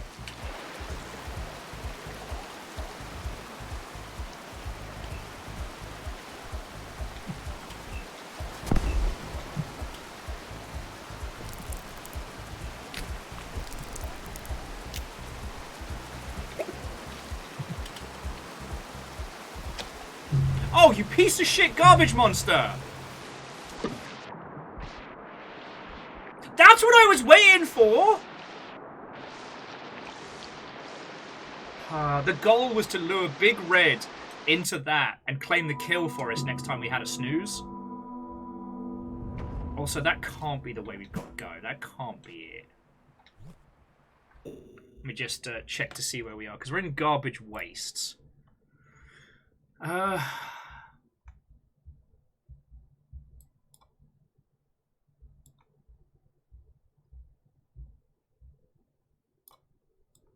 We need to head to Industrial Complex from here, right? So I am leading us down into the dark depths of just pure hell.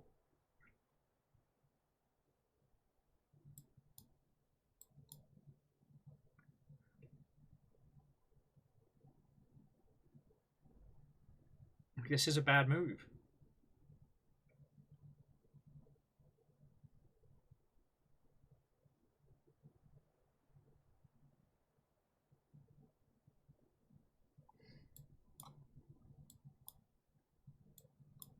Well, so 6 pairs of feet. I am aware of that and how the little buggers move around, but there was something red in that slot ahead of time, so I didn't see it pop up. So okay, so 6 says Pebs' attempts to clear the rot initially do get rid of some of it, which would put the rot down here in the garbage wastes. That does make sense.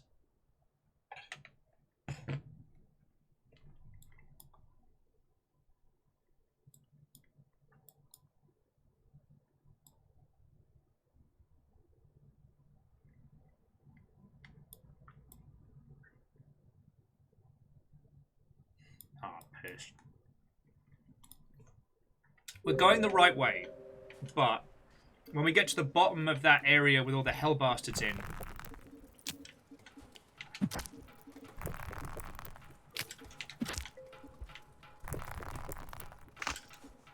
when we get to the area with all the hell bastards in, where that red lizard was, we have to go down and to the left. So if I hadn't lost my pearl, we would have been exactly where we needed to be.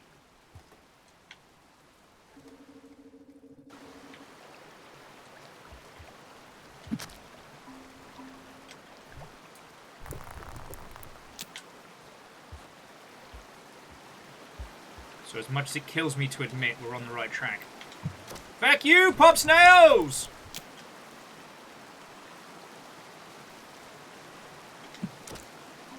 I don't even need this. This is Predators. This is personal.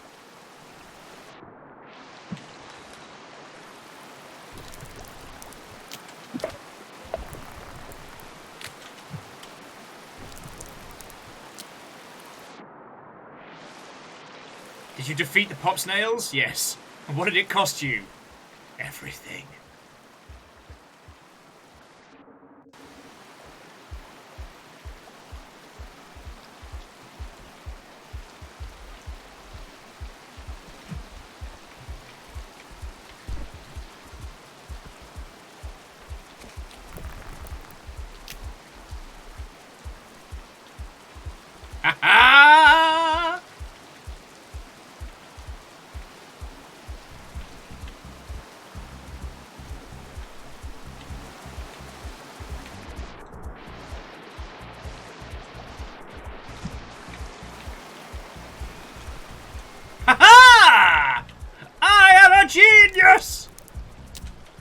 Gonna try and get that flower though. Oh no. Oh, he's coming for me. Oh no. Oh no. Oh, I'm fucked. Let's never speak of that.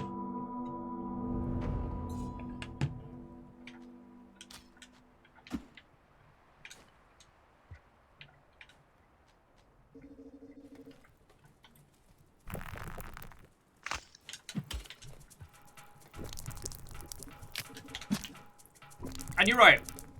That wasn't fair, but this is Rain World. Rain World don't do fair. Rain World is not our friend. It is our job to adhere to the rules of Rain World, not the other way around. As much as I like saying whose house, Slugcat's house, we know the truth. The Pop Snail's the true enemy!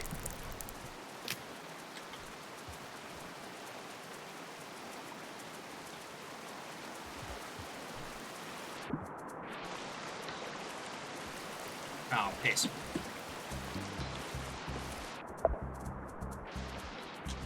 Oh, you... Once again, Pop Snails have made me drop my shit.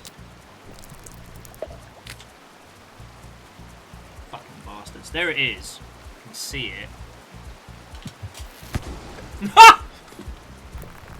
That guy is super fucked.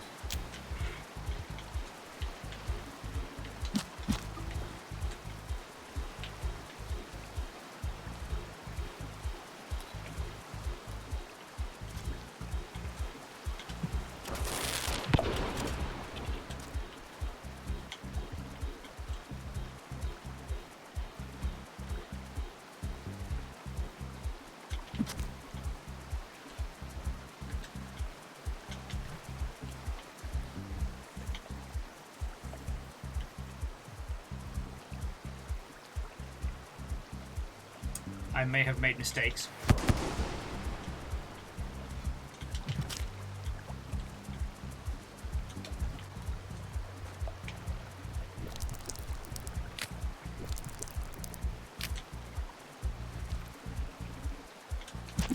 Oh, fuck. Alright. Is anyone else left still alive? Introducing this guy! Congratulations!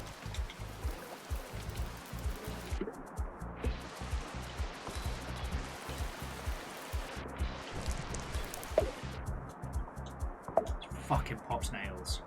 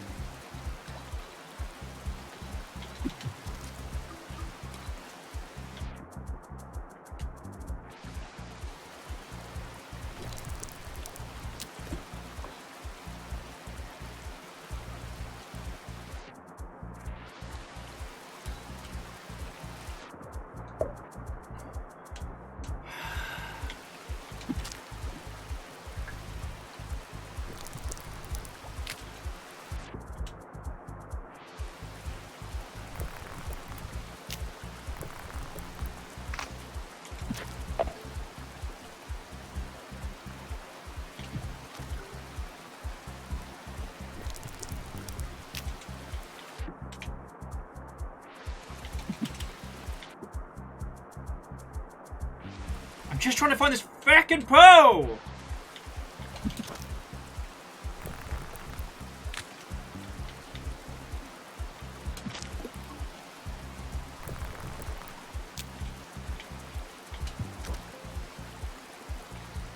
Huh.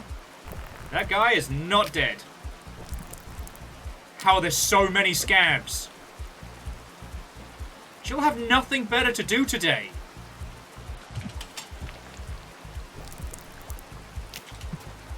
Okay, where's the fucking pearl?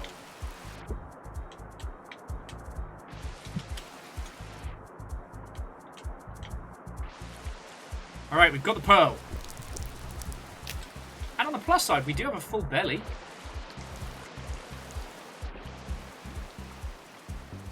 It's a fucking massacre down here. Andorf, how are you doing, friend? Watto and welcome.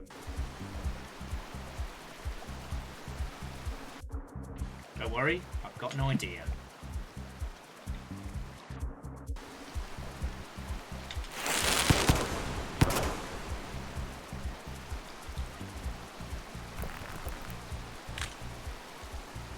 I thought you were supposed to, like, not like explosives. The idea was not good. It was not good. You know what? Fuck it. I'm gonna go bank these.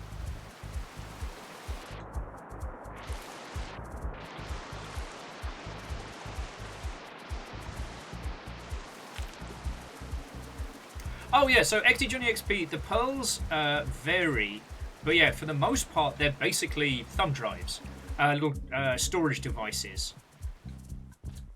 The clear silvery ones are usually blank.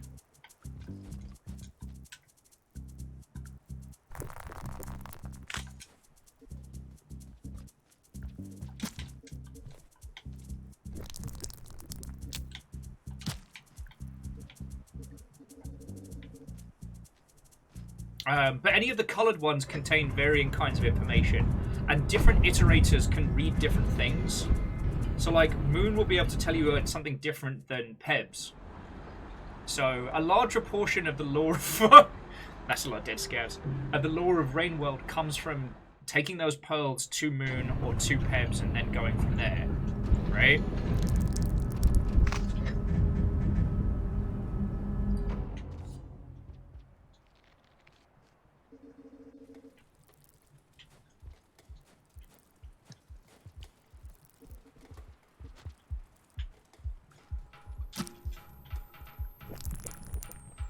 Yeah, get it, folk.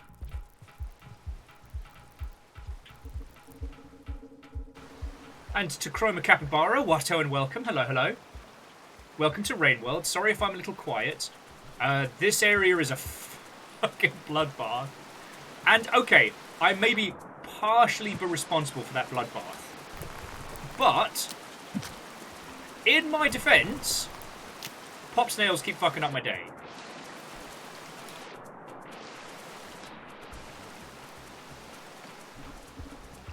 Oh shit! Here comes the hunting party!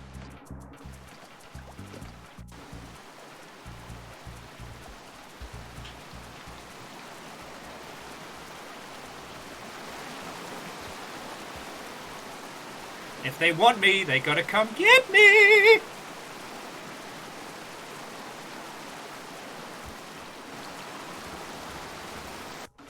I'll leave that lot to go play with the terror from the fucking deep, you know?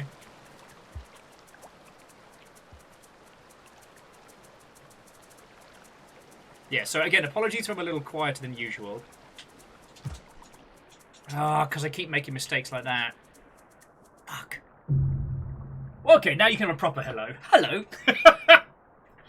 What was supposed to happen there is I was supposed to jump and throw the spear as to clear... Reactor online. Sensors online. Weapons online. All systems nominal. Yo, 3 months already. Yeah. D. God, it's that strange thing of Chroma, it feels like you just got here. And it's already been like, blink, it's been 3 months. What ho, Viking Slugcats? How's our little Spearmaster doing? Better than prior. We found some new plot. We've killed a lot. We've been to new areas. And we are currently, let's be honest, being a menace. And Larish, thank you kindly for the bits, friend.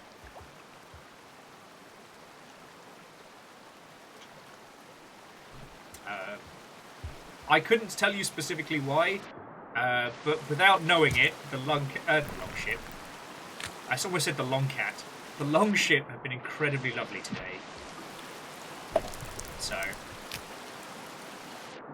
yeah, everything happens so much in a good way. And thank you for filling the pint glass. More importantly, what's been going on with you lot? I've been talking a lot about my current project, which is I'm currently trying to decipher what happened to Redfall from just like what I can glean from its production.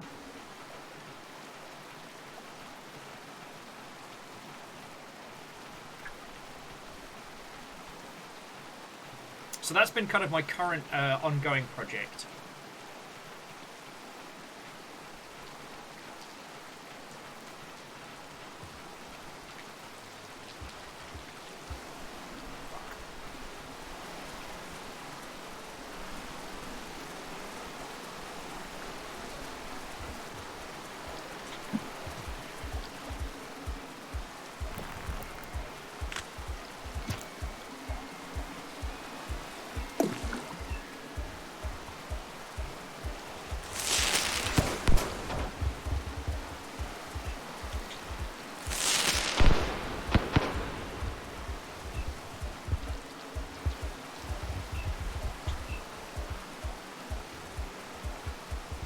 Yar! I don't know where I am!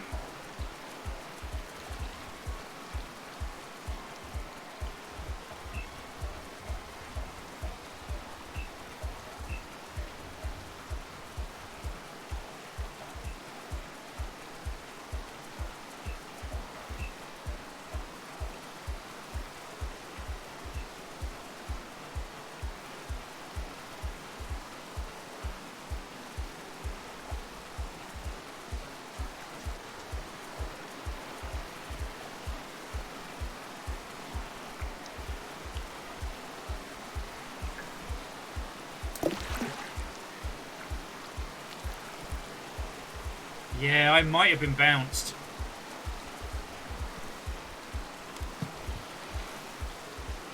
Though I could watch this thing eat the red lizards for days.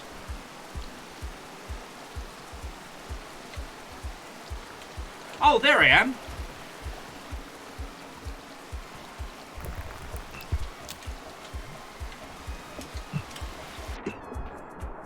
Oh, piss the bed. Oh, I'm sorry, friends.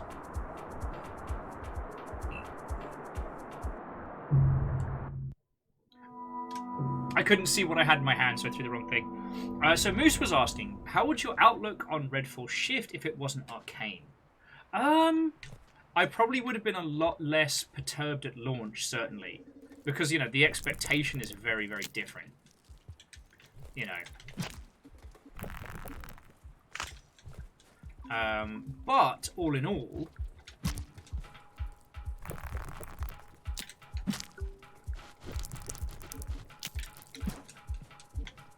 Yeah, nice try, fucker. But all in all, I think I still would have judged it same as, like, Generation 0 and otherwise. But it does make for a very interesting conversation.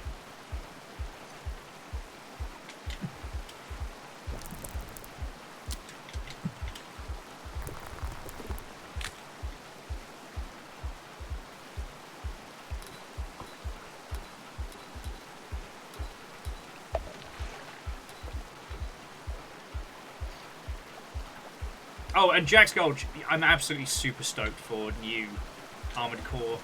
And I'm trying to be a force for good with new Armored Core rather than elitist. And I think I'm doing a pretty good job. I have a feeling that, like, round August, I'm going to be educating a lot of people in how to make, like, a good mech build setup in Armored Core 6. And I love that idea. You know, the affordable choice, we're not the best, we're the best you can afford, also extends to mech teaching.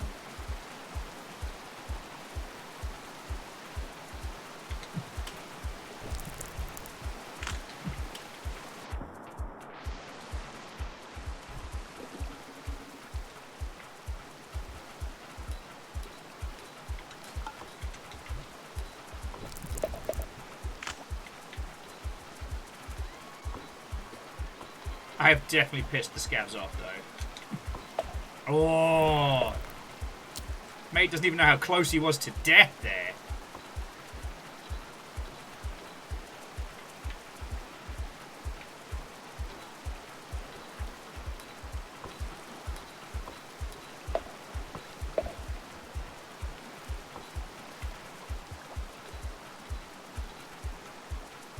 because the pop snails, they keep losing their explosives. However, their loss, my gain, yada yada yada.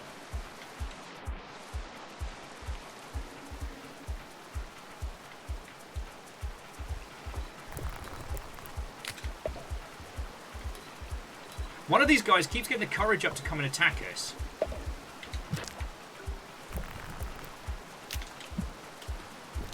And then chickening out at the last second, except for that time, where apparently death was coming for him. God, this is very funny, because they're trying to... Oh! See, that right there, that is called Will runs his mouth, and immediately is met with the consequences of his own actions.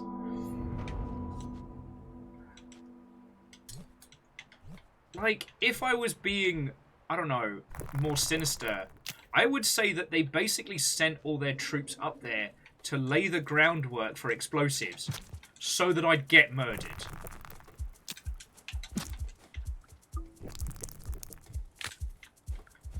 But yes, Olaris, what has been grabbing your attention on the PlayStation 4? I've still got my trusty PS4 right here. I haven't moved it since Bloodborne, because on the one hand, I was real close to getting a platinum. All I have to do is defeat Queen Yharnam and get the less difficult endings. And that's really it.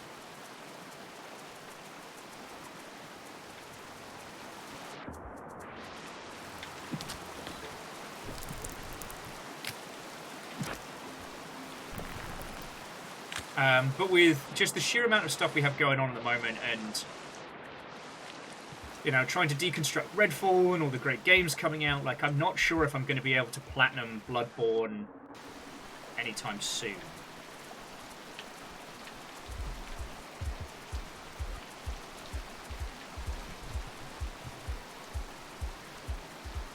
And Lyris is saying they played through Tales Vine. Yup.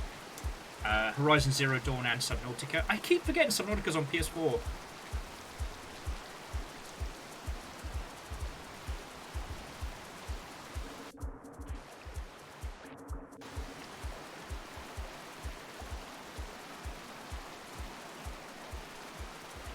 Oh, and friends, if you wonder why I'm beating my head against this particularly difficult section, it's because it was either this or more spiders.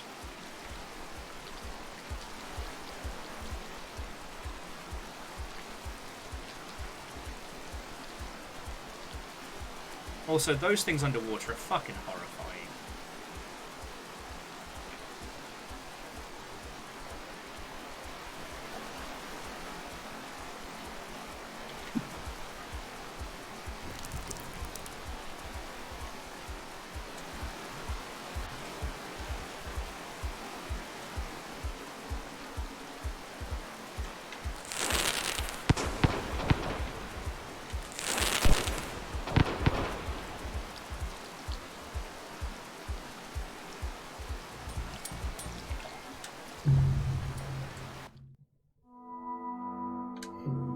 So much there.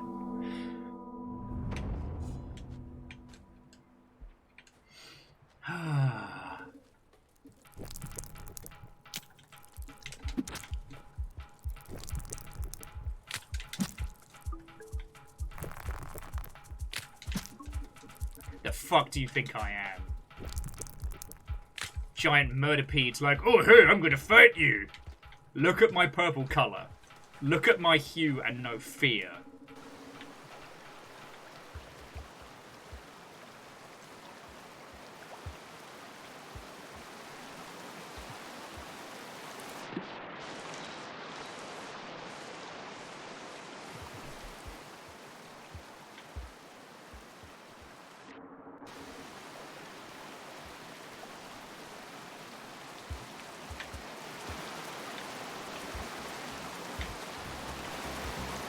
Run, tiny Slugcat, run! Oh, you beauty. Now, if I don't fuck the jump... Oh, you piece of... No!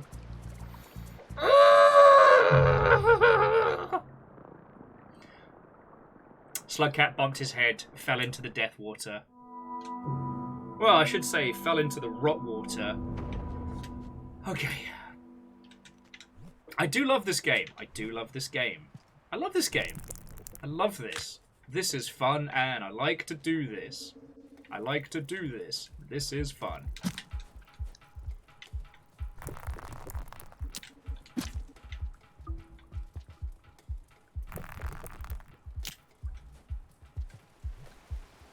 I mean, Dory, if we could go through this as the fucking Artificer, or even the Rivulant, we'd be hot stepping and skipping our way through all of this nonsense.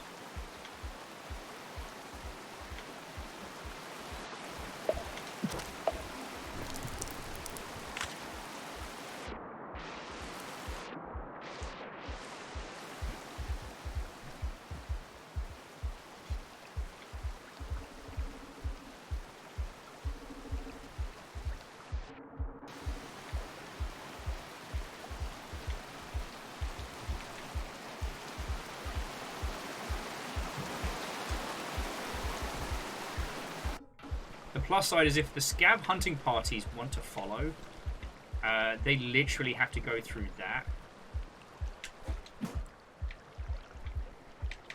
There we go, see?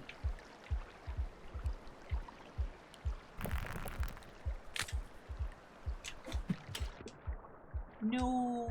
No! That's just mean. That was just mean. So close! But yeah, currently, Lyris, one of my weird things has been looking up, like, exclusive licensed games that only came out in Japan for the PS4.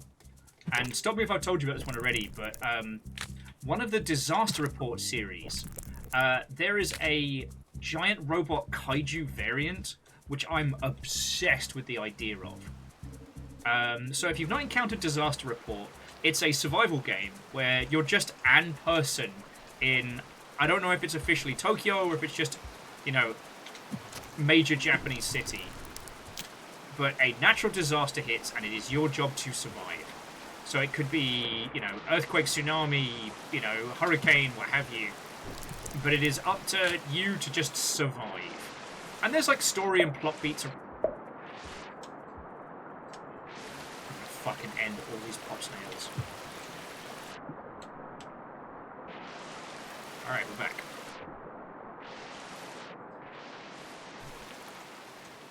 Sorry, the pop snails make you drop everything in your hands, which means we drop this key item that we have to bring with us.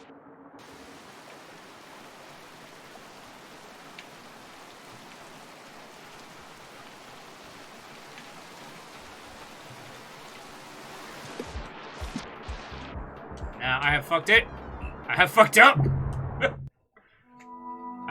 But yeah, the Disaster Report series is fascinating because, like, it's all grounded, but, like, purely in survival game territory. Now, the one I'm talking about is an interesting little addition where instead of surviving natural disasters, it's like a Godzilla attack, or like Ultraman is fighting some huge monster. There's one where it's like EVA Unit 1 versus an angel, but you don't play as the monster and you don't play as the hero. You're just a regular fucking person trying to survive in an impossible situation. And I'm obsessed with that idea. Like, how does a regular person survive Godzilla? I mean, I think it's primarily Shin Godzilla. Yeah. Now, it's one of those games where the disc is the disc is multi-region, but you will need a translation guide to play it.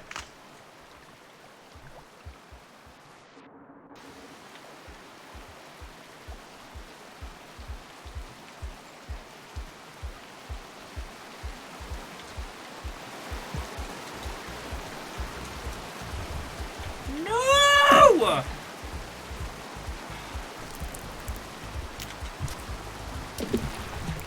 Motherfucker took my spear. My stuff.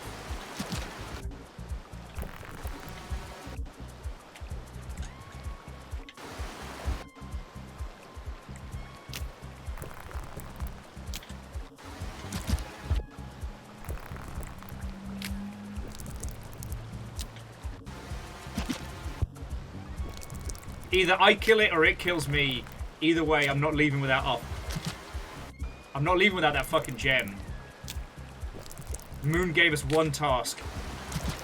And I will be damned if we leave it behind.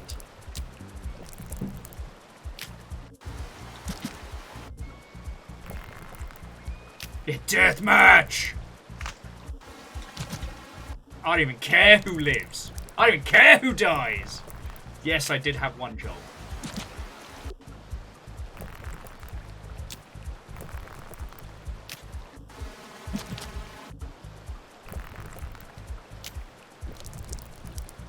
Thing is, if it decides to come through here...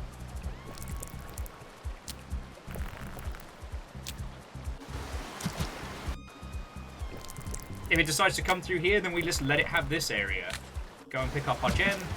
Jobs are good. Keeping a fucking Hawkeye on, because if it decides... Oh, fuck you! Jesus, I stabbed that thing 8 million times.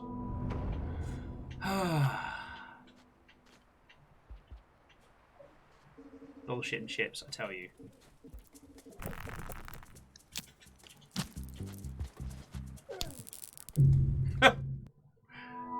Amos, you're fine, mate. You're okay. Okay.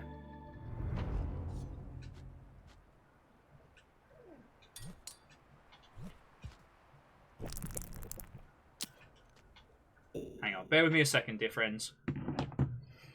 Everything happened so much.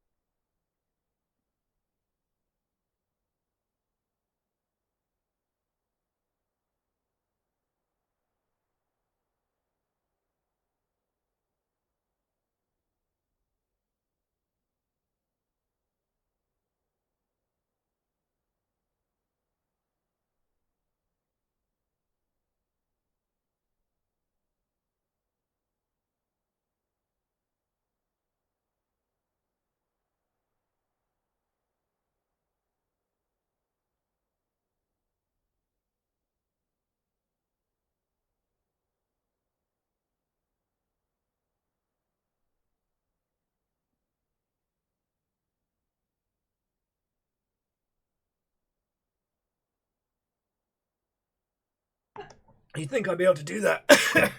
Oh, friends, I'm so sorry. Oh, so sorry about that. Baby boy just needs to nip out, pop to the loo. Reactor online. Oh, Sensors hey! online. Weapons Hookshot, online. how are you All doing? systems nominal. Till the end of time. I'd be okay with that. I'd be okay with that. Oh. How is it going, friend? Oh. We're in a particularly tricky spot in Rain World, but we're doing well. How goes Game Devery? For those of you who don't know, Hookshot's team are currently working on 2 games. I want to say 2, if not 3 games. Lightsmith and the Sacred Acorn. Lightsmith is kind of a lovely pixel art craft and survive.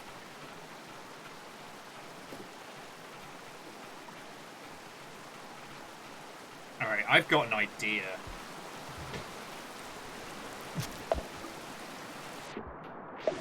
No! Fucking snails.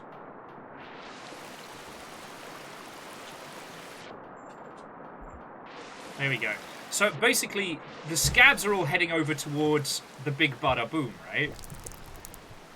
In theory, the scabs should be able to distract the rot. Or they just got straight up fucking eaten.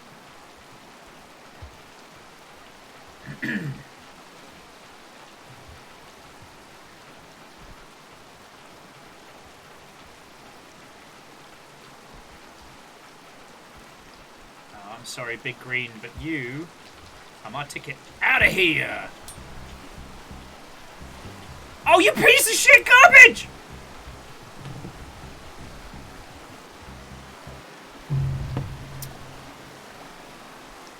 Never has a video game mastered the art of smacking me in the gob so immediately, like, haha! Green lizard, you will die so we can succeed! And then I'm immediately killed.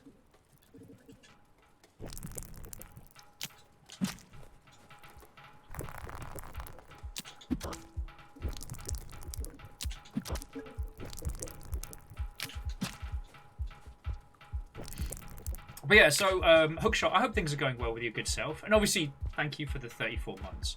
Loads of people have been just fucking lovely today, so we don't have to worry about grocery money. We get to eat. But yeah, aside from that, things have been going good. There is a hope, there is a Star Wars chance that I might be doing some more consistent work supporting an indie game. Although that one is a funded indie game, so it feels a little bit like cheating.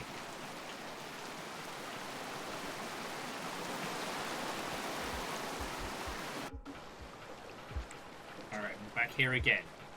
The fucking hell swamp.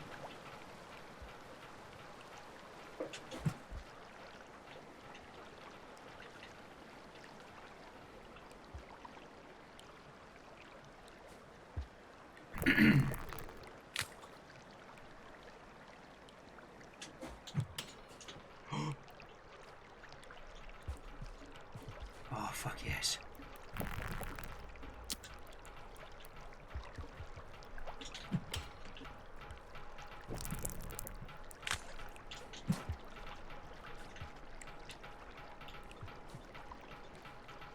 Why is it still playing the battle music?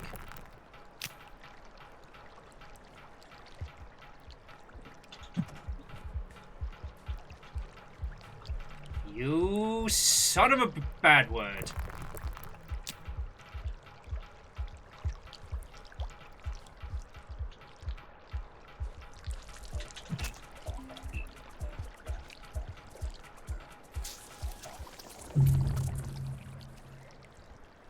There's 2 of them.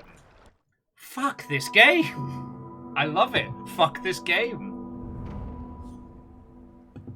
Oh. Okay. If anyone has any suggestions for conversation topics that don't involve me getting eaten by jellies, like, I am all for this.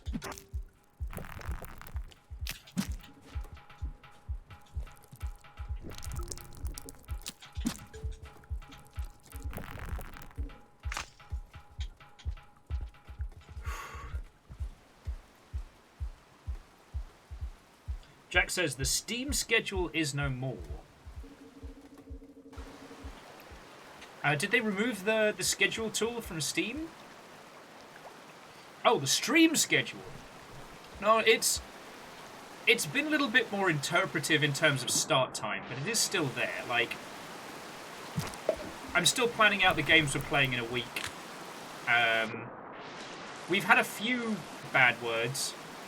Like, I really wanted to play Phantom Brigade with everybody yesterday, but that had a weird quirk where it would absolutely lock up any streaming software. And look, I'm not saying that every game dev team should spend stupid amounts of time testing against. I know you won't, me.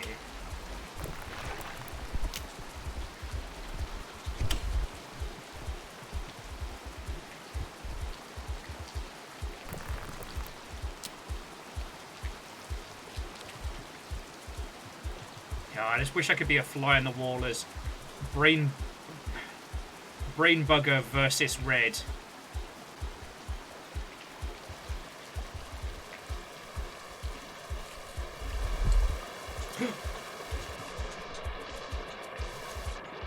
No! Now I get to be on the inside.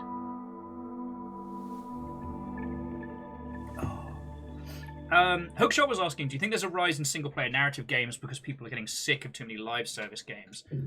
I would say that there has been a consistency throughout in terms of single-player narrative games, but the burnout on live service games, you know, the AAA has gone too hard on it as a concept, and so those single-player narratives are becoming far more pronounced and far more sought after.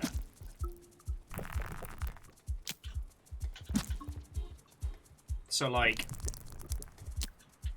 EA made a whole big announcement either yesterday or the day before about how they think that live service games are the future. That's what they're going to be focusing on. But it doesn't mean they won't have room for a story game here and there. Like, honestly, at this point, you either need to think about live service games in a way different from everyone else, or your title needs to be different in such a way as to make it work. Like, honestly, if you think of it like a live service game in terms of, like, DLC and post-release structure, that's still somewhat viable as a strategy. But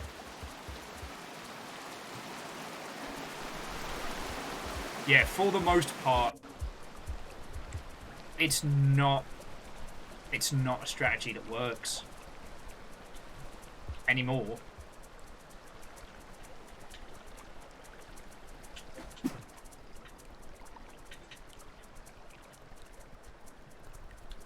To shoo the blind snake, I say Watto and welcome.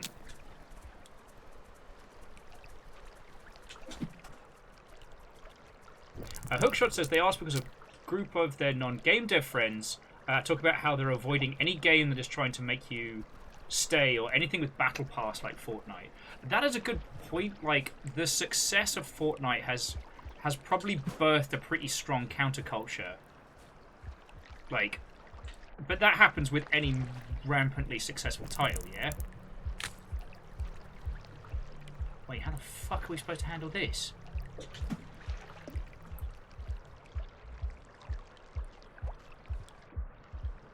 I've got to head up. So I think that's completely understandable, and I think especially people who aren't in that kind of the core gaming space.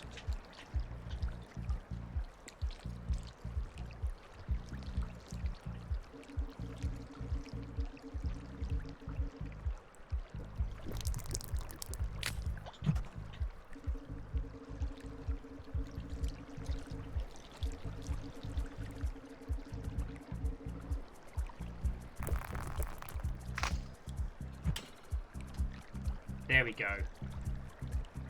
Sorry, I'm just trying to lure these brains over.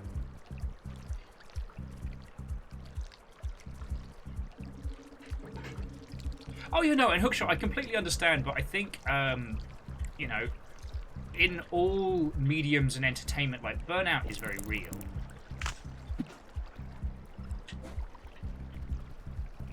And I think that's a large proportion of what a lot of people are feeling, like, outside of the norm. But yeah, in terms of the business model of live service games, like, it's extremely fucked at the moment.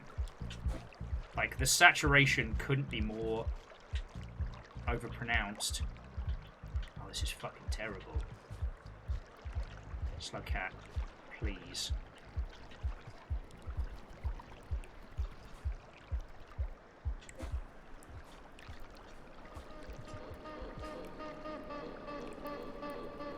The fuck am I supposed to do with this?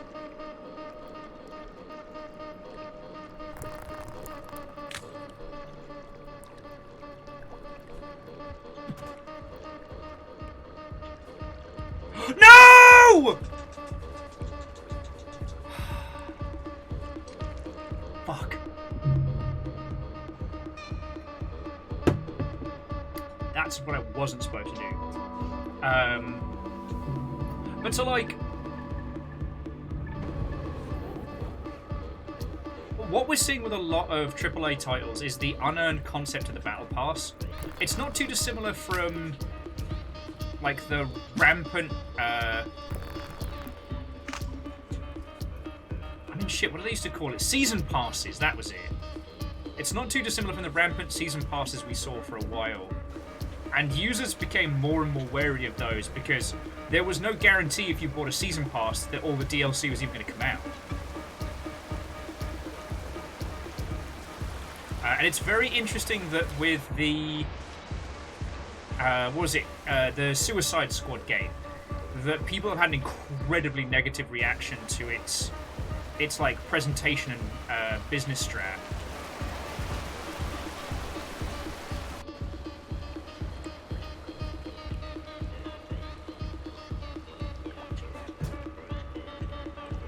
Is Rain World feeling like I need the motivational music?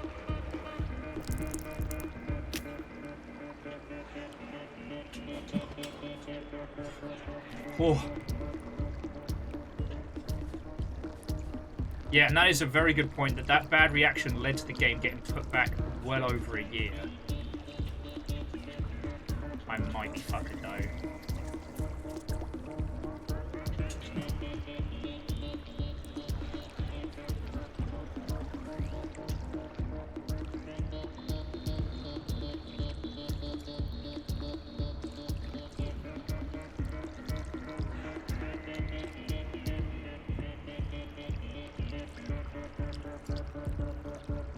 Keep going, brain bugs. Keep going.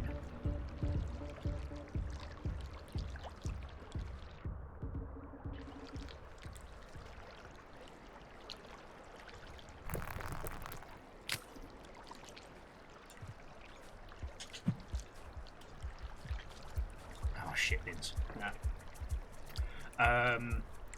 Jam was also adding that there's a general feeling of wanting games to be worth the time investment, and live service games don't feel like there are too many people.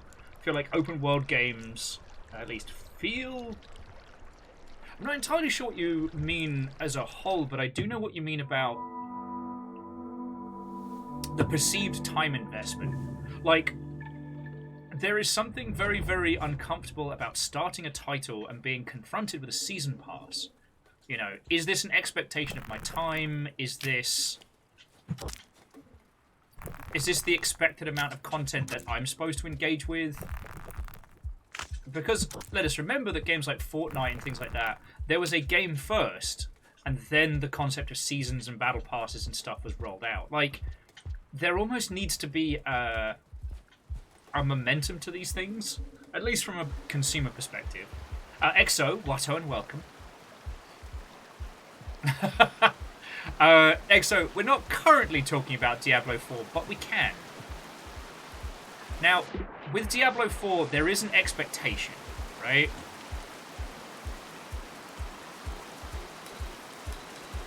Scab, you don't want none of this.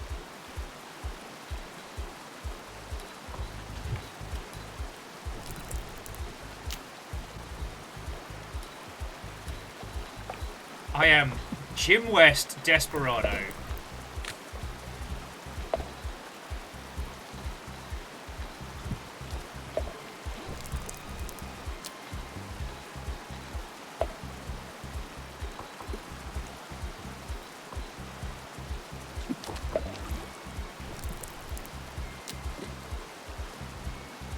Scabs, I will keep killing you. I have literally nothing better to do right now. I can only get eaten by those feckin' brain bugs so many times. And it is very entertaining to see the Scabs getting wrecked.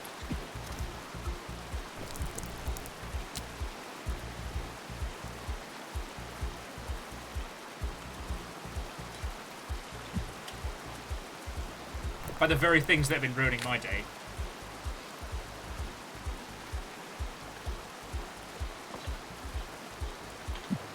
Oh, hookshot. I mean, I know we've talked about this many times, but like... Oh, fuck sticks. Alright, where's my... Alright, where's me fucking gems? Oh, it's down there. No.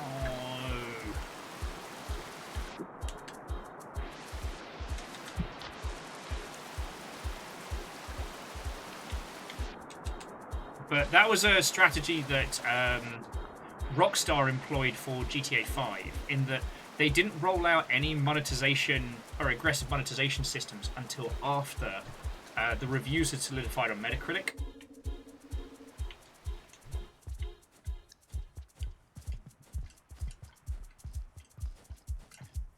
And it's a strategy that feckin' works.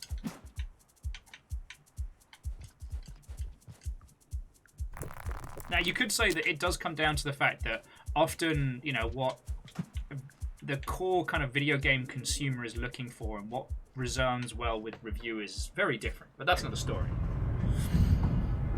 But yeah, it is a power play. I know a game recently did it, and I'm desperately trying to remember which one. Jax was asking my feelings. So zero punctuation is complicated. Zero punctuation was very much quoted.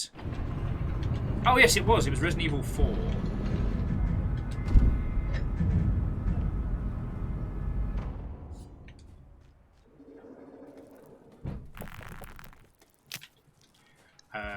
Yeah, zero punctuation was kind of the last of the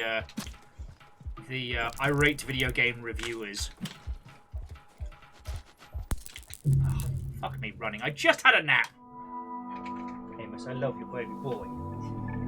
Just don't want you puking. Reactor online. Sensors online. Weapons online. All systems nominal. Afternoon, Faye. We're talking video Viking games. 64 Cat Heart. We're talking video games reviewers in the ilk, whilst I'm getting wrecked in Spearmaster's garbage waste.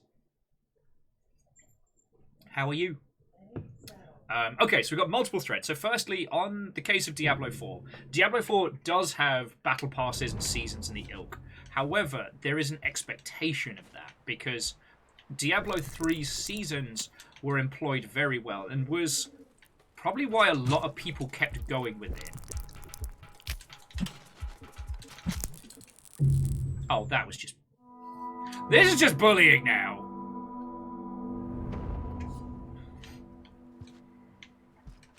Yeah, and Faye, it's garbage wastes as the Spearmaster, so what if all the rot? Ah, me and my big mouth. And this is just because I didn't want to go back to fighting the feckin' hell spiders on the exterior. Okay, so yeah. Let me grab all those thoughts before whatever Rain World throws at me discombobulates. So firstly, yeah, Diablo 4, there is an expectation, and so if it wasn't there, users would probably be grumbly. However, a brand new title or a new IP from an established studio having battle passes and things from the get-go feels icky these days. And yeah, Hookshot, I do agree that Metacritic does need to do a live review score rather than just a launch score, but they don't have the infrastructure or really the interest in. Open Critic could do something like that, but that's another story. My feelings on Zero Punctuation are... It's a comedy show that uses video games and reviews. I don't think it should be used to form like opinions about art or opinions about video games, but you know, it is what it is.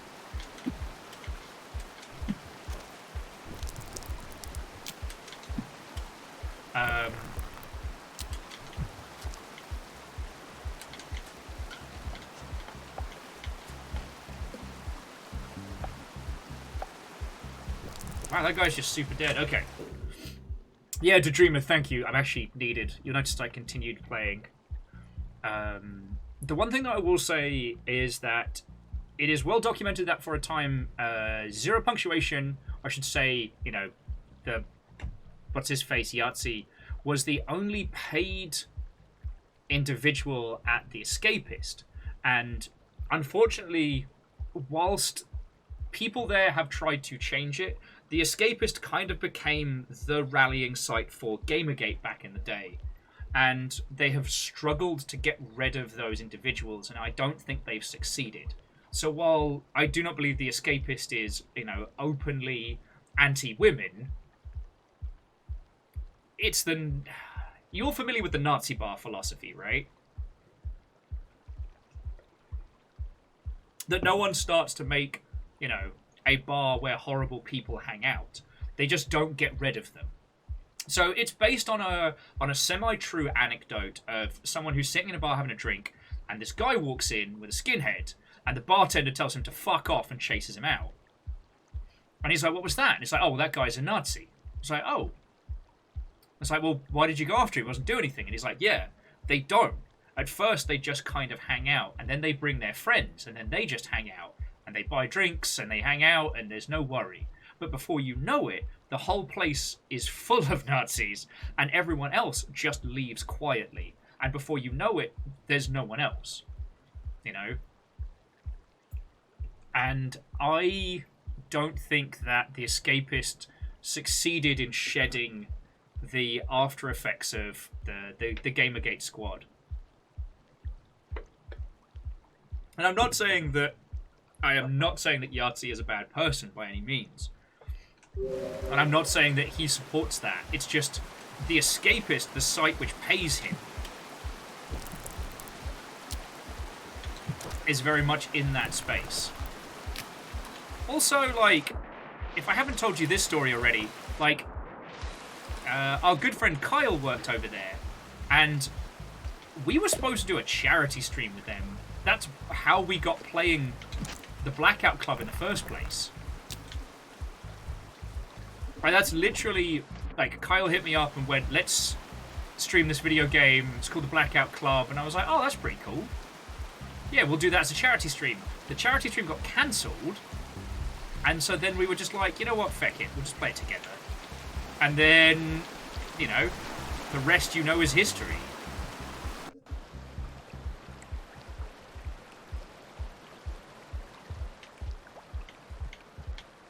I wonder if all of the rock communicates. Yeah, so that's my general feelings. Yahtzee is also one of those creators who got so much better after he had to make his own video game. Well, okay, had is a strong word, but once he made a video game, his understanding of the process was drastically increased.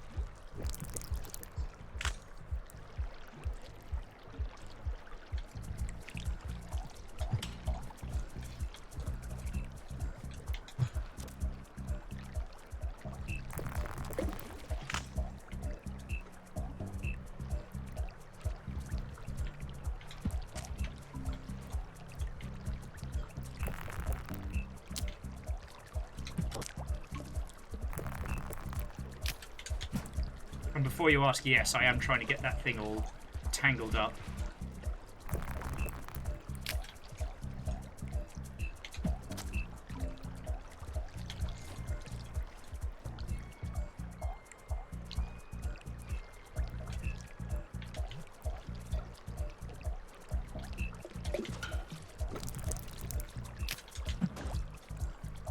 I'm in trouble, G.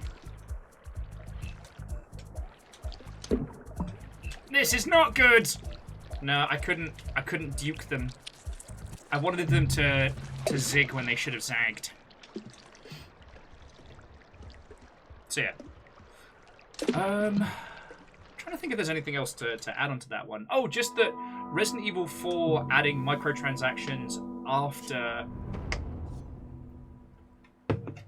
the review score solidified it doesn't sit well with me. Also, I can't play Resident Evil 4 anymore. Whatever they rolled out in that last patch has just made it unplayable on my system. Which is frustrating because I was really looking forward to that one. After it ruined that one stream, I've been kind of a bit, I want to say bitter, but extremely bitter.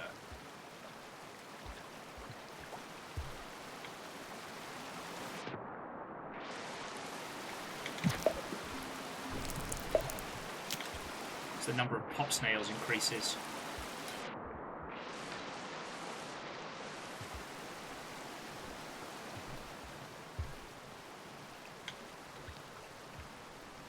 Oh yeah, so EXO, I was posting that in arcade last night, but yeah, I can't get to menu now.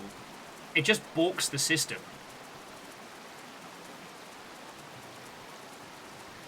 And this has changed since it launched. Anyway, sorry, I hope... Oh. I'm so sorry, friends. Anyway, I don't mean to be on heavier topics.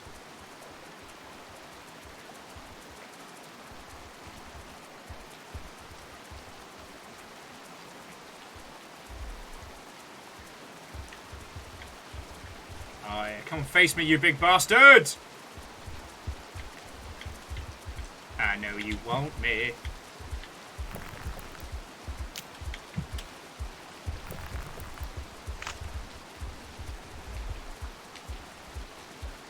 Woo!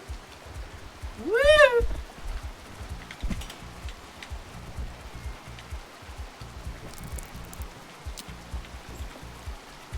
Now we gently slide on down.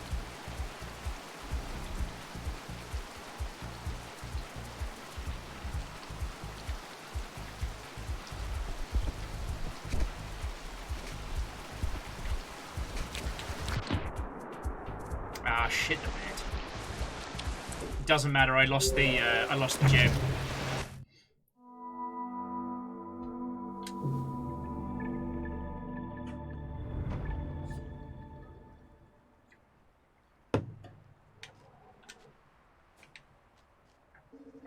Okay, but sorry, yeah, that's enough negativity from my good self.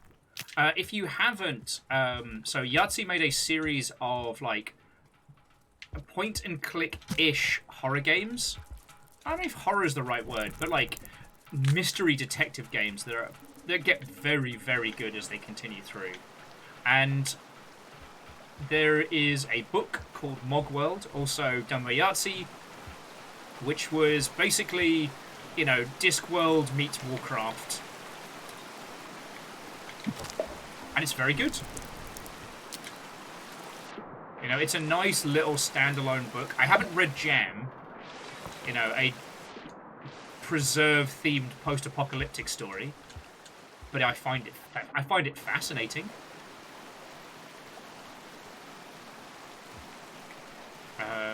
But it is interesting to see, like, for those who don't know, The Escapist, where Zero Punctuation is now hosted, used to be the fucking best in show. Like, they are the reason we have Loading Ready Run, and a bunch of other creatives, which I'm failing at because I'm panicking about the fucking rock.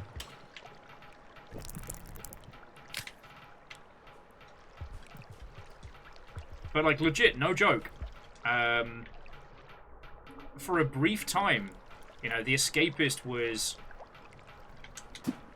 one of the best, like, best outlets in the biz. Oh, my fucking life, Slugcat. My I know you're nervous. I'm nervous too, mate.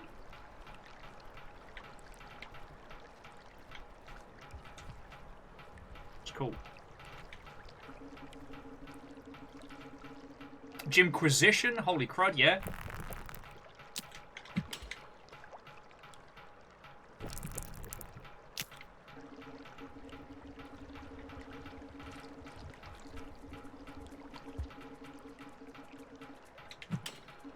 Well, actually, Total Biscuit had left the... I don't know if Total Biscuit was involved with the Escapist, but they had definitely left. Because they started getting, you know, enough of a viewership and success, like, outside of, you know, journo spaces.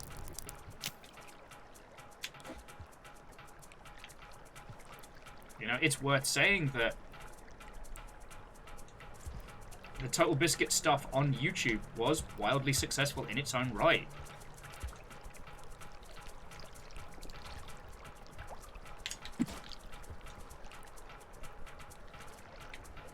I do not know how we're going to get past this.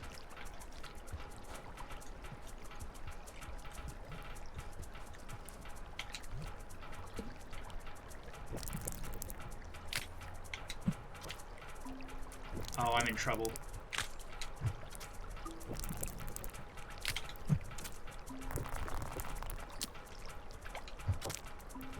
You ever notice how the rot is just unperturbed by pain?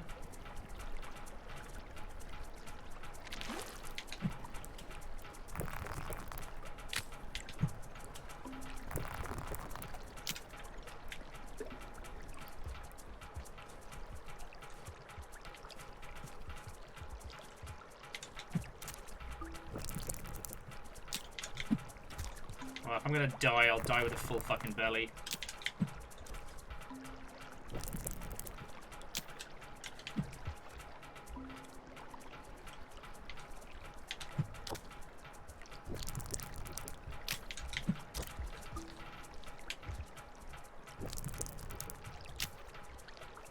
It's been a good run.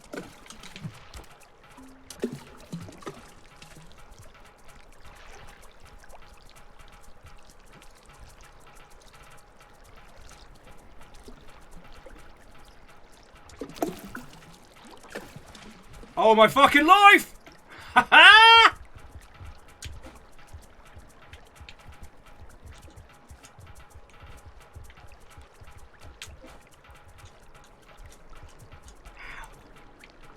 Fucking how?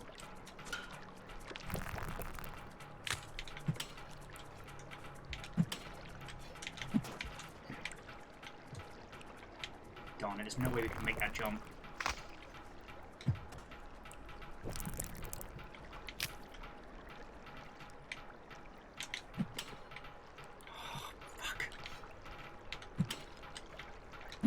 Why?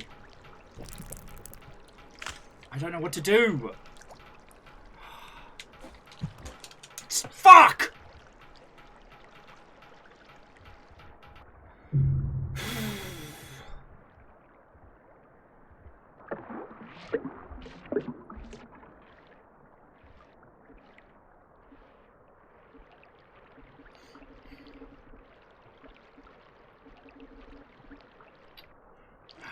Yeah, I don't know what to do from that point. Like, I might be SOL here.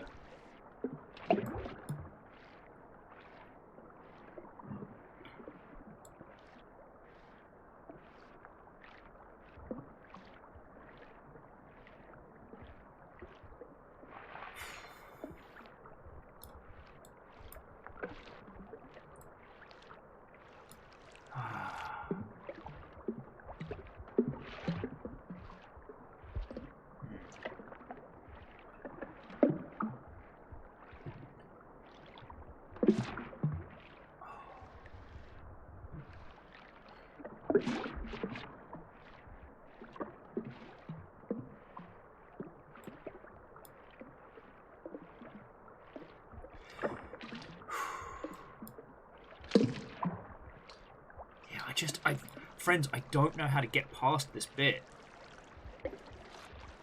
like, previously we had a really good mark on.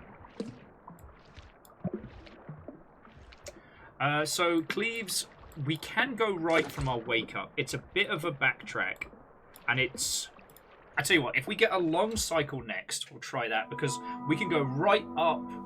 It takes us a little bit into spider territory, but potentially we can head back and come at that area from, like, another angle. Potentially.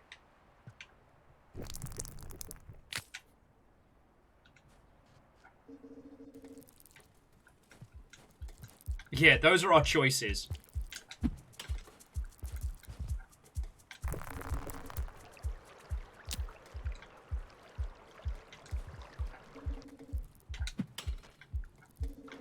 All right.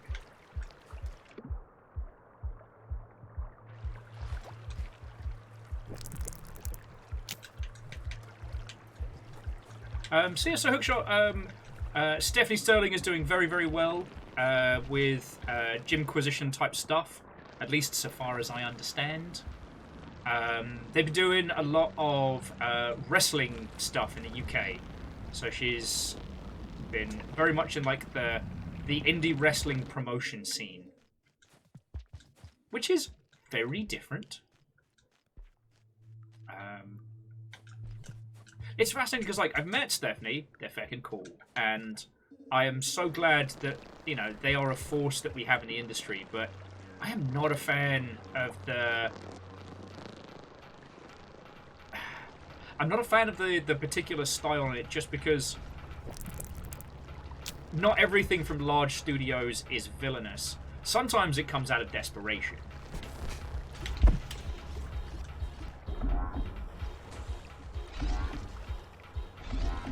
And, like, I try and remind people of that where possible, that there is some shady shit that AAA companies pull, but more often than not... Hang on, I just got to check our map. More often than not, it is teams desperately trying to come up with a way... Okay, yeah, so we go up from here, and then hook round and down. Okay, I can do that. It's challenging, but... Well, maybe. The how may prove a little problem.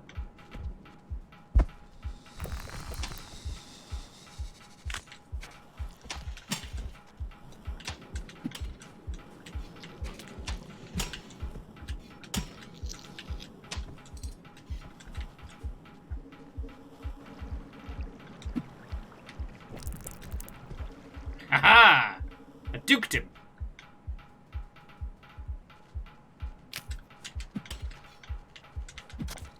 There we go.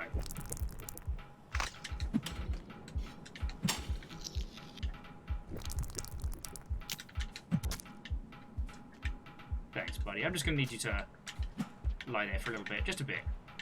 You know how it be.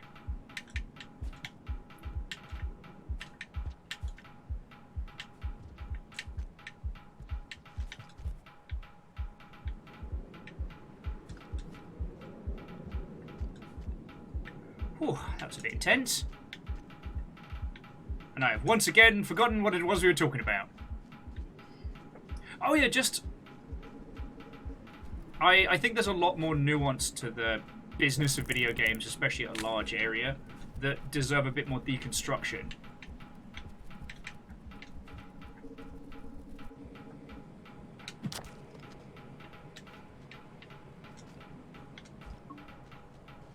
Oh, don't judge me. I was hungry. He had explosives. Whose fault is that, eh?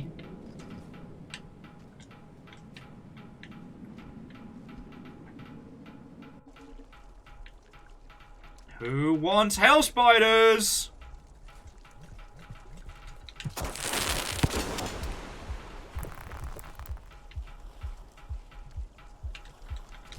Oh, I'm fucked.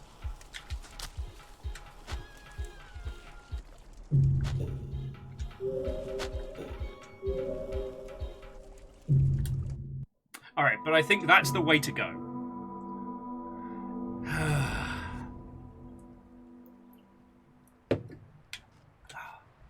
But you know what? I also understand that I'm very lucky.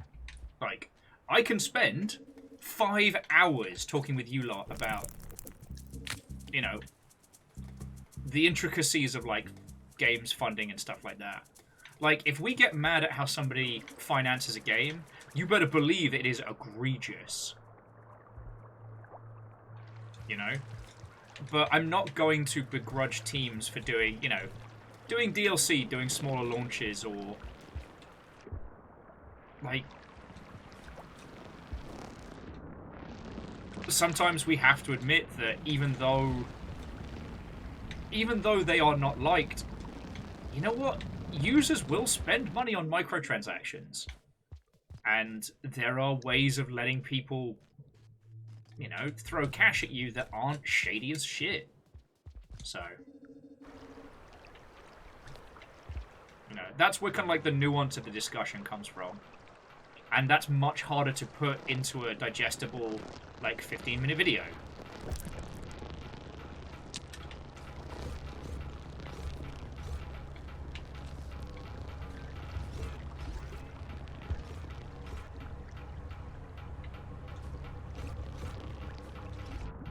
Motherfucker waited.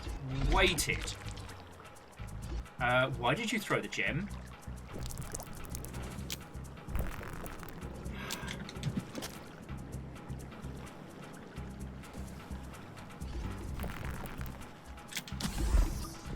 So Neo should know the reason why it feels like it's the AAA space that tends to lean towards the shady is just because of cost.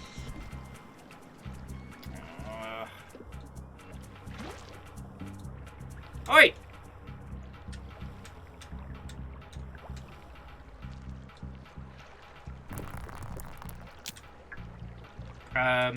Because of the sheer fucking cost of making a AAA game. Oi!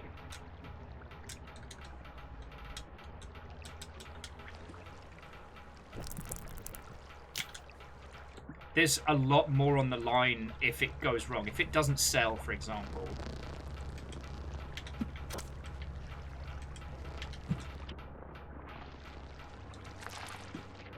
Oh, he's trying to feckin' drown me! I forgot they do that.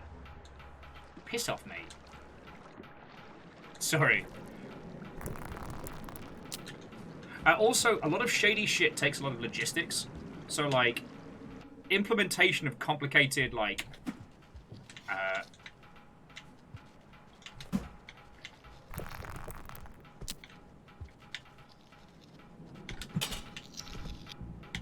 get stuffed! Implementation of, like, microtransactions and, like, middleware pay systems and things like that. Those aren't cheap and those aren't easy. You can buy them from, like, independent companies that will just provide you with the middleware. And so it makes it harder to do. You know, as in a smaller operation kind of has fewer shady avenues available to them. Are we gonna do this? No. I fucked up.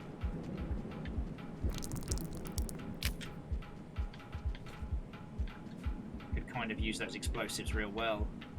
Where are you, mate? I saw you disappear into the pipes. Shit. Alright, take on spiders the old-fashioned way.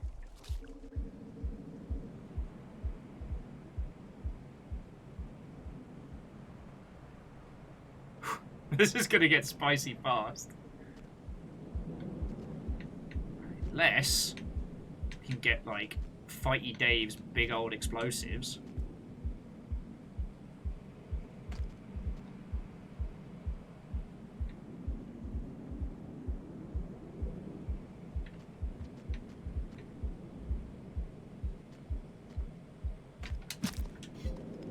Thank you, mate.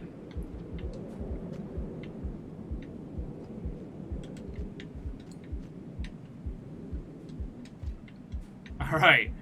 Death or glory! Not quite. Hey! To Dracogen, I say Watto and welcome. I did see your thing. Feckin' yo. I'm doing Slugcat crimes. How are you? Oh, just need that spider to fucking... We have 2 hell spiders in the following tunnel, but one is right below me. And the thing is, all it needs to do is tag me with a couple of those.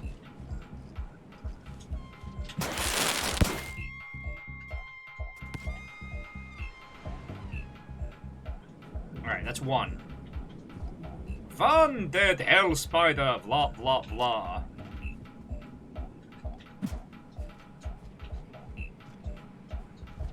Okay. So now we just need to kill the other hell spider, and we're good. If you haven't encountered them, hell spiders, they're lovely. So take a regular giant spider, and then equip it with a living toxin sac that it spits at you, that attaches itself to you, and then injects you with like a tranquilizer. Not lethal by any means, but it causes you to conk out. So the hell spider just waits for you to get sleepy.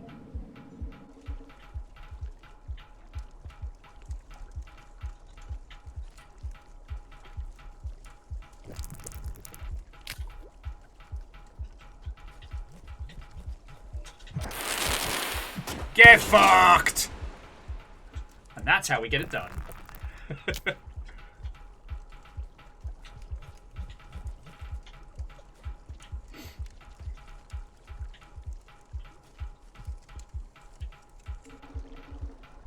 Oh, that's bad.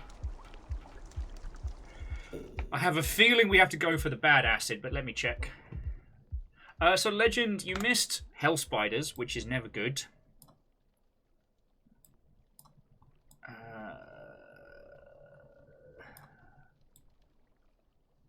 Yeah, of course, it's the one in the middle. So we take the one in the middle, and we keep following that across.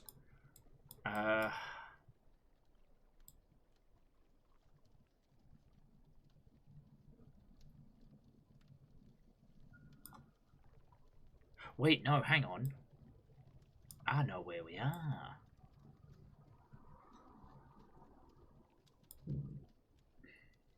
Sorry, I'm just doing a little bit of map making here.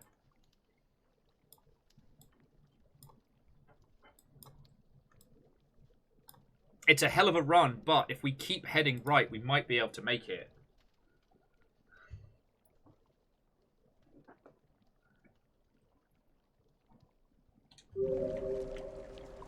Yeah.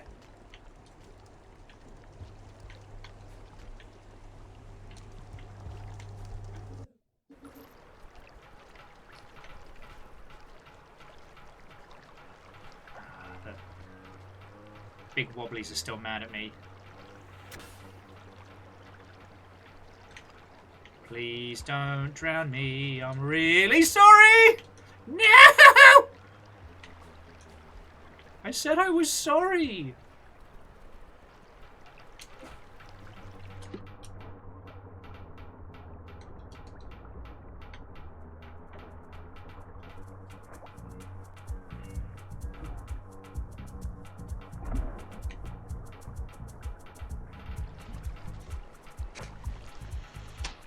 Sticks. Lyris, because I accidentally hit them with a spear earlier.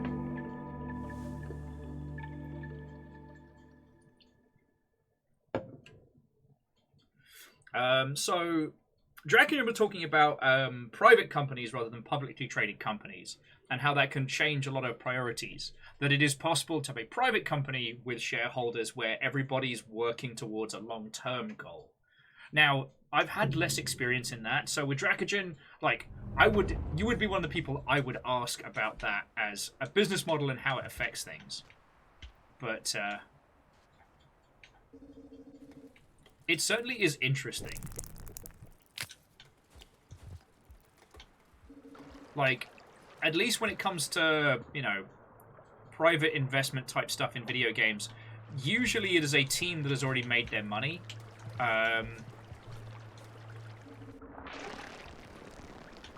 Like, VC investment operations are very, very different. Okay, so I just gotta be real careful not to stab the wiggly friends, because they left me for fucking dead there. Yes, that is also true that small companies then have to kind of scramble for every dime. And even when that company has an established portfolio of good games, like, nothing is guaranteed. It's why you'll see companies that are successful selling their studio to larger entities, because it takes the pressure off of the owners to always be raising money. Because, yeah, getting money is hard. Like that guy jet farting his way out of the map. Peace out! But yeah. But going back to the original question, why we see that shadier practice in AAA is usually because of... Well... It comes a lot from... Oh, hang on, let me handle this.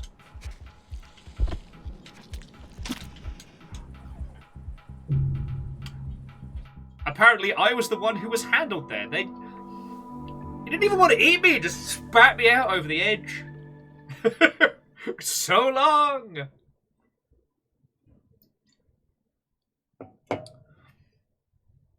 The cycle of return on investment, when coupled with the massive costs of making a fucking video game, can result in this thing where companies will continue to beef up their marketing efforts in order to offset what they think might be a weakness in sales. But that bulks the cost of the game, right? Which means the game then needs to make more money. But then the worry is, because it has to make more money, how are they going to make sure of that? Oh, well, they spend more on marketing. And that can create this ridiculous super loop. Jam says, are there any worker cooperative game studios as opposed to corporate? Yes. The one I always like referencing is the Sockpop Collective, but they are by no means the only ones.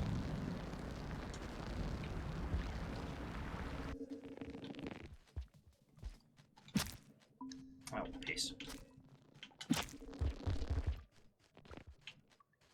I've got a Squid Cater problem.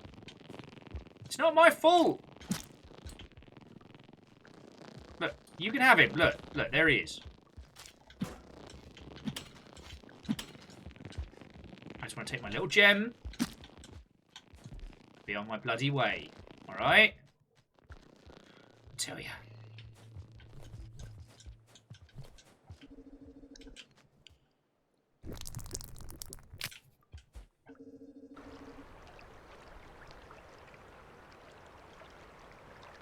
You know what, Moose? I'd actually forgotten that. Moose was just wanted to note that whilst they do have substantial minority stakes, Epic is still technically mostly owned by old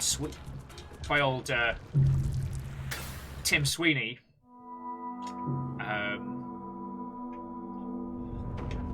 Who becomes more and more of an unhinged loon as the days go on.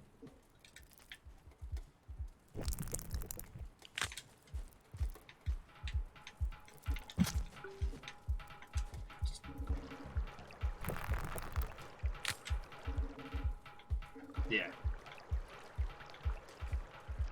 I mean, the important thing to note here is that, like, there's no perfect methodology for funding a video game, unless you already have all the money you need to make it. Then, you know what? Then you don't got to worry, which is cool. Trying to strike a balance between making enough money for everybody to get fed and for the potential for a follow-up game without being skeezy is a big challenge. You know, that's why how games are sold and how they're monetized is an art form. You know, I always like to think that, yes, you can do the evil. You know, you can absolutely rinse the heck out of a team. Sorry, the heck out of consumers. But that will always come at a cost later on. Just like how a hype campaign guarantees day one sales.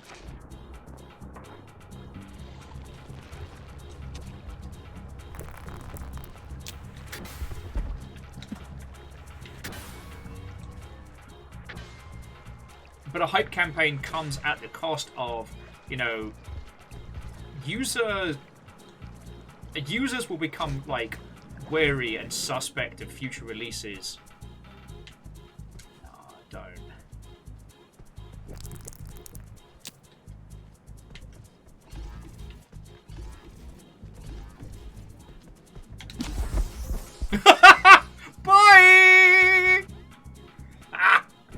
God, I love this game. Yeah, Dracogen makes a very good point. You know, big successes can lead to big problems. You know, when Hatsune Miku created Minecraft, I don't think they ever suspected... Oh, that's 2 for 2! Whose house? I said, whose house? Yeah, Slugcat's house. Sorry, yeah. When Hatsune Miku created Minecraft, and it became the worldwide phenomenon that it did, like, to spool up from one person and maybe some friends to one of the biggest video games on the planet, like, that's no small feat. And, like, the current Minecraft team have been spending years digging their way out of, like, technical debt and all sorts. Sorry, mate. This is nothing personal. I literally need your explosives. Woo!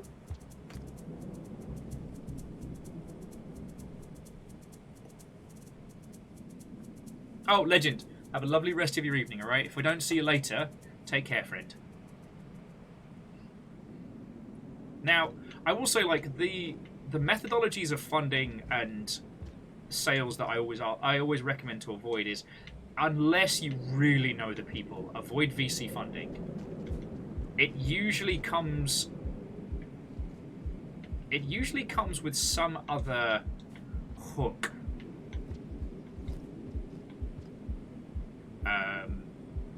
And that hook isn't always apparent, but its cost is always great.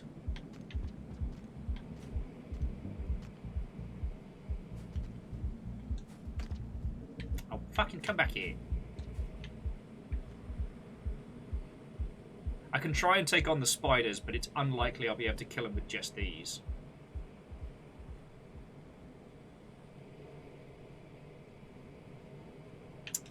I guess we've got to risk it for a biscuit.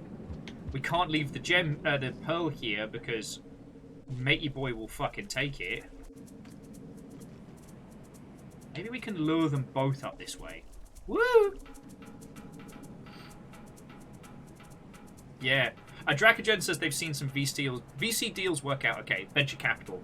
And some, most not. The worst one recently was Storybook Brawl. Which, if you haven't heard of it, Storybook Brawl was a huge, successful kind of like drafting Hearthstone type game that was doing gangbusters.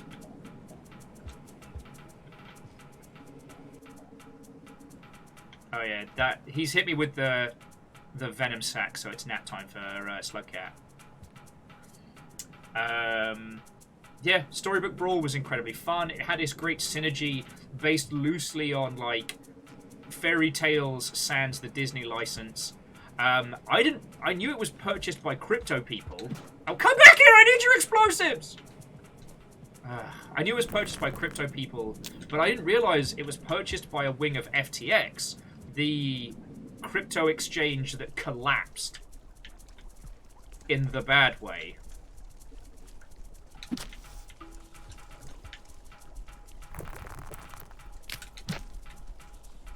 So yeah, unfortunately, yeah, they were acquired by the worst of the worst.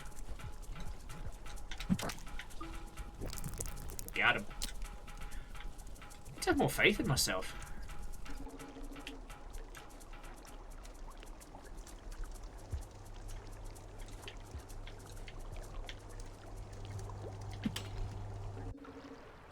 Yeah, essentially.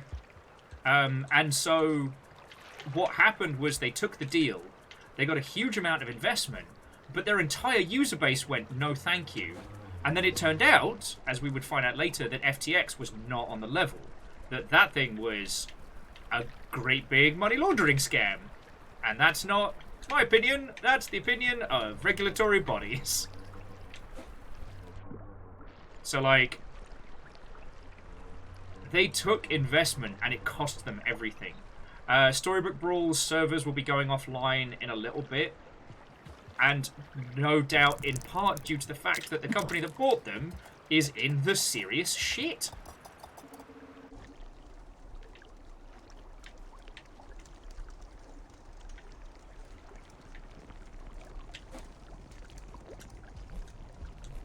see if we can make it before the storms hit.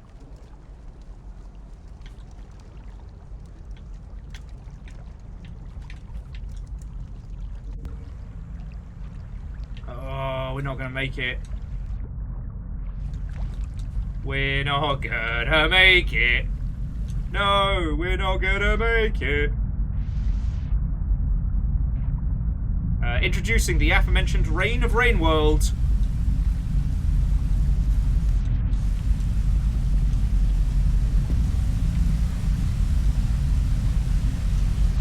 No!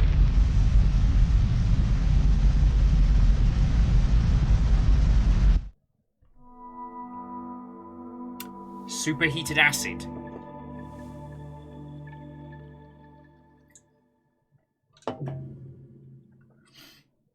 Oh.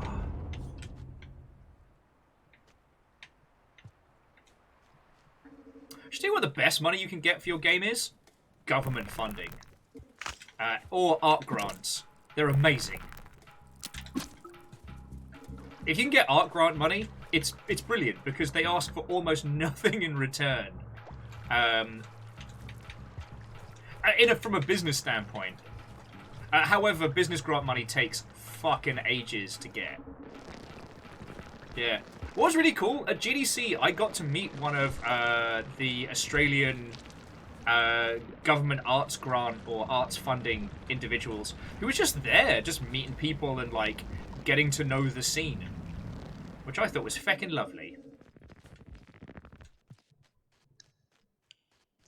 Oh, we were so feckin' close. It's the spider corner. If I don't get explosives, those spiders are hard to deal with. Okay.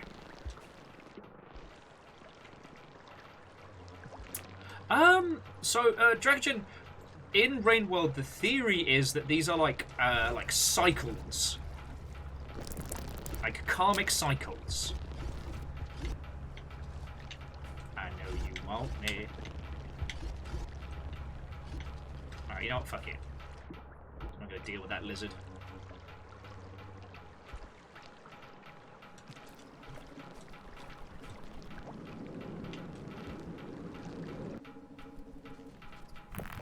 So it's never like it's. I don't believe it's stated directly, but.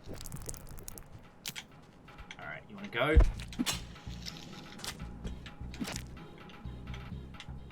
Let's fucking go.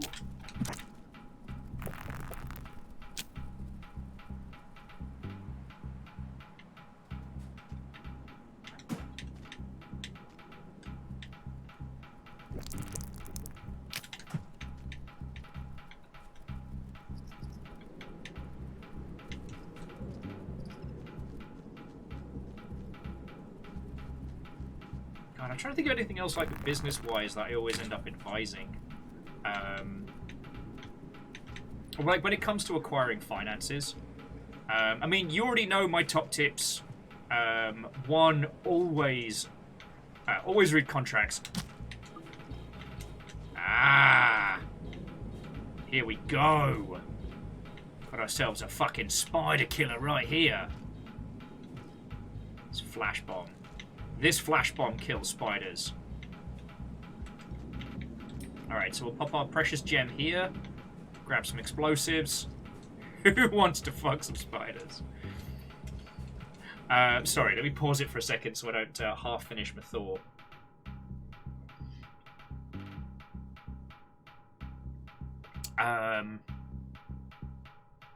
Oh yes, the indie publishers and publishers aren't always necessarily bad. However, always submit changes to your contract. Because you can. And always assume the worst is going to happen in any of those business deals, because it usually does.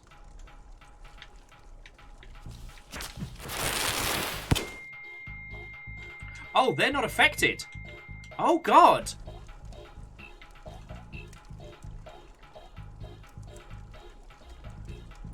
Fucking waiting for me to wake up.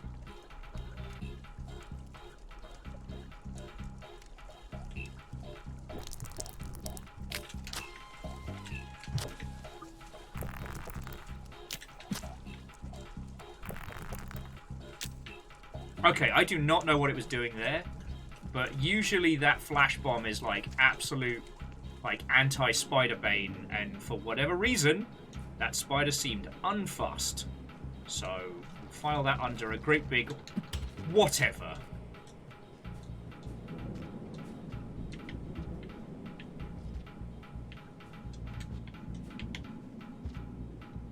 Oh, fat sticks.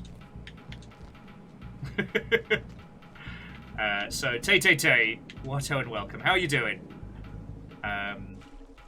You know what? I'm going to pause on giving anything that vaguely resembles advice right now, because advice and horror spiders don't mix.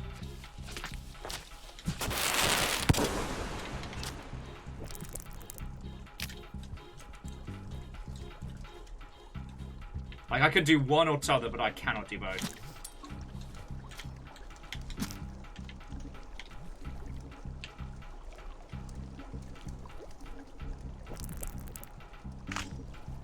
Alright, here we go. So last time we were doing well, but we ran out of time. So we've just got to fucking, you know, Booker DeWitt. These ganglies will probably keep us a little bit safe. Oh no.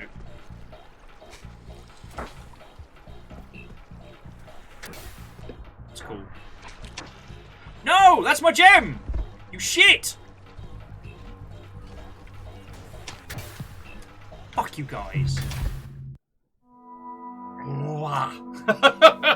I love this game. I love this game. I'm having fun and I like to do this.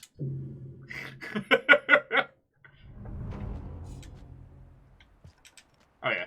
But Moose, I always feel like if you're in the position where you're able to get a contract, you're in the point where you should get a lawyer. Because at that point, you know, people are proposing sums of money. You know, you should have your proverbial ducks in a row.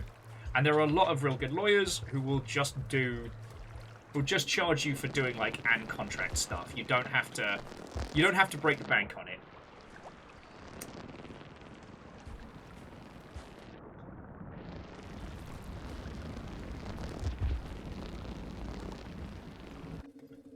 Yeah, it's worth noting that many great teams over the years have been basically destroyed because someone along the lines didn't read the contract. Don't let that be you. Again, I hope you will reach the point where the publishers are throwing money at you and you're having to negotiate this. Like, I genuinely wish for you all that level of success.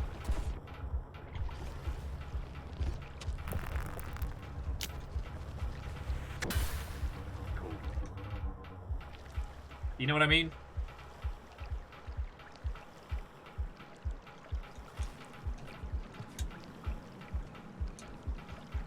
So Neo Shadow, I am scratching my brain to think of a few. I mean, stuff like the ones we know where the IP is stuck in hell. You know, stuff like No One Lives Forever and...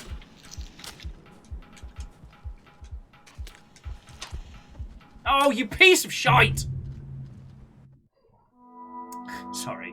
Yeah, IPs like No One Lives Forever and stuff like that that are caught in these weird, strange hellholes. Disco Elysium... Disco Elysium's a mess, but that's more... Like, we do not know how much of it is disgruntled employees and how much of it is, like, actual contractual fuckery. That's a mess that's going to come out... It may not even come out in the wash now I think about it, because it may be resolved out of court, you know what I'm saying? Yeah, so Tay, we don't know what happened between Adult Swim and Rainworld, but what we do know is that Rainworld is no longer published by Adult Swim. It is published by Akapura.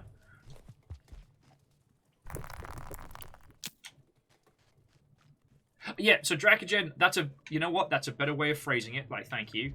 Dracogen was just adding that with contracts, it's less sneaky. It's more, people didn't fully understand it and didn't push back on things that they thought were a bad idea. And that's very, very true.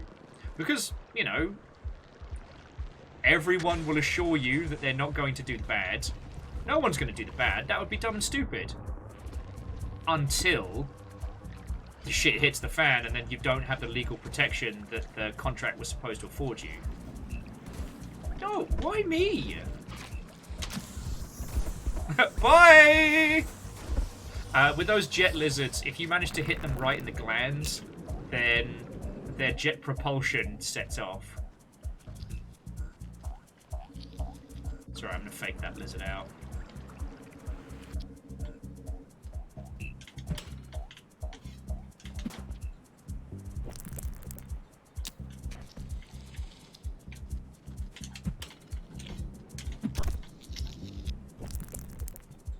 Fake out achieved. Okay, Squid Caters, I need you kids to not right now.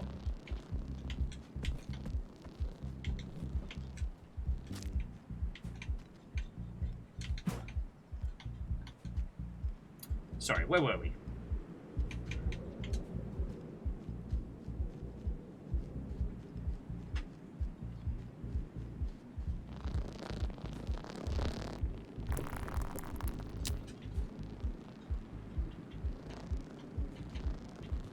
Yeah, it's one of those things that, like, when you're sitting and talking about contractual stuff, and people say stuff like, "Oh, well, we can, we can sort this out as grown-ups. We can talk this through."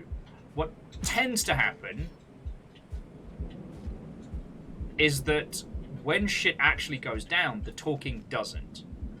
Like, people don't talk it through.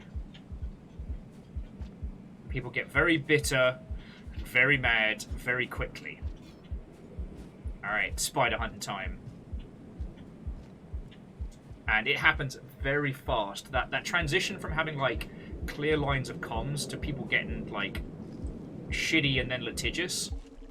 So...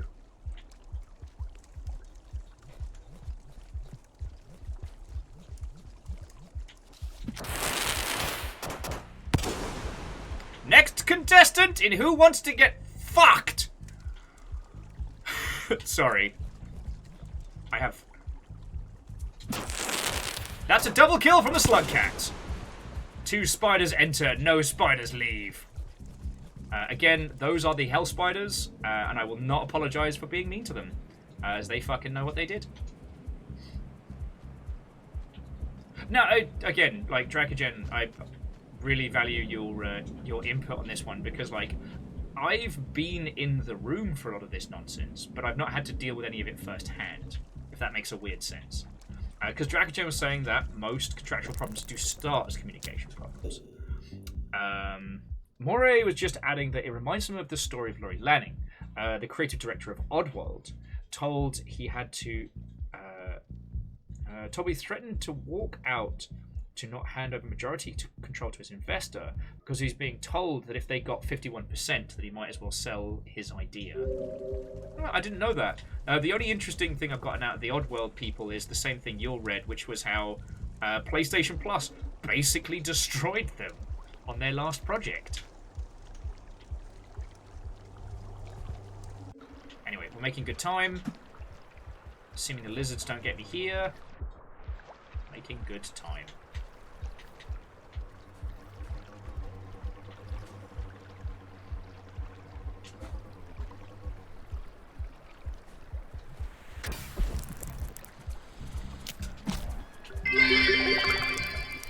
Just a side note, I just had an epiphany that the arty is the embodiment of kill it with fire. Oh, absolutely. Oh, cool. And the leeches are going to get that one for free. Oh, shit. Is that active comms? Oh, it is. Okay, story beat. Live broadcast equipment manifest. EM. Eternal equipment failures have exceeded safe thresholds. Module is requesting repairs. 170th attempt. Noted. Seismic events in the region have exceeded safe threshold. Module will continue to request repairs until repaired or function has ceased.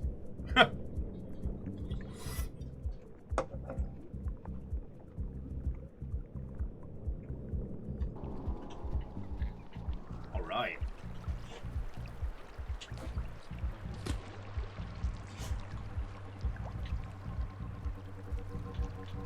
So we've got one lizard. No! We're doing so well!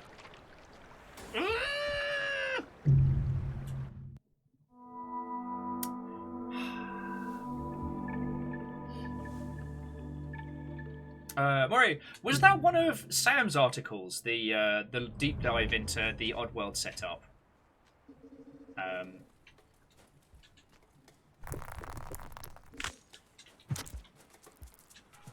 No, that was exceedingly rude. And I'd go so far as to say illegal. That was an illegal lizard.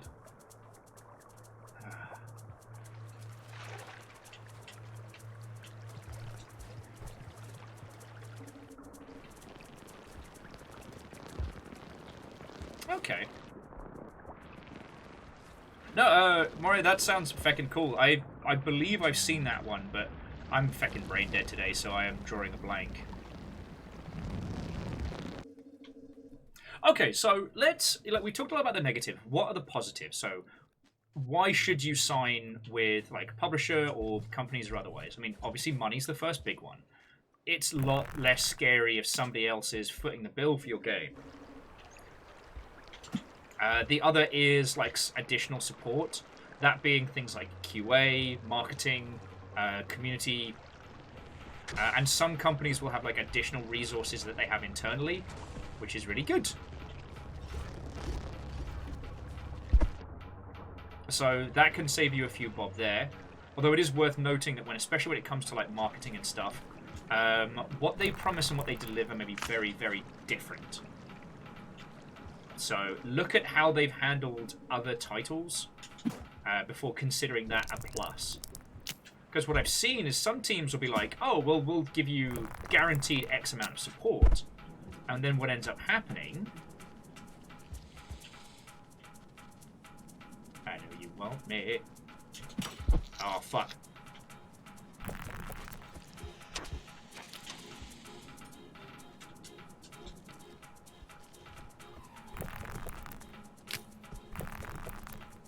He's got my gem, and I'm gonna get it back. Welcome to Raid World. Yeah, I know, mate.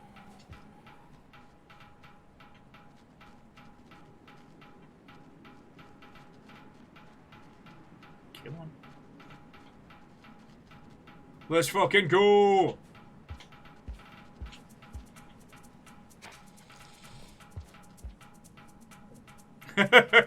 This blue lizard is being so aptly cautious.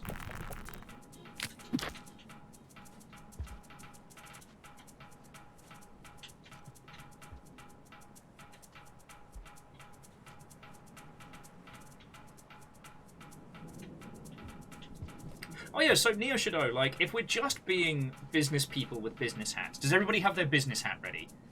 My business hat is currently in the wash as the dog was sick on it. But assure you I have a business hat. Activision, when they go hard, everybody knows. And Sekiro is a really good example of that. Now, FromSoft does have tenure, and they are an easily marketable brand, but they did not go light on that game. Sorry, mate, I need these.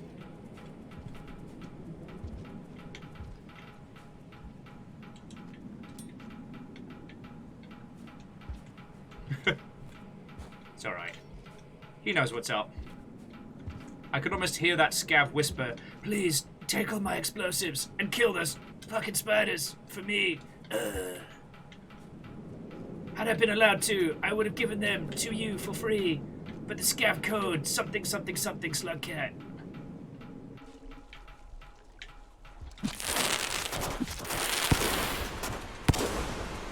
Ah, fuck. One spider just used his mate as a fucking shield for both of those. See, this is why spiders are bad. They have no allegiances. But yeah, so like, as a publisher, Activision, when they roll out the carpet, everybody knows about your game.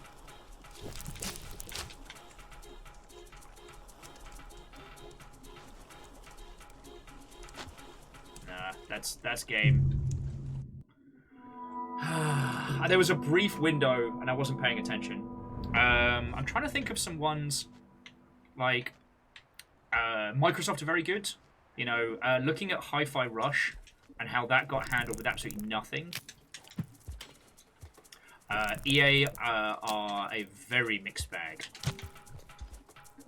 There is no guarantee that EA will give your product good marketing. And we often talk about how, like, Apex Legends was sent out to die from, like, a marketing standpoint. And it succeeded.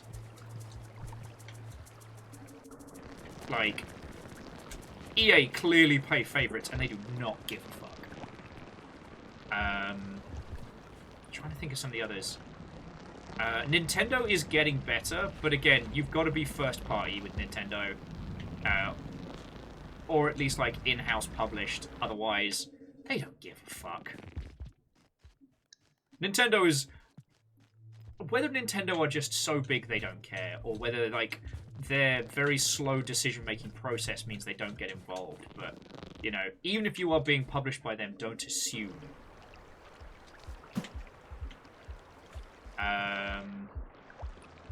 Devolver's a mixed bag.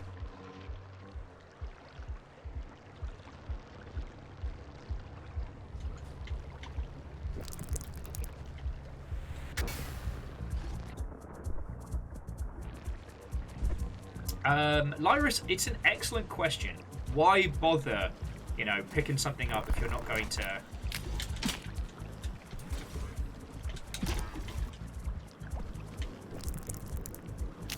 You know, if you're not going to, you know, put in the effort to make it sell well, why publish it? And unfortunately, sometimes the reasons behind that can be people are petty as shit. I still don't know the exact reasonings, but for some reason, someone at EA just feckin' hates the Titanfall team. I do not know why. I do not know the specifics.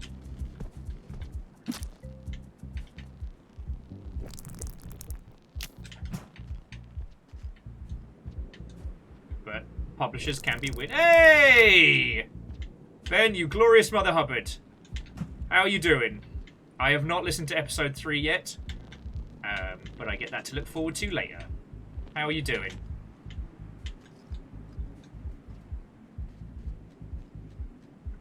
Also, I don't think I've made an exclamation jump leads yet. I really should. For those who haven't heard it, Ben has a comedy show on major audio platforms called Jump Leads, and it is very, very good. I believe, as Ben has also said, like, fuck, Red Dwarf by way of Sliders, and it is very good.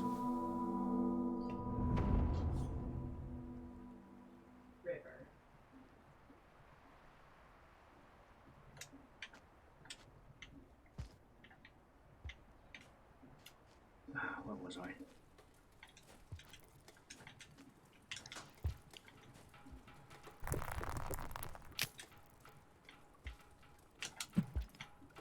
So yeah, I hope you're all having yourself a splendid afternoon. We have been feckin' binging some Rain World, and I'm currently trying to either get past hellish brain monsters or a plethora of hell spiders. The brain monsters aren't from hell. They just make it feel hell-like. Whereas the hell spiders are in fact hell spiders.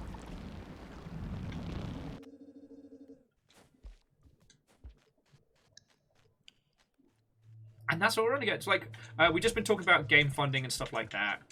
Kind of not the most in-depth discussion about game funding because Rain World is particularly tricky at this point.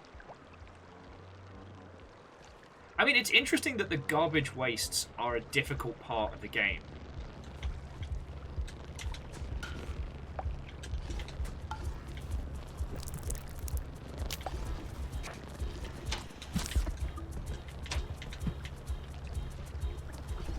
Get dumped on.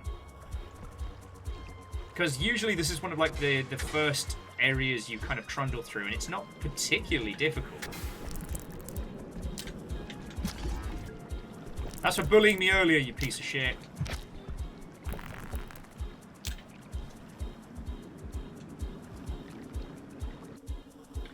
The other reason why with certain like publishers they don't always give you the best amount of care is because the team's already being stretched thin with like tentpole releases.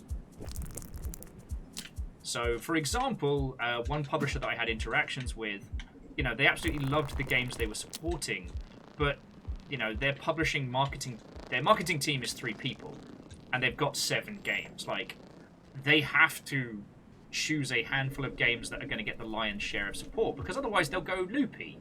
Like, that's too much work for a very small team, right?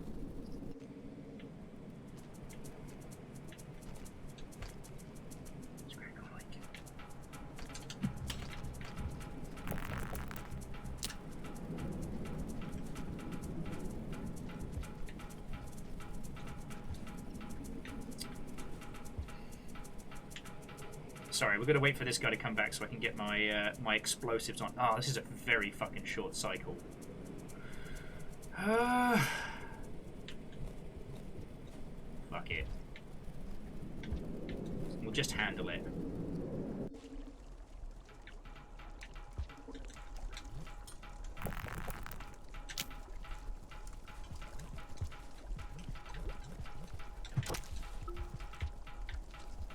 That's one.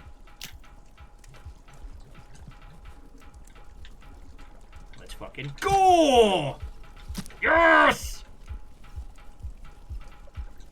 Sorry, yeah, this is a short cycle, so I do not have time to piss around bartering for explosives. And by bartering, I mean murdering a man and taking his livelihood. Alright, here we go. Cool thing is, though, we did get some more communiques, so we know a little bit more. Alright, fake him out, fake him out. There we go. That's one.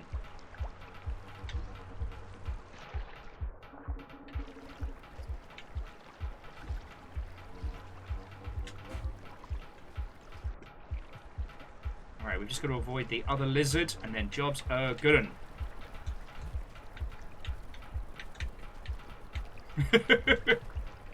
We could be playing any video game, and I chose this. Just keep hearing that TikTok song. This is fun. This is fun. This is fun, and I like to do this.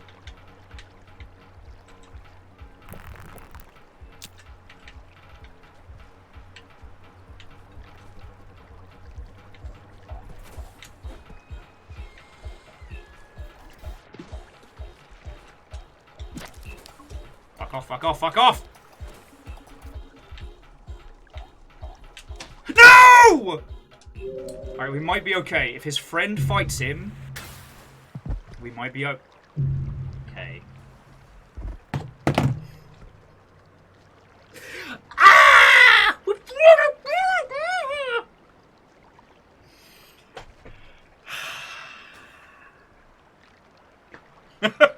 Any game? Prove it. Escape from Butcher Bay.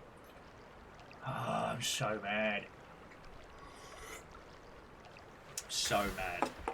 That guy specifically came from... That was fucking personal. That was spiteful.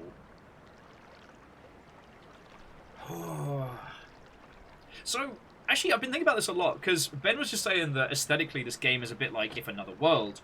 Drop the ginger science bloke. What I love about this is that in Another World, you're literally just a bloke on another world, right? This is a world without people. And, like, in this world, it is alien and it is strange, and it is... It's up to you to survive it. It has a very similar vibe. Like, there's no unlockable double jumps or, like, power shoes or anything. You know, you don't... Outside of April Fool's Day, you don't get a machine gun later on. You get everything you get to start with, and then go. And that's real cool. It's a fascinating way to start a game.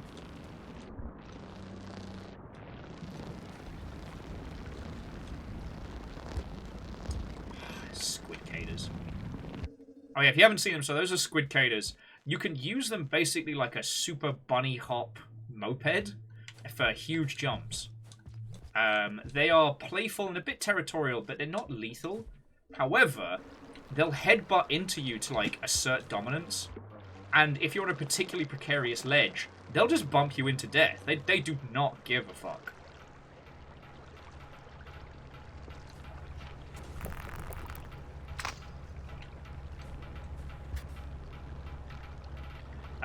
The single tendril-based creatures, if you haven't encountered them, they're actually very peaceful.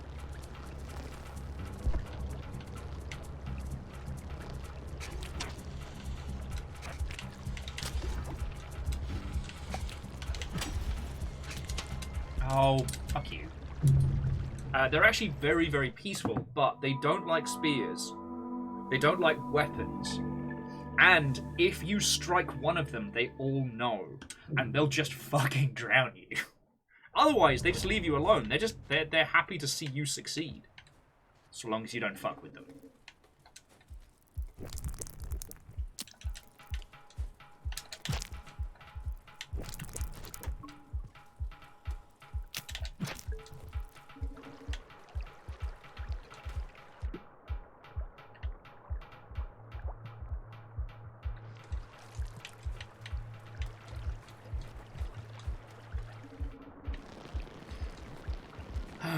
Somehow this route is still less stressful than the brains.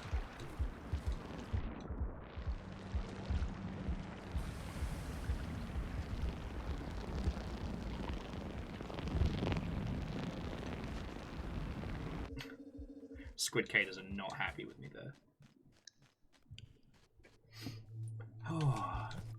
But yeah, so Ben, aside from successful podcasts and digital mischief, how have you been? Feels like it's been 1,000 years.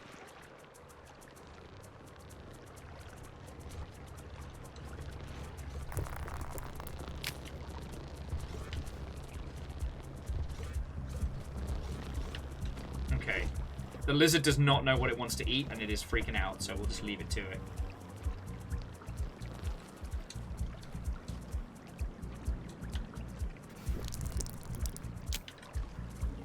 Oh, lovely.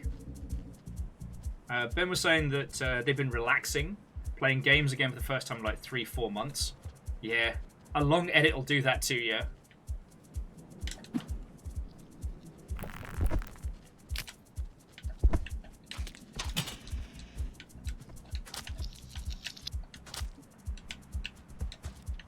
Bye!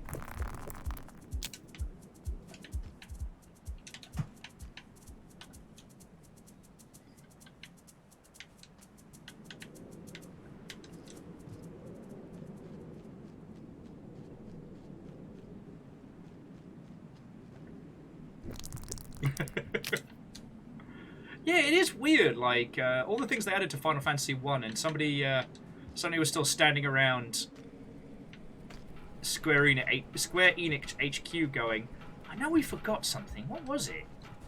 Did we forget to put the plot in again? Ah, oh, beans. Silly us. Oh, peoples.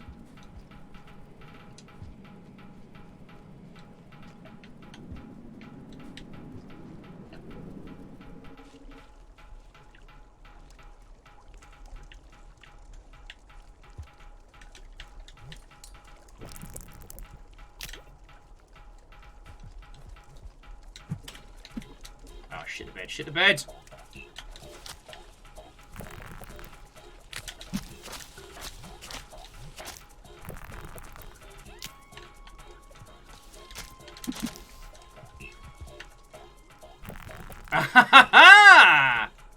I did the same thing your mate did! If you didn't see what happened there, so I missed the first shot in the Hell Spider. It chased after me. I reassessed. I beamed it in the gob with a brick, stabbed it, but its mate's coming at me full tilt. So somehow, I'd love to say this was intentional, but somehow I managed to pull the other spider body up, and it got hit with all the toxin poison slugs. And whilst the corpse was getting peppered, I managed to grow myself another spear and jab it. Now, we did get hit, so there's a little bit of nap time, but yeah. Get fucked, hell spiders.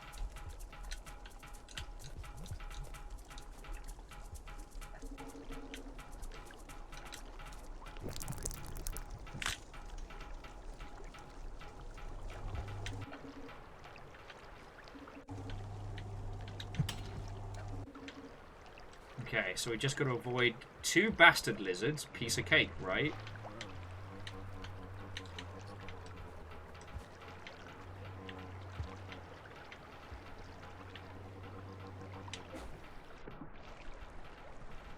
So far, so good.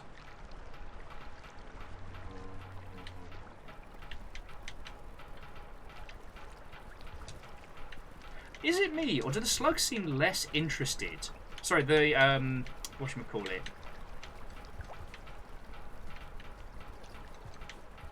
Do the leeches seem less interested in the Spearmaster than some of the others?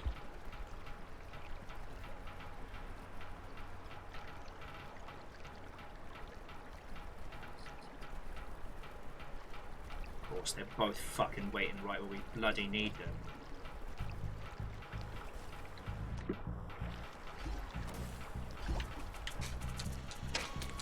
No, no, no. No, no, no. Fuck! God damn it.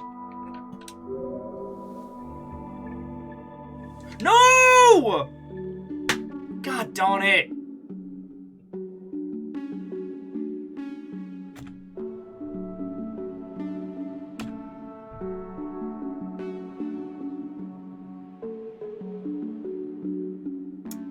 So I hit my controller in frustration, and I used one of the passages.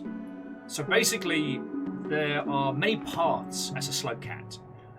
The way of the Dragon Slayer, the way of the Monster Hunter, the way of the Nomad, or the Saint, or the Monk. And they give you one quick travel. They give you one quick travel.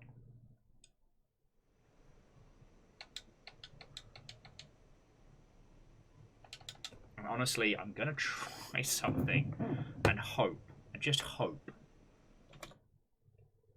I wouldn't usually cheat like that, but I banged my controller, I was frustrated. Oh. Let's try that again and just hope.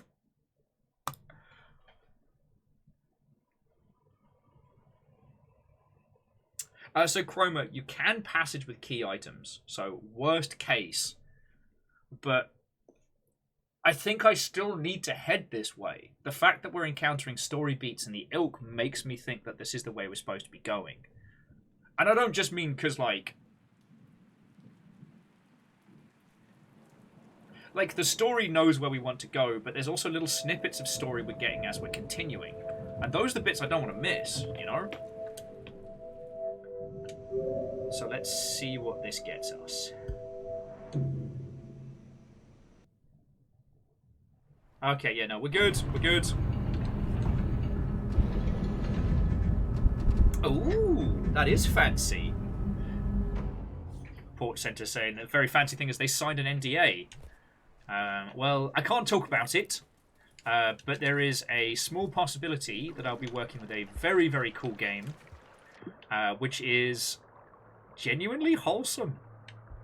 And sorry, I've told this story to Longship multiple times, but like, I look at my discography of video games, and I've worked on war games, historical strategy games, you know, adventure, violence, some hard sci-fi. You know, I've never worked on something that was wholesome before, and it's an interesting idea. Jump King 2, 2 babes. Yup. Let's jump together. I still don't know why I dislike Jump King, where I love other games in the same space, but that's where we be.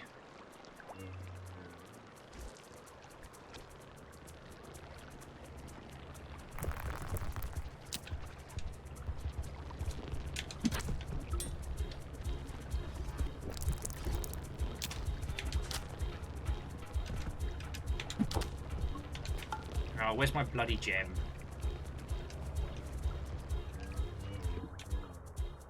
There we go.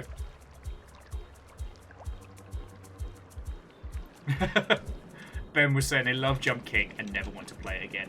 Yo, there's one I was playing for a while we were doing a lot of Neon White called Aim Climber. And it's essentially an aim training game in a similar vein.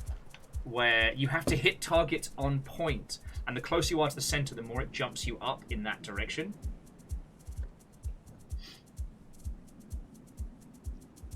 Oh no! Well, it's the big blue heron. I'm so sorry, friend. I don't know of anywhere that's hiring at the moment, but if I do... No!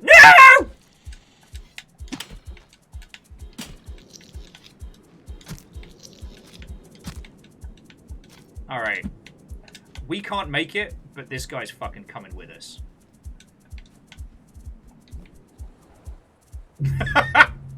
That is called spite. No, it's the big blue heron. I'm so sorry, friend. Johnny says, what is the biggest NDA you've still had to hold? The grand irony is that, yes, there are still some I can't talk about. And...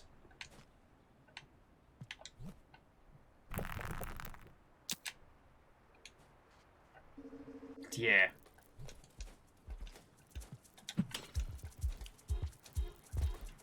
Yeah, there are still some I can't even say anything on. And it's annoying. But it is what it is. I mean, one of the most frustrating parts of video game work sometimes is the fact that you can create something brilliant and incredible, and due to it being half in, half out of production, or coming real close to success and not making it, you can't say anything. Like, here's the thing. One of my best video assets, I can't share with you.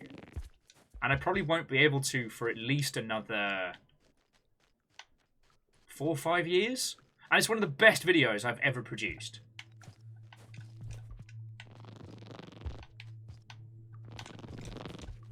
Reason being is, like, the game is never coming out, but it's also stuck in a weird kind of limbo.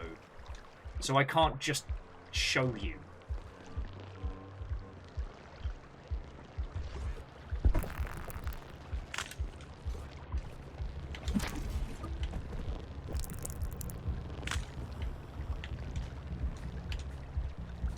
So yeah, there's probably like maybe 2 NDAs that I still have in effect that I would not heck with. But as we well know, like, the Friendier is far more important.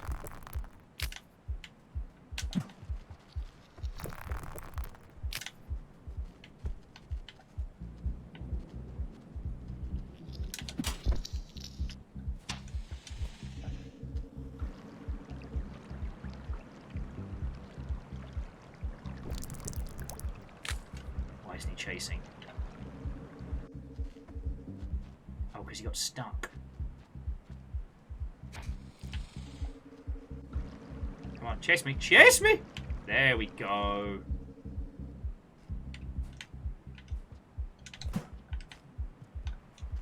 But yes, the Friendier is far, far more binding.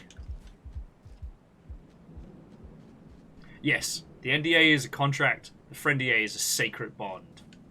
If it becomes known that you're someone that breaks Friendiers, no one's touching you.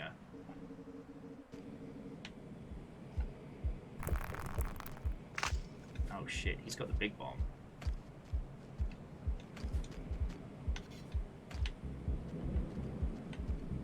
Yeah, you better run.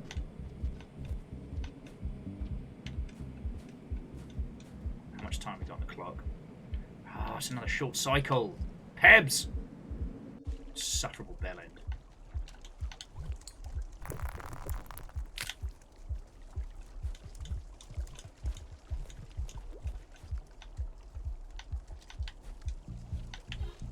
Come on, fuckos. I have very little time.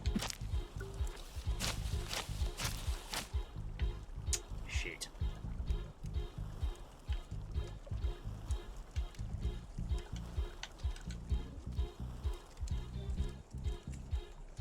Oh, okay.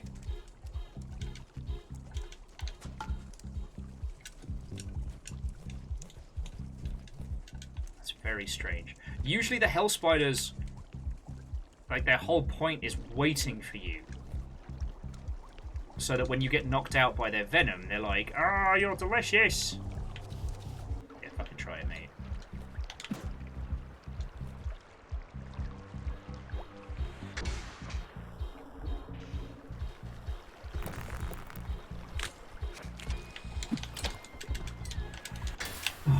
Absolute cockwomble!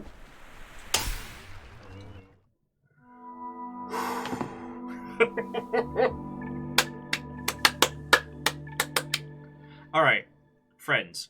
I'm going to get a can of water, use the bathroom, and let's have a little chat. Like, let's just have a natter, have a breather. I think you can all see I've lost my focus a little bit.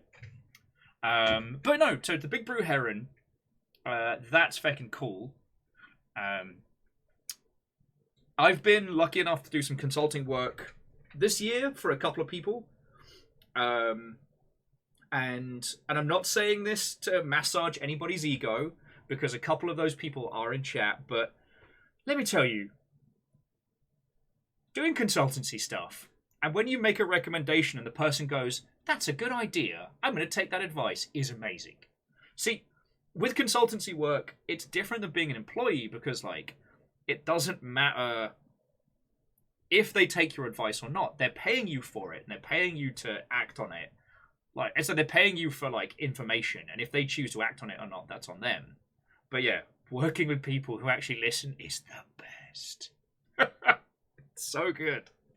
And it reminds me of, like, being a green bean CM and being talked over by brand and marketing and the frustrations of that. All right, I'll leave you with a story before I go and get more water. But picture the scene. Picture the scene. I am talking with an individual who shall remain nameless, who was at Maker Studios, back at the height of Maker Studios, when they were like a powerhouse of YouTube. And we were chatting on the line, and they pitched me a bunch of ideas. And one of the ideas they pitched me was, and again, I can't speak to whether either or not of these people knew about it or they agreed, but the pitch that I got was to have both, and I'm sorry to the long ship who've had to hear this 8 times, I got pitched both Aaron Hansen of Game Grumps, and Markiplier doing an Iron Man race. And do you want to know how much they wanted for that asset? How much they wanted to make a video where those two ran a physically enduring event? They wanted 10k. They wanted 10k for that. 10k USD. At the time, we were... and at the time, the pound was very strong against the dollar. So we're not even talking, 10k British pounds. But no, Brand wanted to do wraparound ads on a website. Brand wanted to do traditional marketing. It's a lot of money for just a bit of YouTube. Now I'm just funneling my Rainwald salt through industry stories. Yeah, Draken, they wanted $5, 50p and a bag of skips. Yeah, how do we know this new stuff's even real?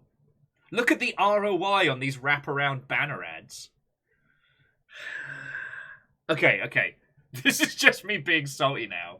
This is because I've spent most of the day being bullied by lizards. So, I'm just going to grab some more water, nip to the loo, and then, yeah, let's have a little natter, let's have a chat, we'll get my head in the game, and then we're going to clear this in one run. It's going to be like ninja magic. I'm going to be Slugcat Batman, just stabbing dudes, and, I don't know. What does Batman do apart from, like, hitting people? I forget. Anyway, let me leave you with some smooth jams while I'm away. Yeah, there we go. Alright, back in a sec.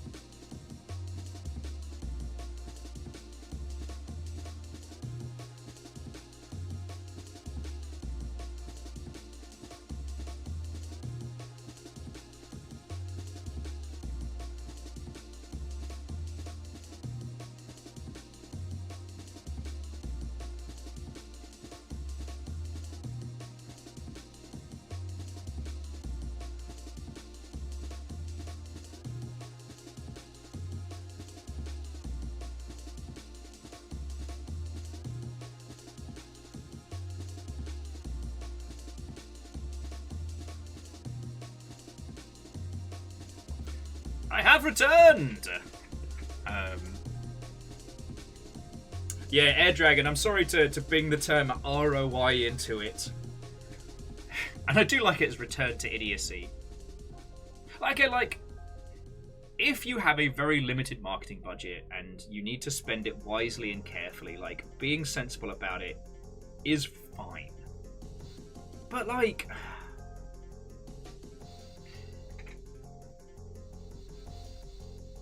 I don't know. As someone once told me, if you're doing exactly the same thing on repeat for all of your titles with no evolution in the space, then if it's a long-running franchise, you're just dooming yourself to, you know, a slow death by mediocrity. I tell you, one thing that is fascinating is when you start looking at like the Call of Duty marketing campaigns, and you start working out just how many people and how much money they must spend per year. Like, the first year they did their, like, famous people pretending to play multiplayer trailer, and how they just do that now. And that asset alone has got to be, like, millions and millions and millions of dollars. I think about that a lot. I also think about how many indie games you could fund with that money, but if I go down that route, I get very ragey, so we're pulling it back.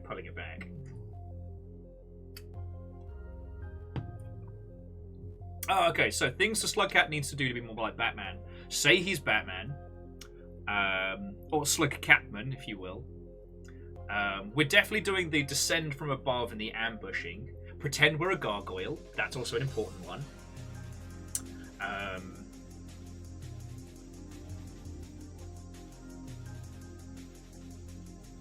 Yeah, I'm trying to... Oh, we need a vehicle. We don't have a vehicle yet.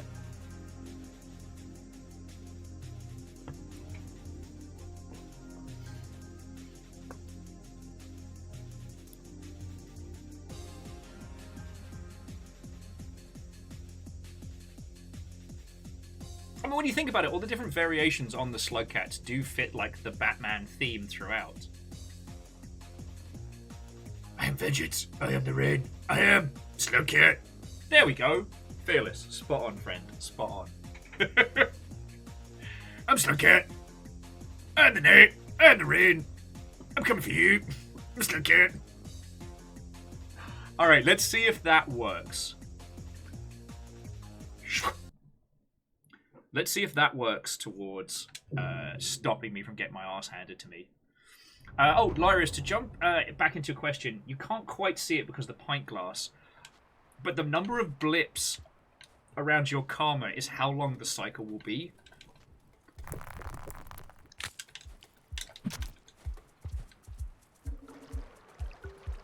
The more blips around it, the longer the cycle is going to be in general. In OG Rain World, the cycles didn't vary too much, but in Downpour, they can get drastically different. And honestly, I didn't even remember that in OG Rain World they were different. I always thought it was the same length each time. But yeah, especially in the Rivulet campaign, some of the early cycles are so fast. It's kind of terrifying. I am the night. I am the night. I am Slugcat. Harvey dead. Can we trust him? Okay, I'm not usually one to talk about, you know, comic books or not comic book movies, because I don't have anything to add that other people haven't said 1,000 times. But have we talked about the fact that Michael Keaton's going to be Batman again? A role which they made a whole ass film. I am the night! I am the Slugcat! A role which he made a whole movie talking about how it nearly destroyed him. Like, Birdman as a film is about the after effects of being Batman. Faye, all of these feckin' cyans are bullying me, and usually I could bully them back. The problem is, I can't do it if I start...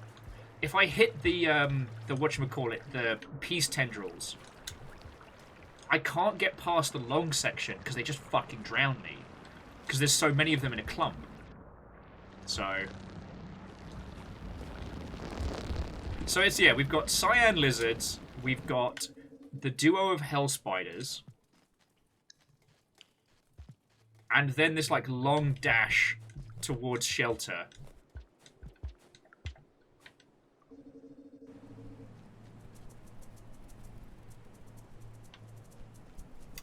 There's an idea.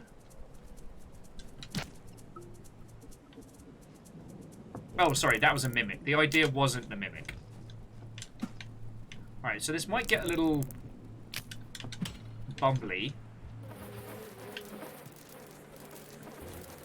Yes. Oh, again, if you haven't seen it, so these little, like, bumbly bee plants, they're not lethal, but they sting you with these little, like, hornets that attach you to the walls, which means you can't move, which, as I'm sure you've guessed, in a game where movement is survival...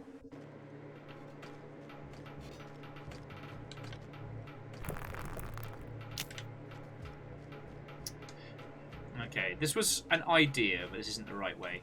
And yeah, no, Faye, yeah, having to head through this area, covered in feckin' viscera, desperately trying to work out how to... Actually, have I got enough on my stomach? I should save it for the next area, though. We could shave a couple of moments off our run if we sleep at a slightly closer... Ooh! Squid Cade is actually helping for a change.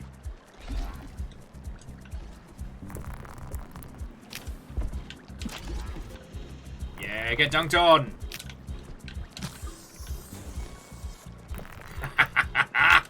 God, it is so satisfying when you get them right in the gland. But yeah, Faye, if I had my feckin' hands free... Surprise! I am the knight! I am Slugcat! I am Slugcat! It's working. Yeah, Faye, if I had my feckin' hands free, we'd be winning this.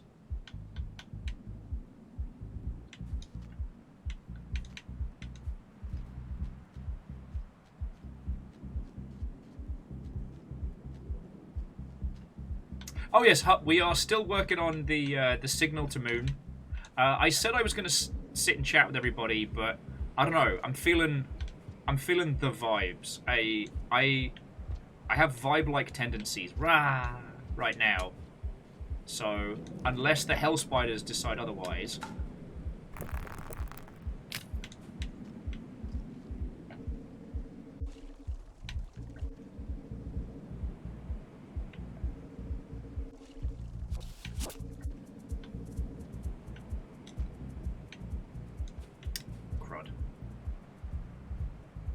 Hell Spiders tag me. Hopefully this doesn't result in my death. Oh shit, we're dealing with yet another tiny, small...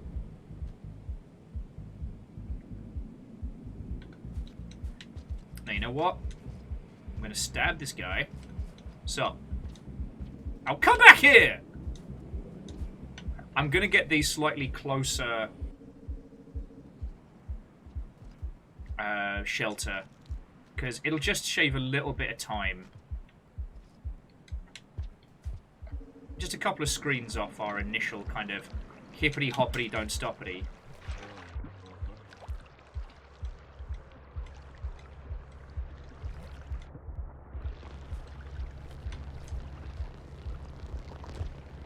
Oi! Fucking Squid Caders being jerks. Sorry, Faye was saying they don't remember the route that they took from Moon back to the comms tower because they must have blocked out all the pain. No lies detected.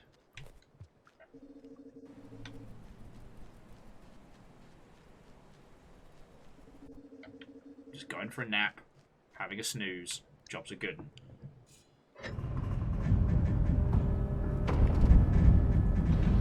Yeah, Faye... The other option was go back up the outer wall, and I was like, nah, I'm good.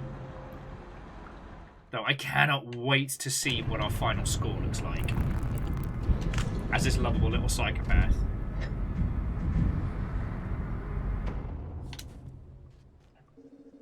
So there is one other option that we could enact. Like if we really wanted to. It's very dumb, but it's possible. What we could do is exterminate all the cutie patootie peace, the peace tendrils. Because if we wipe them out in the long area, then we have more space to fight. Which would make unequivocally us the baddies. Like, without a shadow of a doubt. But it might help with that midsection, depending on how it's all going.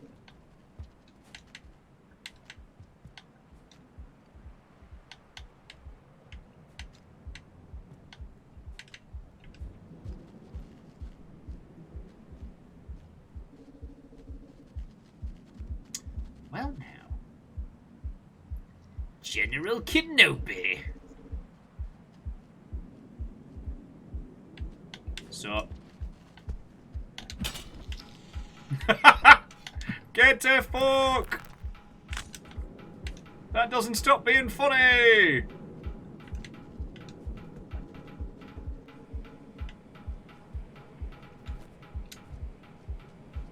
It's like how the shopkeeper's genuinely afraid of me. Alright.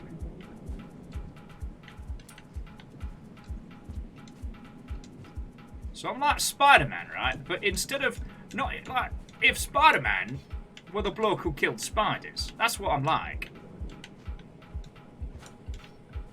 Alright. What's the Australian saying? We're not here to fuck spiders?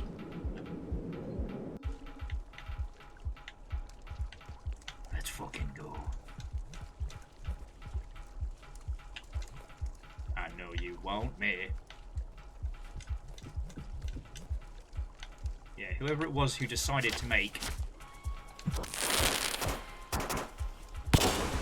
Slugcat's delicious.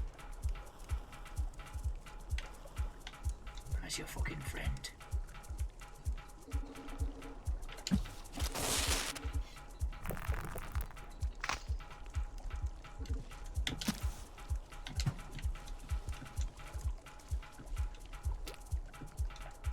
Did I get him? Is he dead? Am I dead?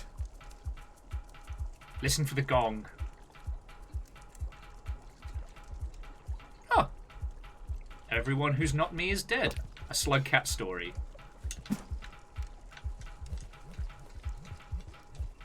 Love to see it.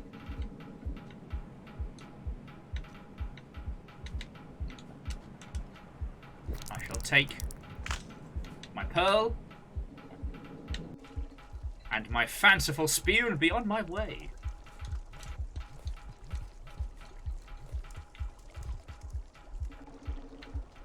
Here's a random question. Does anyone know where the Toast of Tinseltown is going to be playing?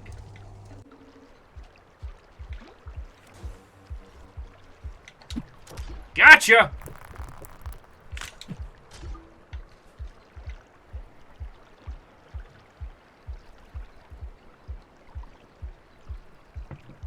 Now we're going to hope I didn't hit any of the... Yeah, okay, the peace tendrils are okay. That was a cracking good throw. Don't worry. The cyan lizards get super tired when they're hurt. Which I'd feel guilty about, except for I don't.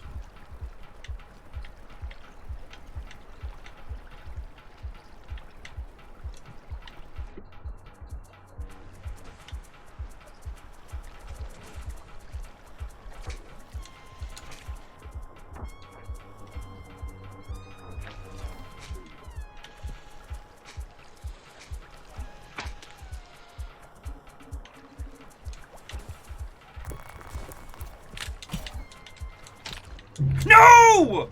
I fucking had him.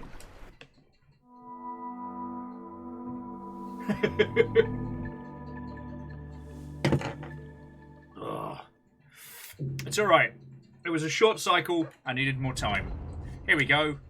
Look at that cycle. Look at those numbers. Job's a good one. Back of the net.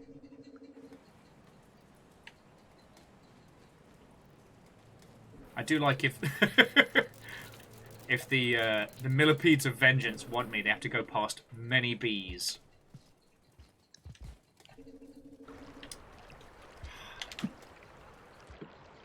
Yeah, see, if I'd murdered the peace tendrils, I could have had more. I don't know. Maybe what I should do is stash the spear... again, stash the gem. Go with 2 spears. Give it the old razzle-dazzle. Oh, excuse me. I'm so sorry, friends.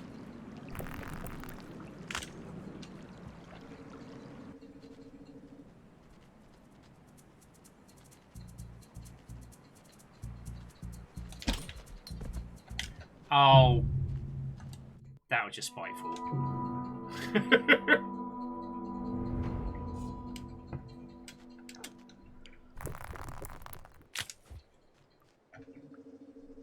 It's a short-ish cycle, but I can make this work.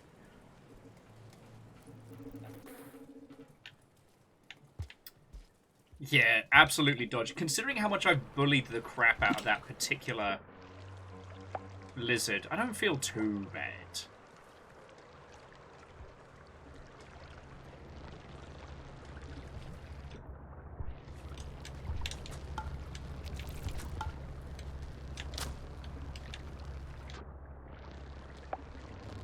No, friend! Oh, piss.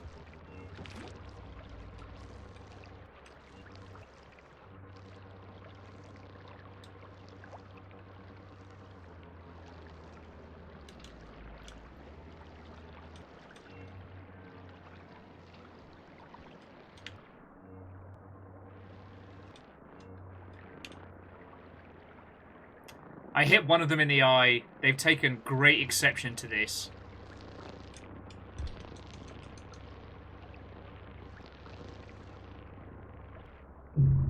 Fucking drown me. He's not your friend, guy. The thing was, I didn't hit them with a weapon. I hit them with a seed I was trying to grow as food. Because I couldn't tell if the cyan lizard was there. So I was going to use the squidcaders as bait to potentially... Get fucked, millipedes. Potentially to give me a bit more breathing room, right? But that was the idea.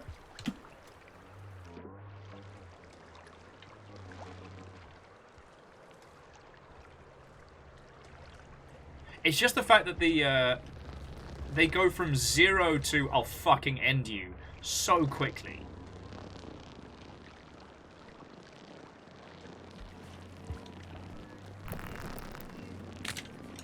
Like, they make these soft noises and they keep an eye on you. But as soon as you've offended them... What up, bastard? Fight me, I'm a Slugcat. Fight me, I'm a Slugcat.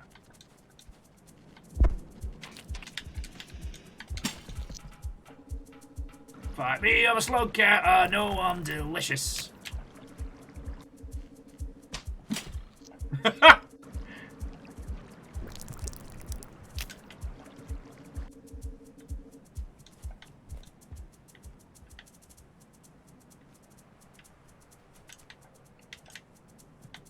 Not all the lizards are the brightest, so sometimes you can just kind of fake them out like that, and that does not stop being funny.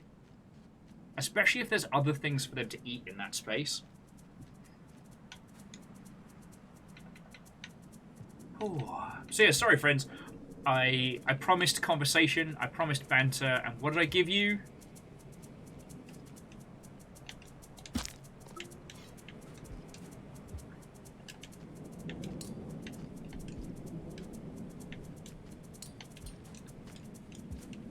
More Slugcat flavoured murder. Endless Slugcat deaths. Something something Circle of Life. Something something Elton John.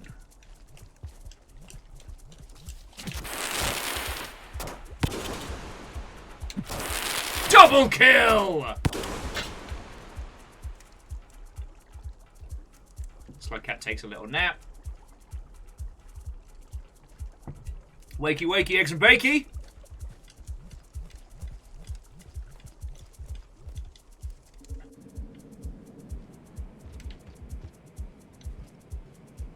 God, I hate those spiders. For those of you that haven't been watching a lot of Rain World, I can only say you are super lucky because we hit one area, what was it, last week? Which was like, oops, all spiders. And not like Into the Multiverse, a quirky cast of spiders. I mean, 3 flavors of those bastards, each worse than the last. So you have the standard spider, then there's the hell spider, then there's like the green spider, which kind of...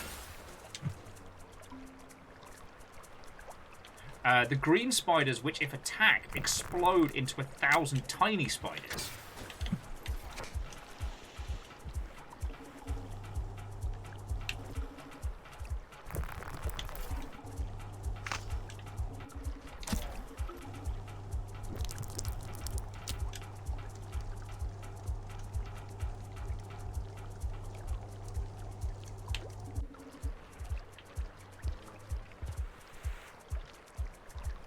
Yeah, here's hoping, because I definitely hit something.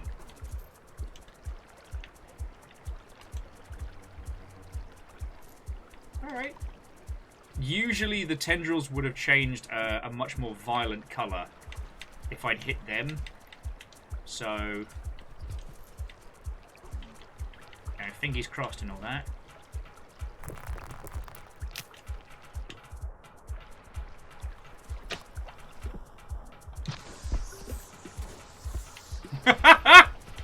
How's that working out for you, mate?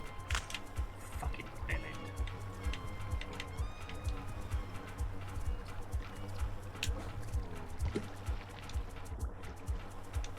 Take my spear, take my hand. I'm a slugcat who needs no man. That's the best I could come up with, friends.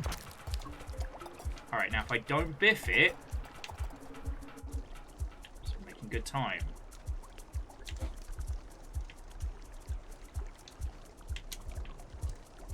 This is good. This is good.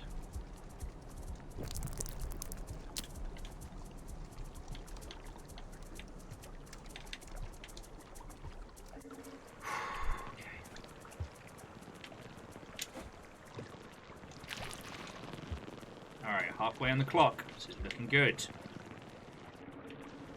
The water is not covered in acid. We don't have beef with the squidcaders. I don't plan on starting it.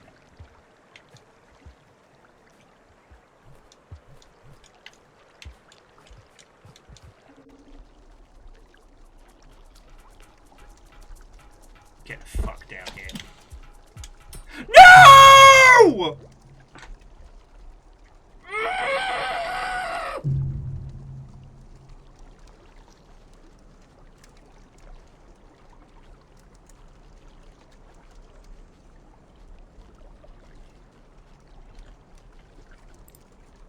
Like tears in rain!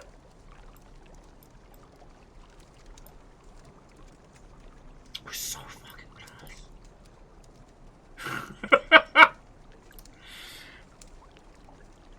close. This is fun. This is fun. This is fun, and I like to do this. Consolation bits Viking 64 hug. Oh.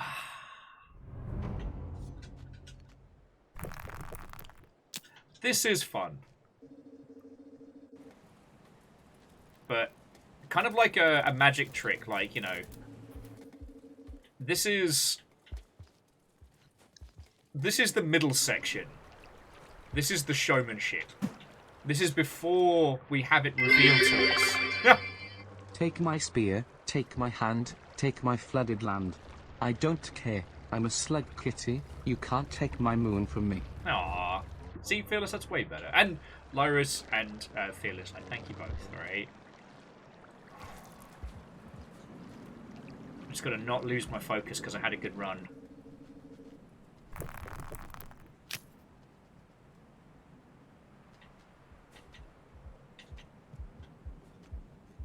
The blue one's above us, I can smell them.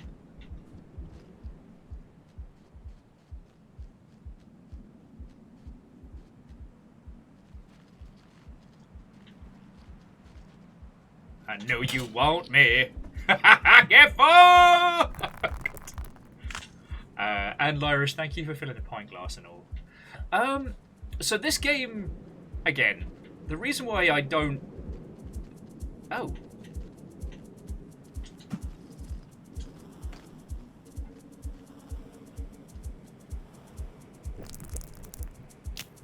Like, the reason why I still come back to it is because, like, one, it's on me, right?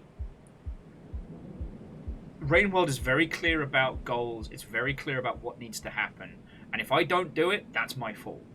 And the other is that what it offers us, story-wise, if we make it, feels very worth it. Now, I don't know if there's a good term for it, because it's not sunk cost fallacy, but, like, the impact of story versus how much you have to work for it. Like, Rainworld lives in that space, right?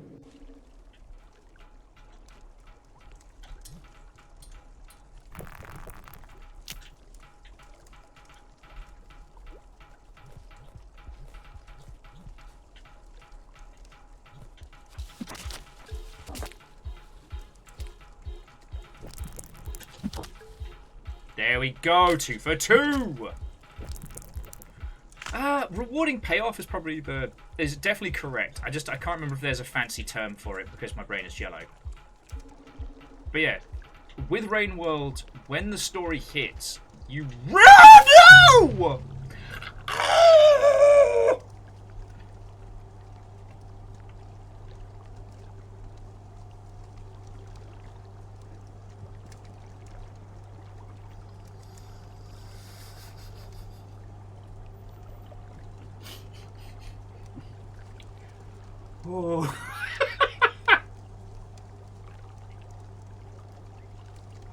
There you go, there's another one for the archives.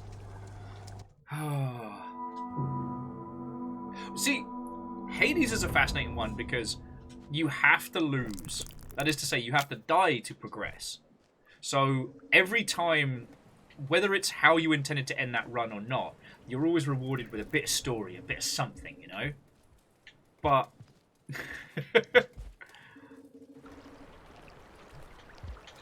this... It's like the goal is very clear. The challenge is there, and you understand your rewards if you make it. Like...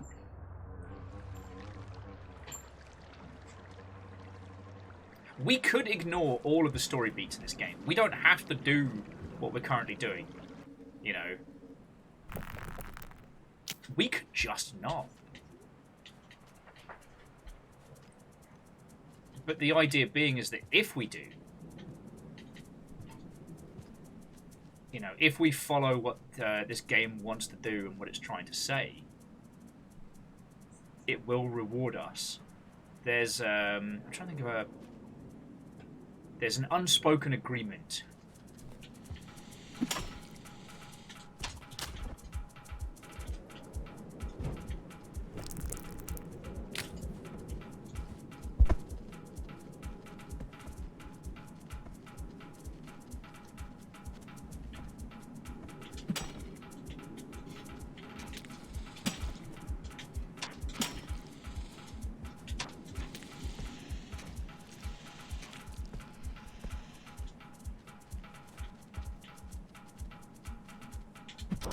There we go.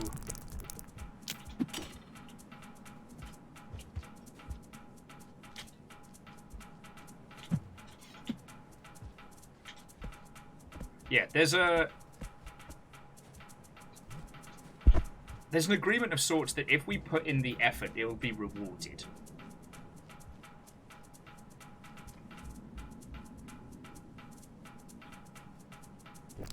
You know what? That would be a great one to see.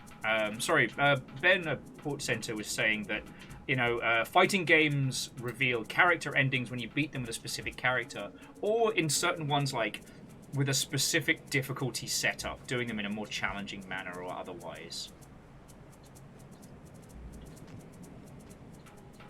Yeah, he knows to run from me now. But it would be fascinating if, like, losses progressed the story.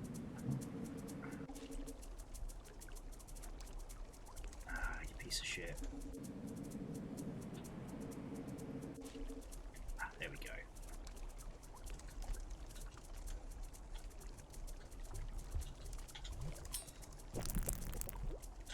spider time.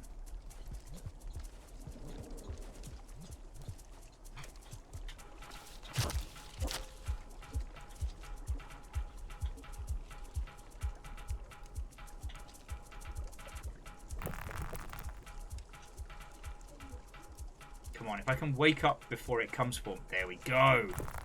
Alright, one spider down.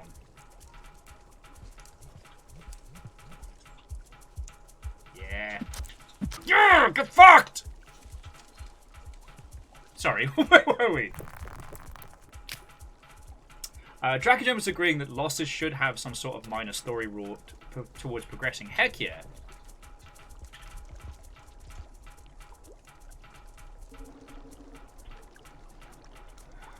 I know I said we didn't come here to fuck spiders, but sometimes you gotta make an exception. Swear by the old gods, not again. Alright. You know what, I'm just gonna keep making spears, and if the peace tendrils take them from me, then cool, they can have them. I'm not offended. I can just keep making more. Time is not on my side right now.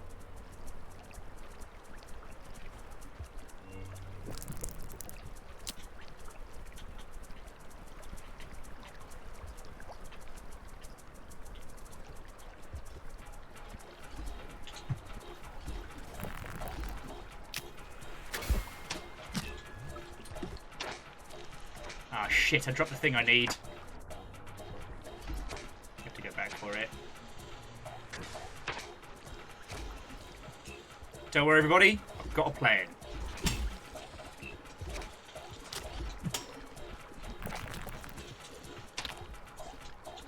Oh, you fucking bastard! The kill shot hit the popcorn plant instead.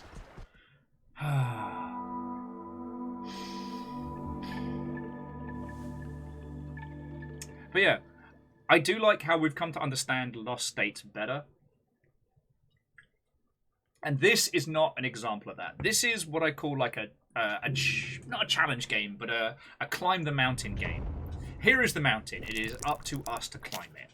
The mountain will not change. The mountain does not care. It is a great big piece of, you know, rock. It has no feelings. And its difficulty to climb is based on, well, how difficult it is to climb. But with games like Hades and others, thinking about how a lost state, like a lost state in the moment to moment, can progress things, feels really good. Like, yeah, sure, in the early game, you want to beat Hypnos to death with your shoe. Or at least I did. Just drown him in a pool of, you know, the pool of blood you come forth from. But, like, later on, it turns out, like, Hypnos is one of the best peeps. Because he has a level of, like, understanding. And every time you go back and you talk to Nyx, or your relationship with Megala gets better and better, or there's a couple of, messages from the gods and whatnot. Like, it doesn't feel like loss. Oh, you absolute cockwomble. Oh, no, this is cool.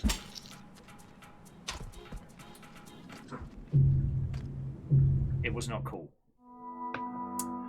Fearless, Slugcats, some Slugcats do. This one doesn't, but the Artificer and the Hunter can literally bite the shit out of someone. If stuff gets bad, they'll maul them.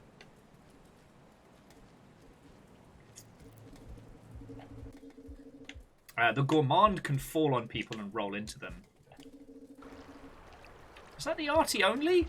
I don't know why I always thought that was something the Hunter had as well. But yeah.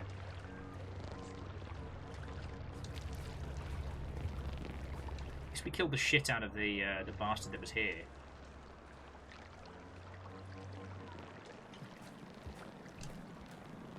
Oh yeah, true. Hunter has the back spear. And can carry 2 spears. Alright, where are you, lizard? I was hiding in the bloody pipes last time. Oh, look at me, I'm a fucking lizard. Yes! In the bin!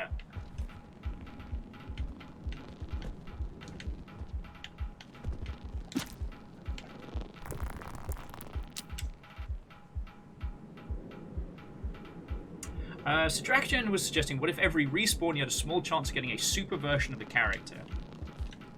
From what I've seen with games that have that, it can create undue pressure onto the run. Rather than feeling like a temporary buff, it feels like a rare encounter. And it can be very hard...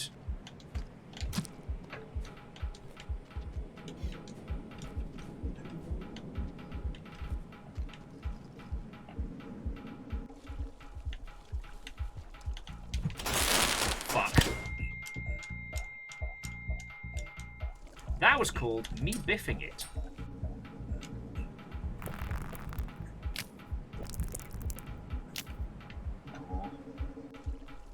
Oh, okay. Well, spider number 1 just fucked off. Spider number 2, come on down!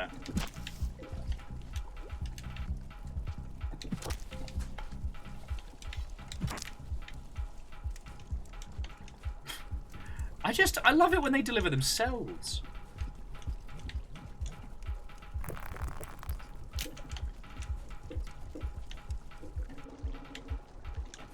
There's also a possibility of users reading those, like, the concept of temporary buffs more like RNG the bad way. Oh, he is super dead. Wait, did he just neutralize... Did he just neutralize the acid in there? No, he was too busy exploding. He's super fucking dead. Cool.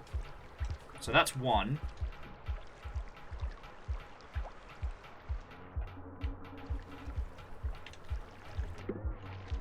Don't worry about it. You can have the spear.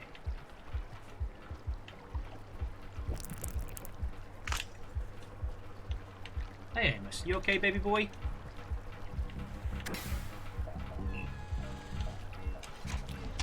Don't worry. We're okay. We're not okay. It's alright. You don't swim good. Or at all.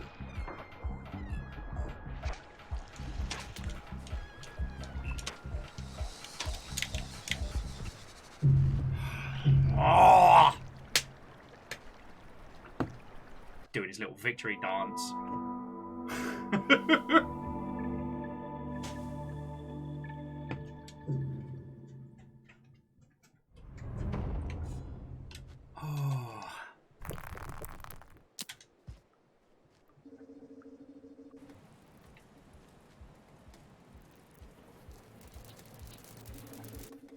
But yeah, I will say some games have done a really good job in terms of anything that has like a leveling progression system. Not a battle pass, but something that, you know, gives the users progression, be it, yeah, levels, skills, etc. Anything that gives them like a bankable bonus, either on rest or on death, I think is a real good way of doing it. I don't know why I did that, that's on reflex. So, one example is with Final Fantasy 15. You can grind for XP all you want, but you and your squad of boys have to go camp out, have food and rest to be able to benefit from the experience, right? And I think you could do that with death as well. Oh, baby boy. Amos is hiding in here because he doesn't want to wear his cone of shame. So he's like, no, no, no, no, no. You're alright. Oh. Itty bitty baby wants to play. What up, Blue Lizard?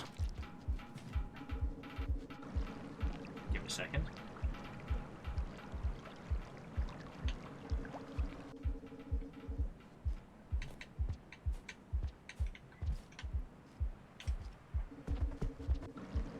Oh, yeah, one of the squid caders. See, it's interesting that some lizards only really care about getting fed, right? So that lizard's not a threat to us because they're burying their food, so they've got it for hibernation, right? It's once he pops back up again we gotta worry, like so. Asshole.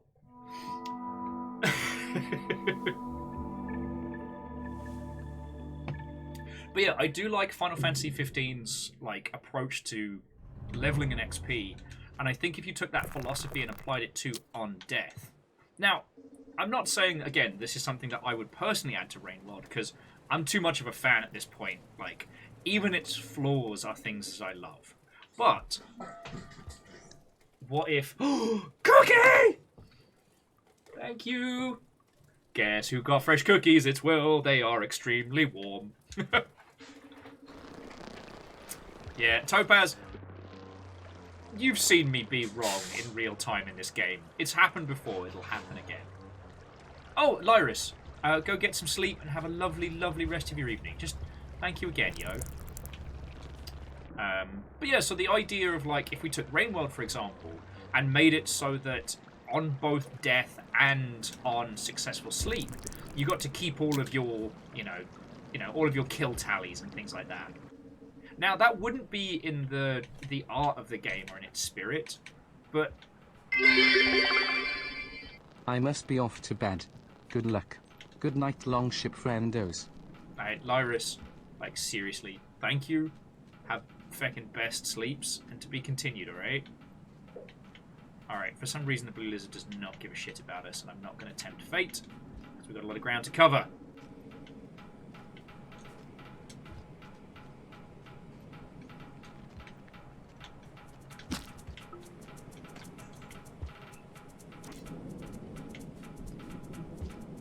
Oh, he is not dead. He is just very badly injured. Okay. Let's see what the status is on the Hell Spiders. Oh, piss off. Got a Squid Cater fucking with me.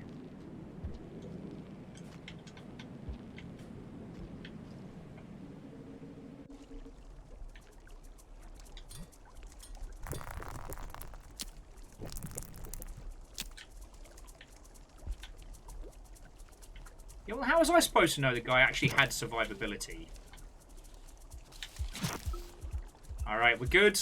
I'm going to take a little nap, but we are good.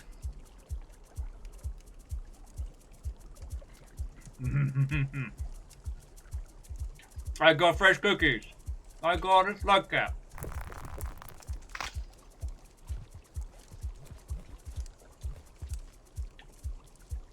Okay, what I can't do is lose my focus here.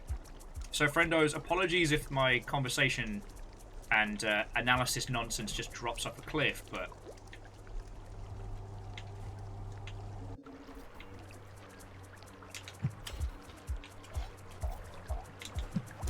There we go! Sniped.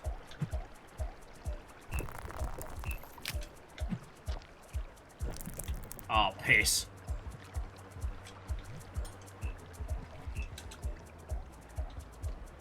Ah, beans. I have fucked up.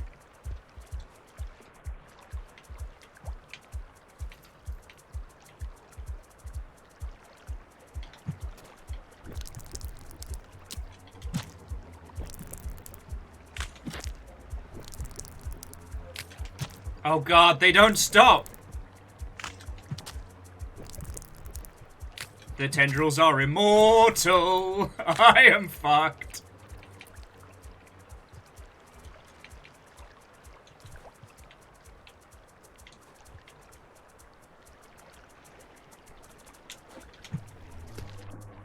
Nah, that's death. 3 of them have me.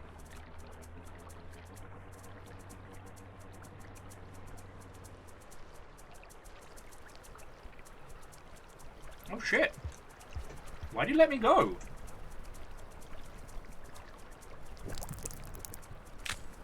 Well, now I'm just nervous. Yeah, I'm starting to put some stock in Fearless's theory of, like,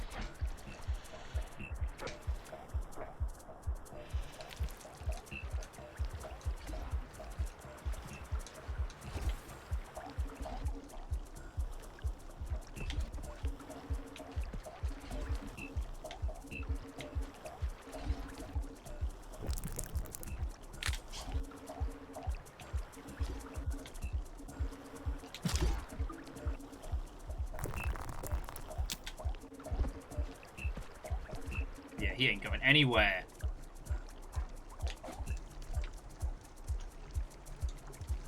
Okay. I regret hurting all the wibbly wobblies, and I hope they forgive me, but it's kind of horrifying seeing one of them coming at you with just tendrils coming out of its face, but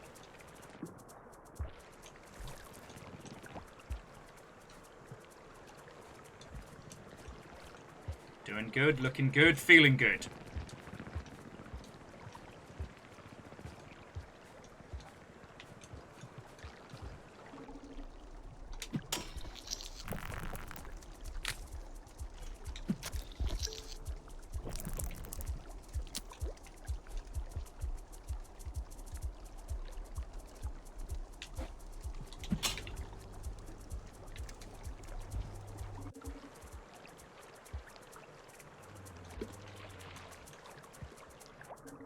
Okay, so there are some still, but it's fine.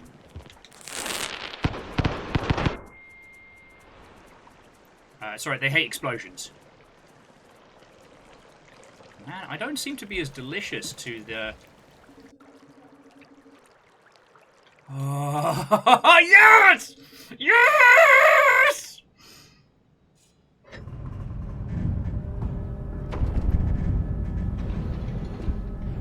That's how we do it. The power of cookies compels you. Good boy, Amos. You're okay. Come settle.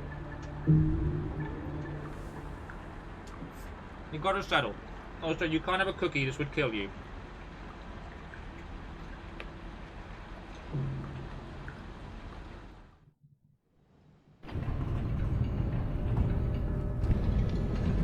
Faye, I like to use my patented secret. It's a blend of subtlety and extreme violence.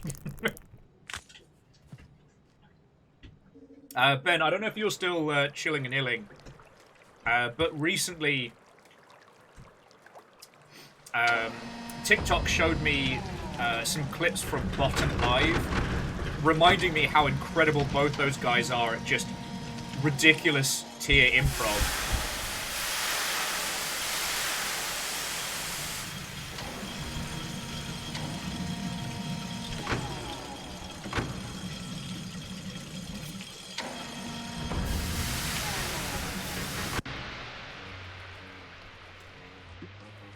Alright, and we are in the industrial complex. Ark of the Conclave, our little spear person goes through different doodles. Our current headcanon is that they're basically like Dante from Clerks. Like, I'm not even supposed to be here today. Amos, what's up, buddy? What you sniffing?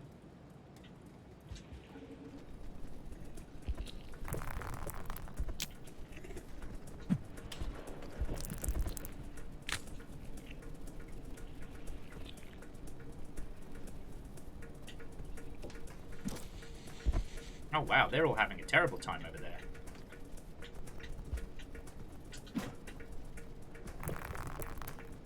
Good thing that me, a Slugcat intellectual, is having a great time. Alright, there's the shot. Come on, I know you want me. I'm a Slugcat. I can't help but be Ah, piss. I just need one of them. There we go. Now it's nap time!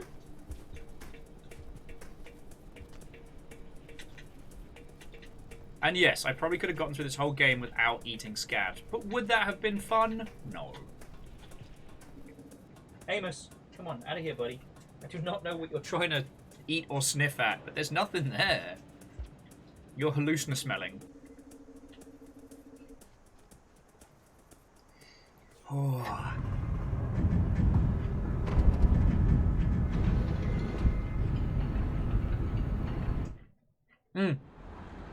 Dracogen, lovely to have you with us. Thank you for telling me the stuff and things, and to be continued. Have a lovely evening.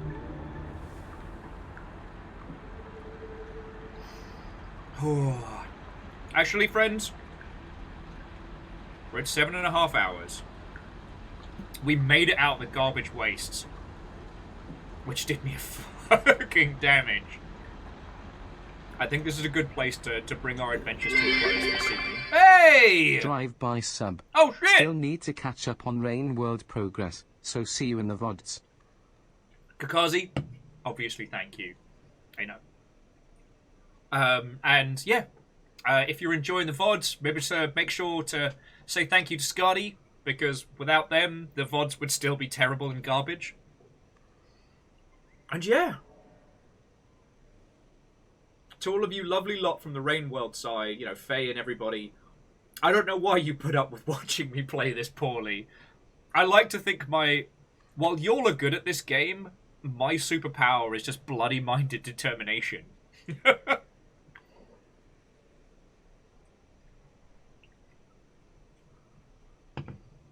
Oh. And Dustin, I don't know if we'll have Kyle this week. Oh, okay. So Faye, that makes me feel so much better. Because, like, you watch some of the speedrunning peeps play this, and you're like, cool, why am I even playing Rain World? I'm a trash garbage person who makes trash garbage noise decisions. But yeah. Friends, I'm going to do thank yous in just a second, and please stick around because I will find somebody to raid into. And it's always nice to, you know, to make someone's evening. Oh, excuse me. But we did it. We're out the fucking garbage wastes. We don't have to do that anymore. Oh, Faye, thank you kindly. So, firstly, thank you all for watching today. I really hope that my incoherent screams weren't too jarring. But we did it. We feckin' did it. To everybody on the longship, thank you. Again, I didn't even tell you lot what was going down with us, and you all just decided today was going to be the day. So, I don't know if you're all coordinated. I don't know if the secret Discord is doing stuff or what have you. But regardless, like, thank you all. Like, we can go get groceries and, you know, actually fucking live. And I cannot say thank you enough. Like, we've been on like fiscal life support now for so long. It's wild and bizarre, and it's very strange feeling when it's suddenly like, oh shit, we can get food. I don't know. Yeah, I'm extremely grateful for having all of you, and whatever it is that I have done to deserve all of you, I will continue to do it loudly. There is no secret Discord. Yeah, there's no secret Discords. There's no war in Barsing Say. And Jam, yeah, I'm sorry the day was long and treacherous, and I can't seem to carry on games industry banter and handle Rain World at the same time. But the conversations were cracking. Like, honestly, I've been so focused on Rain World today that I didn't even, like, check to see if anything else dropped in the hot sheets.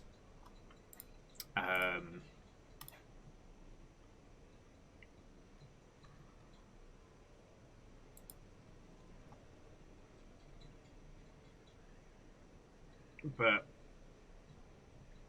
I'm not seeing anything massive that seems to have popped up. And that's okay.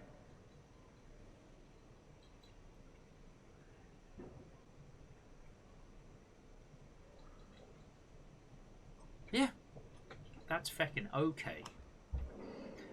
Oh, right. Let me roll credits. Let me say my thank yous. Just, yeah. I'm sorry the words are kind of failing me right now, but yeah. Thank you for all of your support, like day in, day out. Thank you for giving me the resources to keep my little family alive in this, the strangest of worstest of times. But also, I don't know. Yeah. I know it's the same old thing, but I hope I do enough to be worth all that you lot put in, alright? Seriously. Okay, and on that note, I must thank the following people. If you're new here and you wonder why I'm being all, like, choked up and teary-eyed, like, this is literally what I do to support this little household. Everything that you throw in is what helps us pay our bills, eat, and keep the animals alive. So when I say thank you, it's a fucking big deal. Donations obviously hit us the fastest. So to Neo Shadow, Orion Pirate, and Wolfcrad, those were huge donations. You have no idea how big those are to us. Thank you. Bits are like the biggest thing that keep us going month in, month out. So to Eraman, Legend of Morad, J-Post, Wolfcrad, Keldra, Lyris Dragon, Bacon Avenger, Shackle Draconis, Akiri Zero, Vanderbeast, Scarden Alaska, Asari Greenfire, Fearless Sun, Rilu, Archivist, Nibronus. One day I'll get that right. And Captain Stephanie Barnes, Head of House Valkyrie. To you I say thank you. While the credits are doing a poor job of thanking our moderators, I cannot thank Moose, Lizzie, and Caffeine nearly enough. To Ortrazini, XD Johnny XP, Kimball, Immortal Allen, or Immortal N. I've said it a bunch of times. Archivist Eros, Asari Greenfire, Durry Quill, The Stammering Gamer, Extremely Low, Captain Stephanie Barnes, Head of House Valkyrie, Chroma Capybara, Hookshot, Fahrenheit, Kakazi. Whether you were gifted a sub, just being here, or celebrating like year to 5 year long sprees, thank you. And also Hamsternator, thank you for bringing a squad in. Like, I think Hamsternator is going to beat me to the Saint ending the way I'm playing, but I'm okay with that. Aww. Hey, Chroma, I'm so happy. That was my goal. Like, I knew Floydo didn't have time for a full playthrough, and so if I could be, like, the vehicle that introduced people to Rainworld, then feck yeah. And, like, things are much better now. Like, the amount of people that are aware of Rainworld since Akapura got involved and stuff like that. Like, it makes me real happy.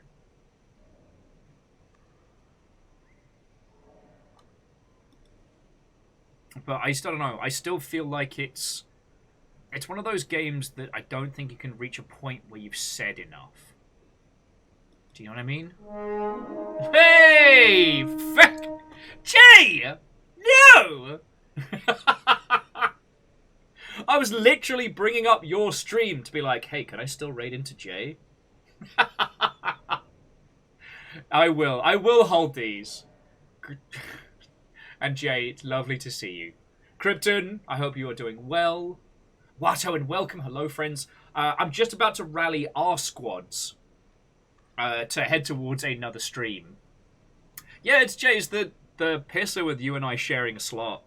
Smallest Waffle. Hello, hello. But hey, you finished MGS3, which means a whole bunch of new people got to see one of the best games in so long. Oh yeah, Phyllis, that was good chicken. Thank you again for that. While Fiona was away, Phyllis was helping me look after the animals while streaming and ordered up enough chicken to feed like 8 people. It was like Azel's, I want to say. God, it was good. Okay, so yeah, so Jay, Krypton, Smallest Waffle, it's lovely to see you. I have a few choices for you.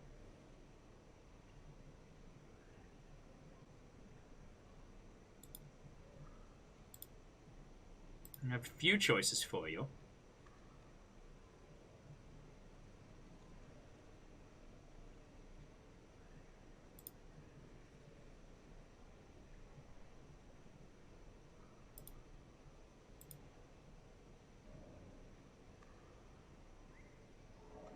Okay.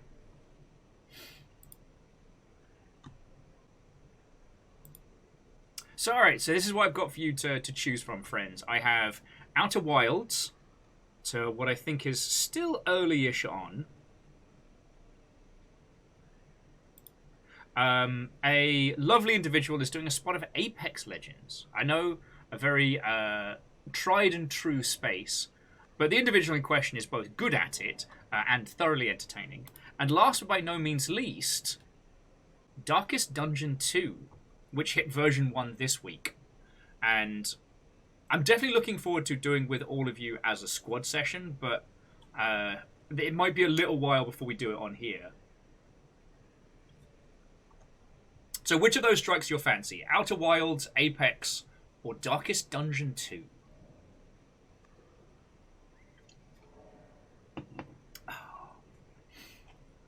Oh. I'm just feckin' chuffed we got through the garbage wastes. Like, I am not surprised that Faye and people just blacked it out. I might do the same, you know?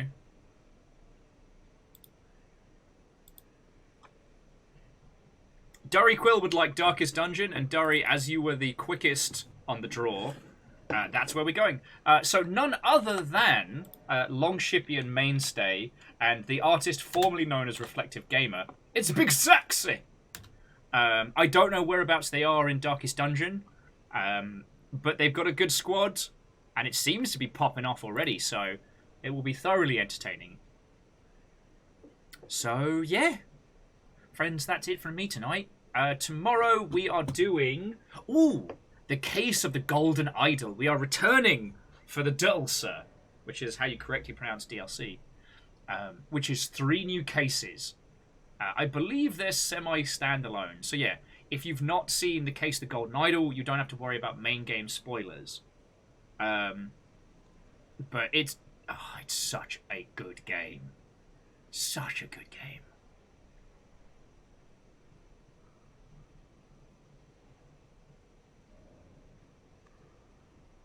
So yeah, friends, have a lovely rest of your evening. Thank you for all your support, your cheering, and humorous mockery. And yeah, I'll see you tomorrow for some puzzle games. Yeah, right. Yeah, that's it.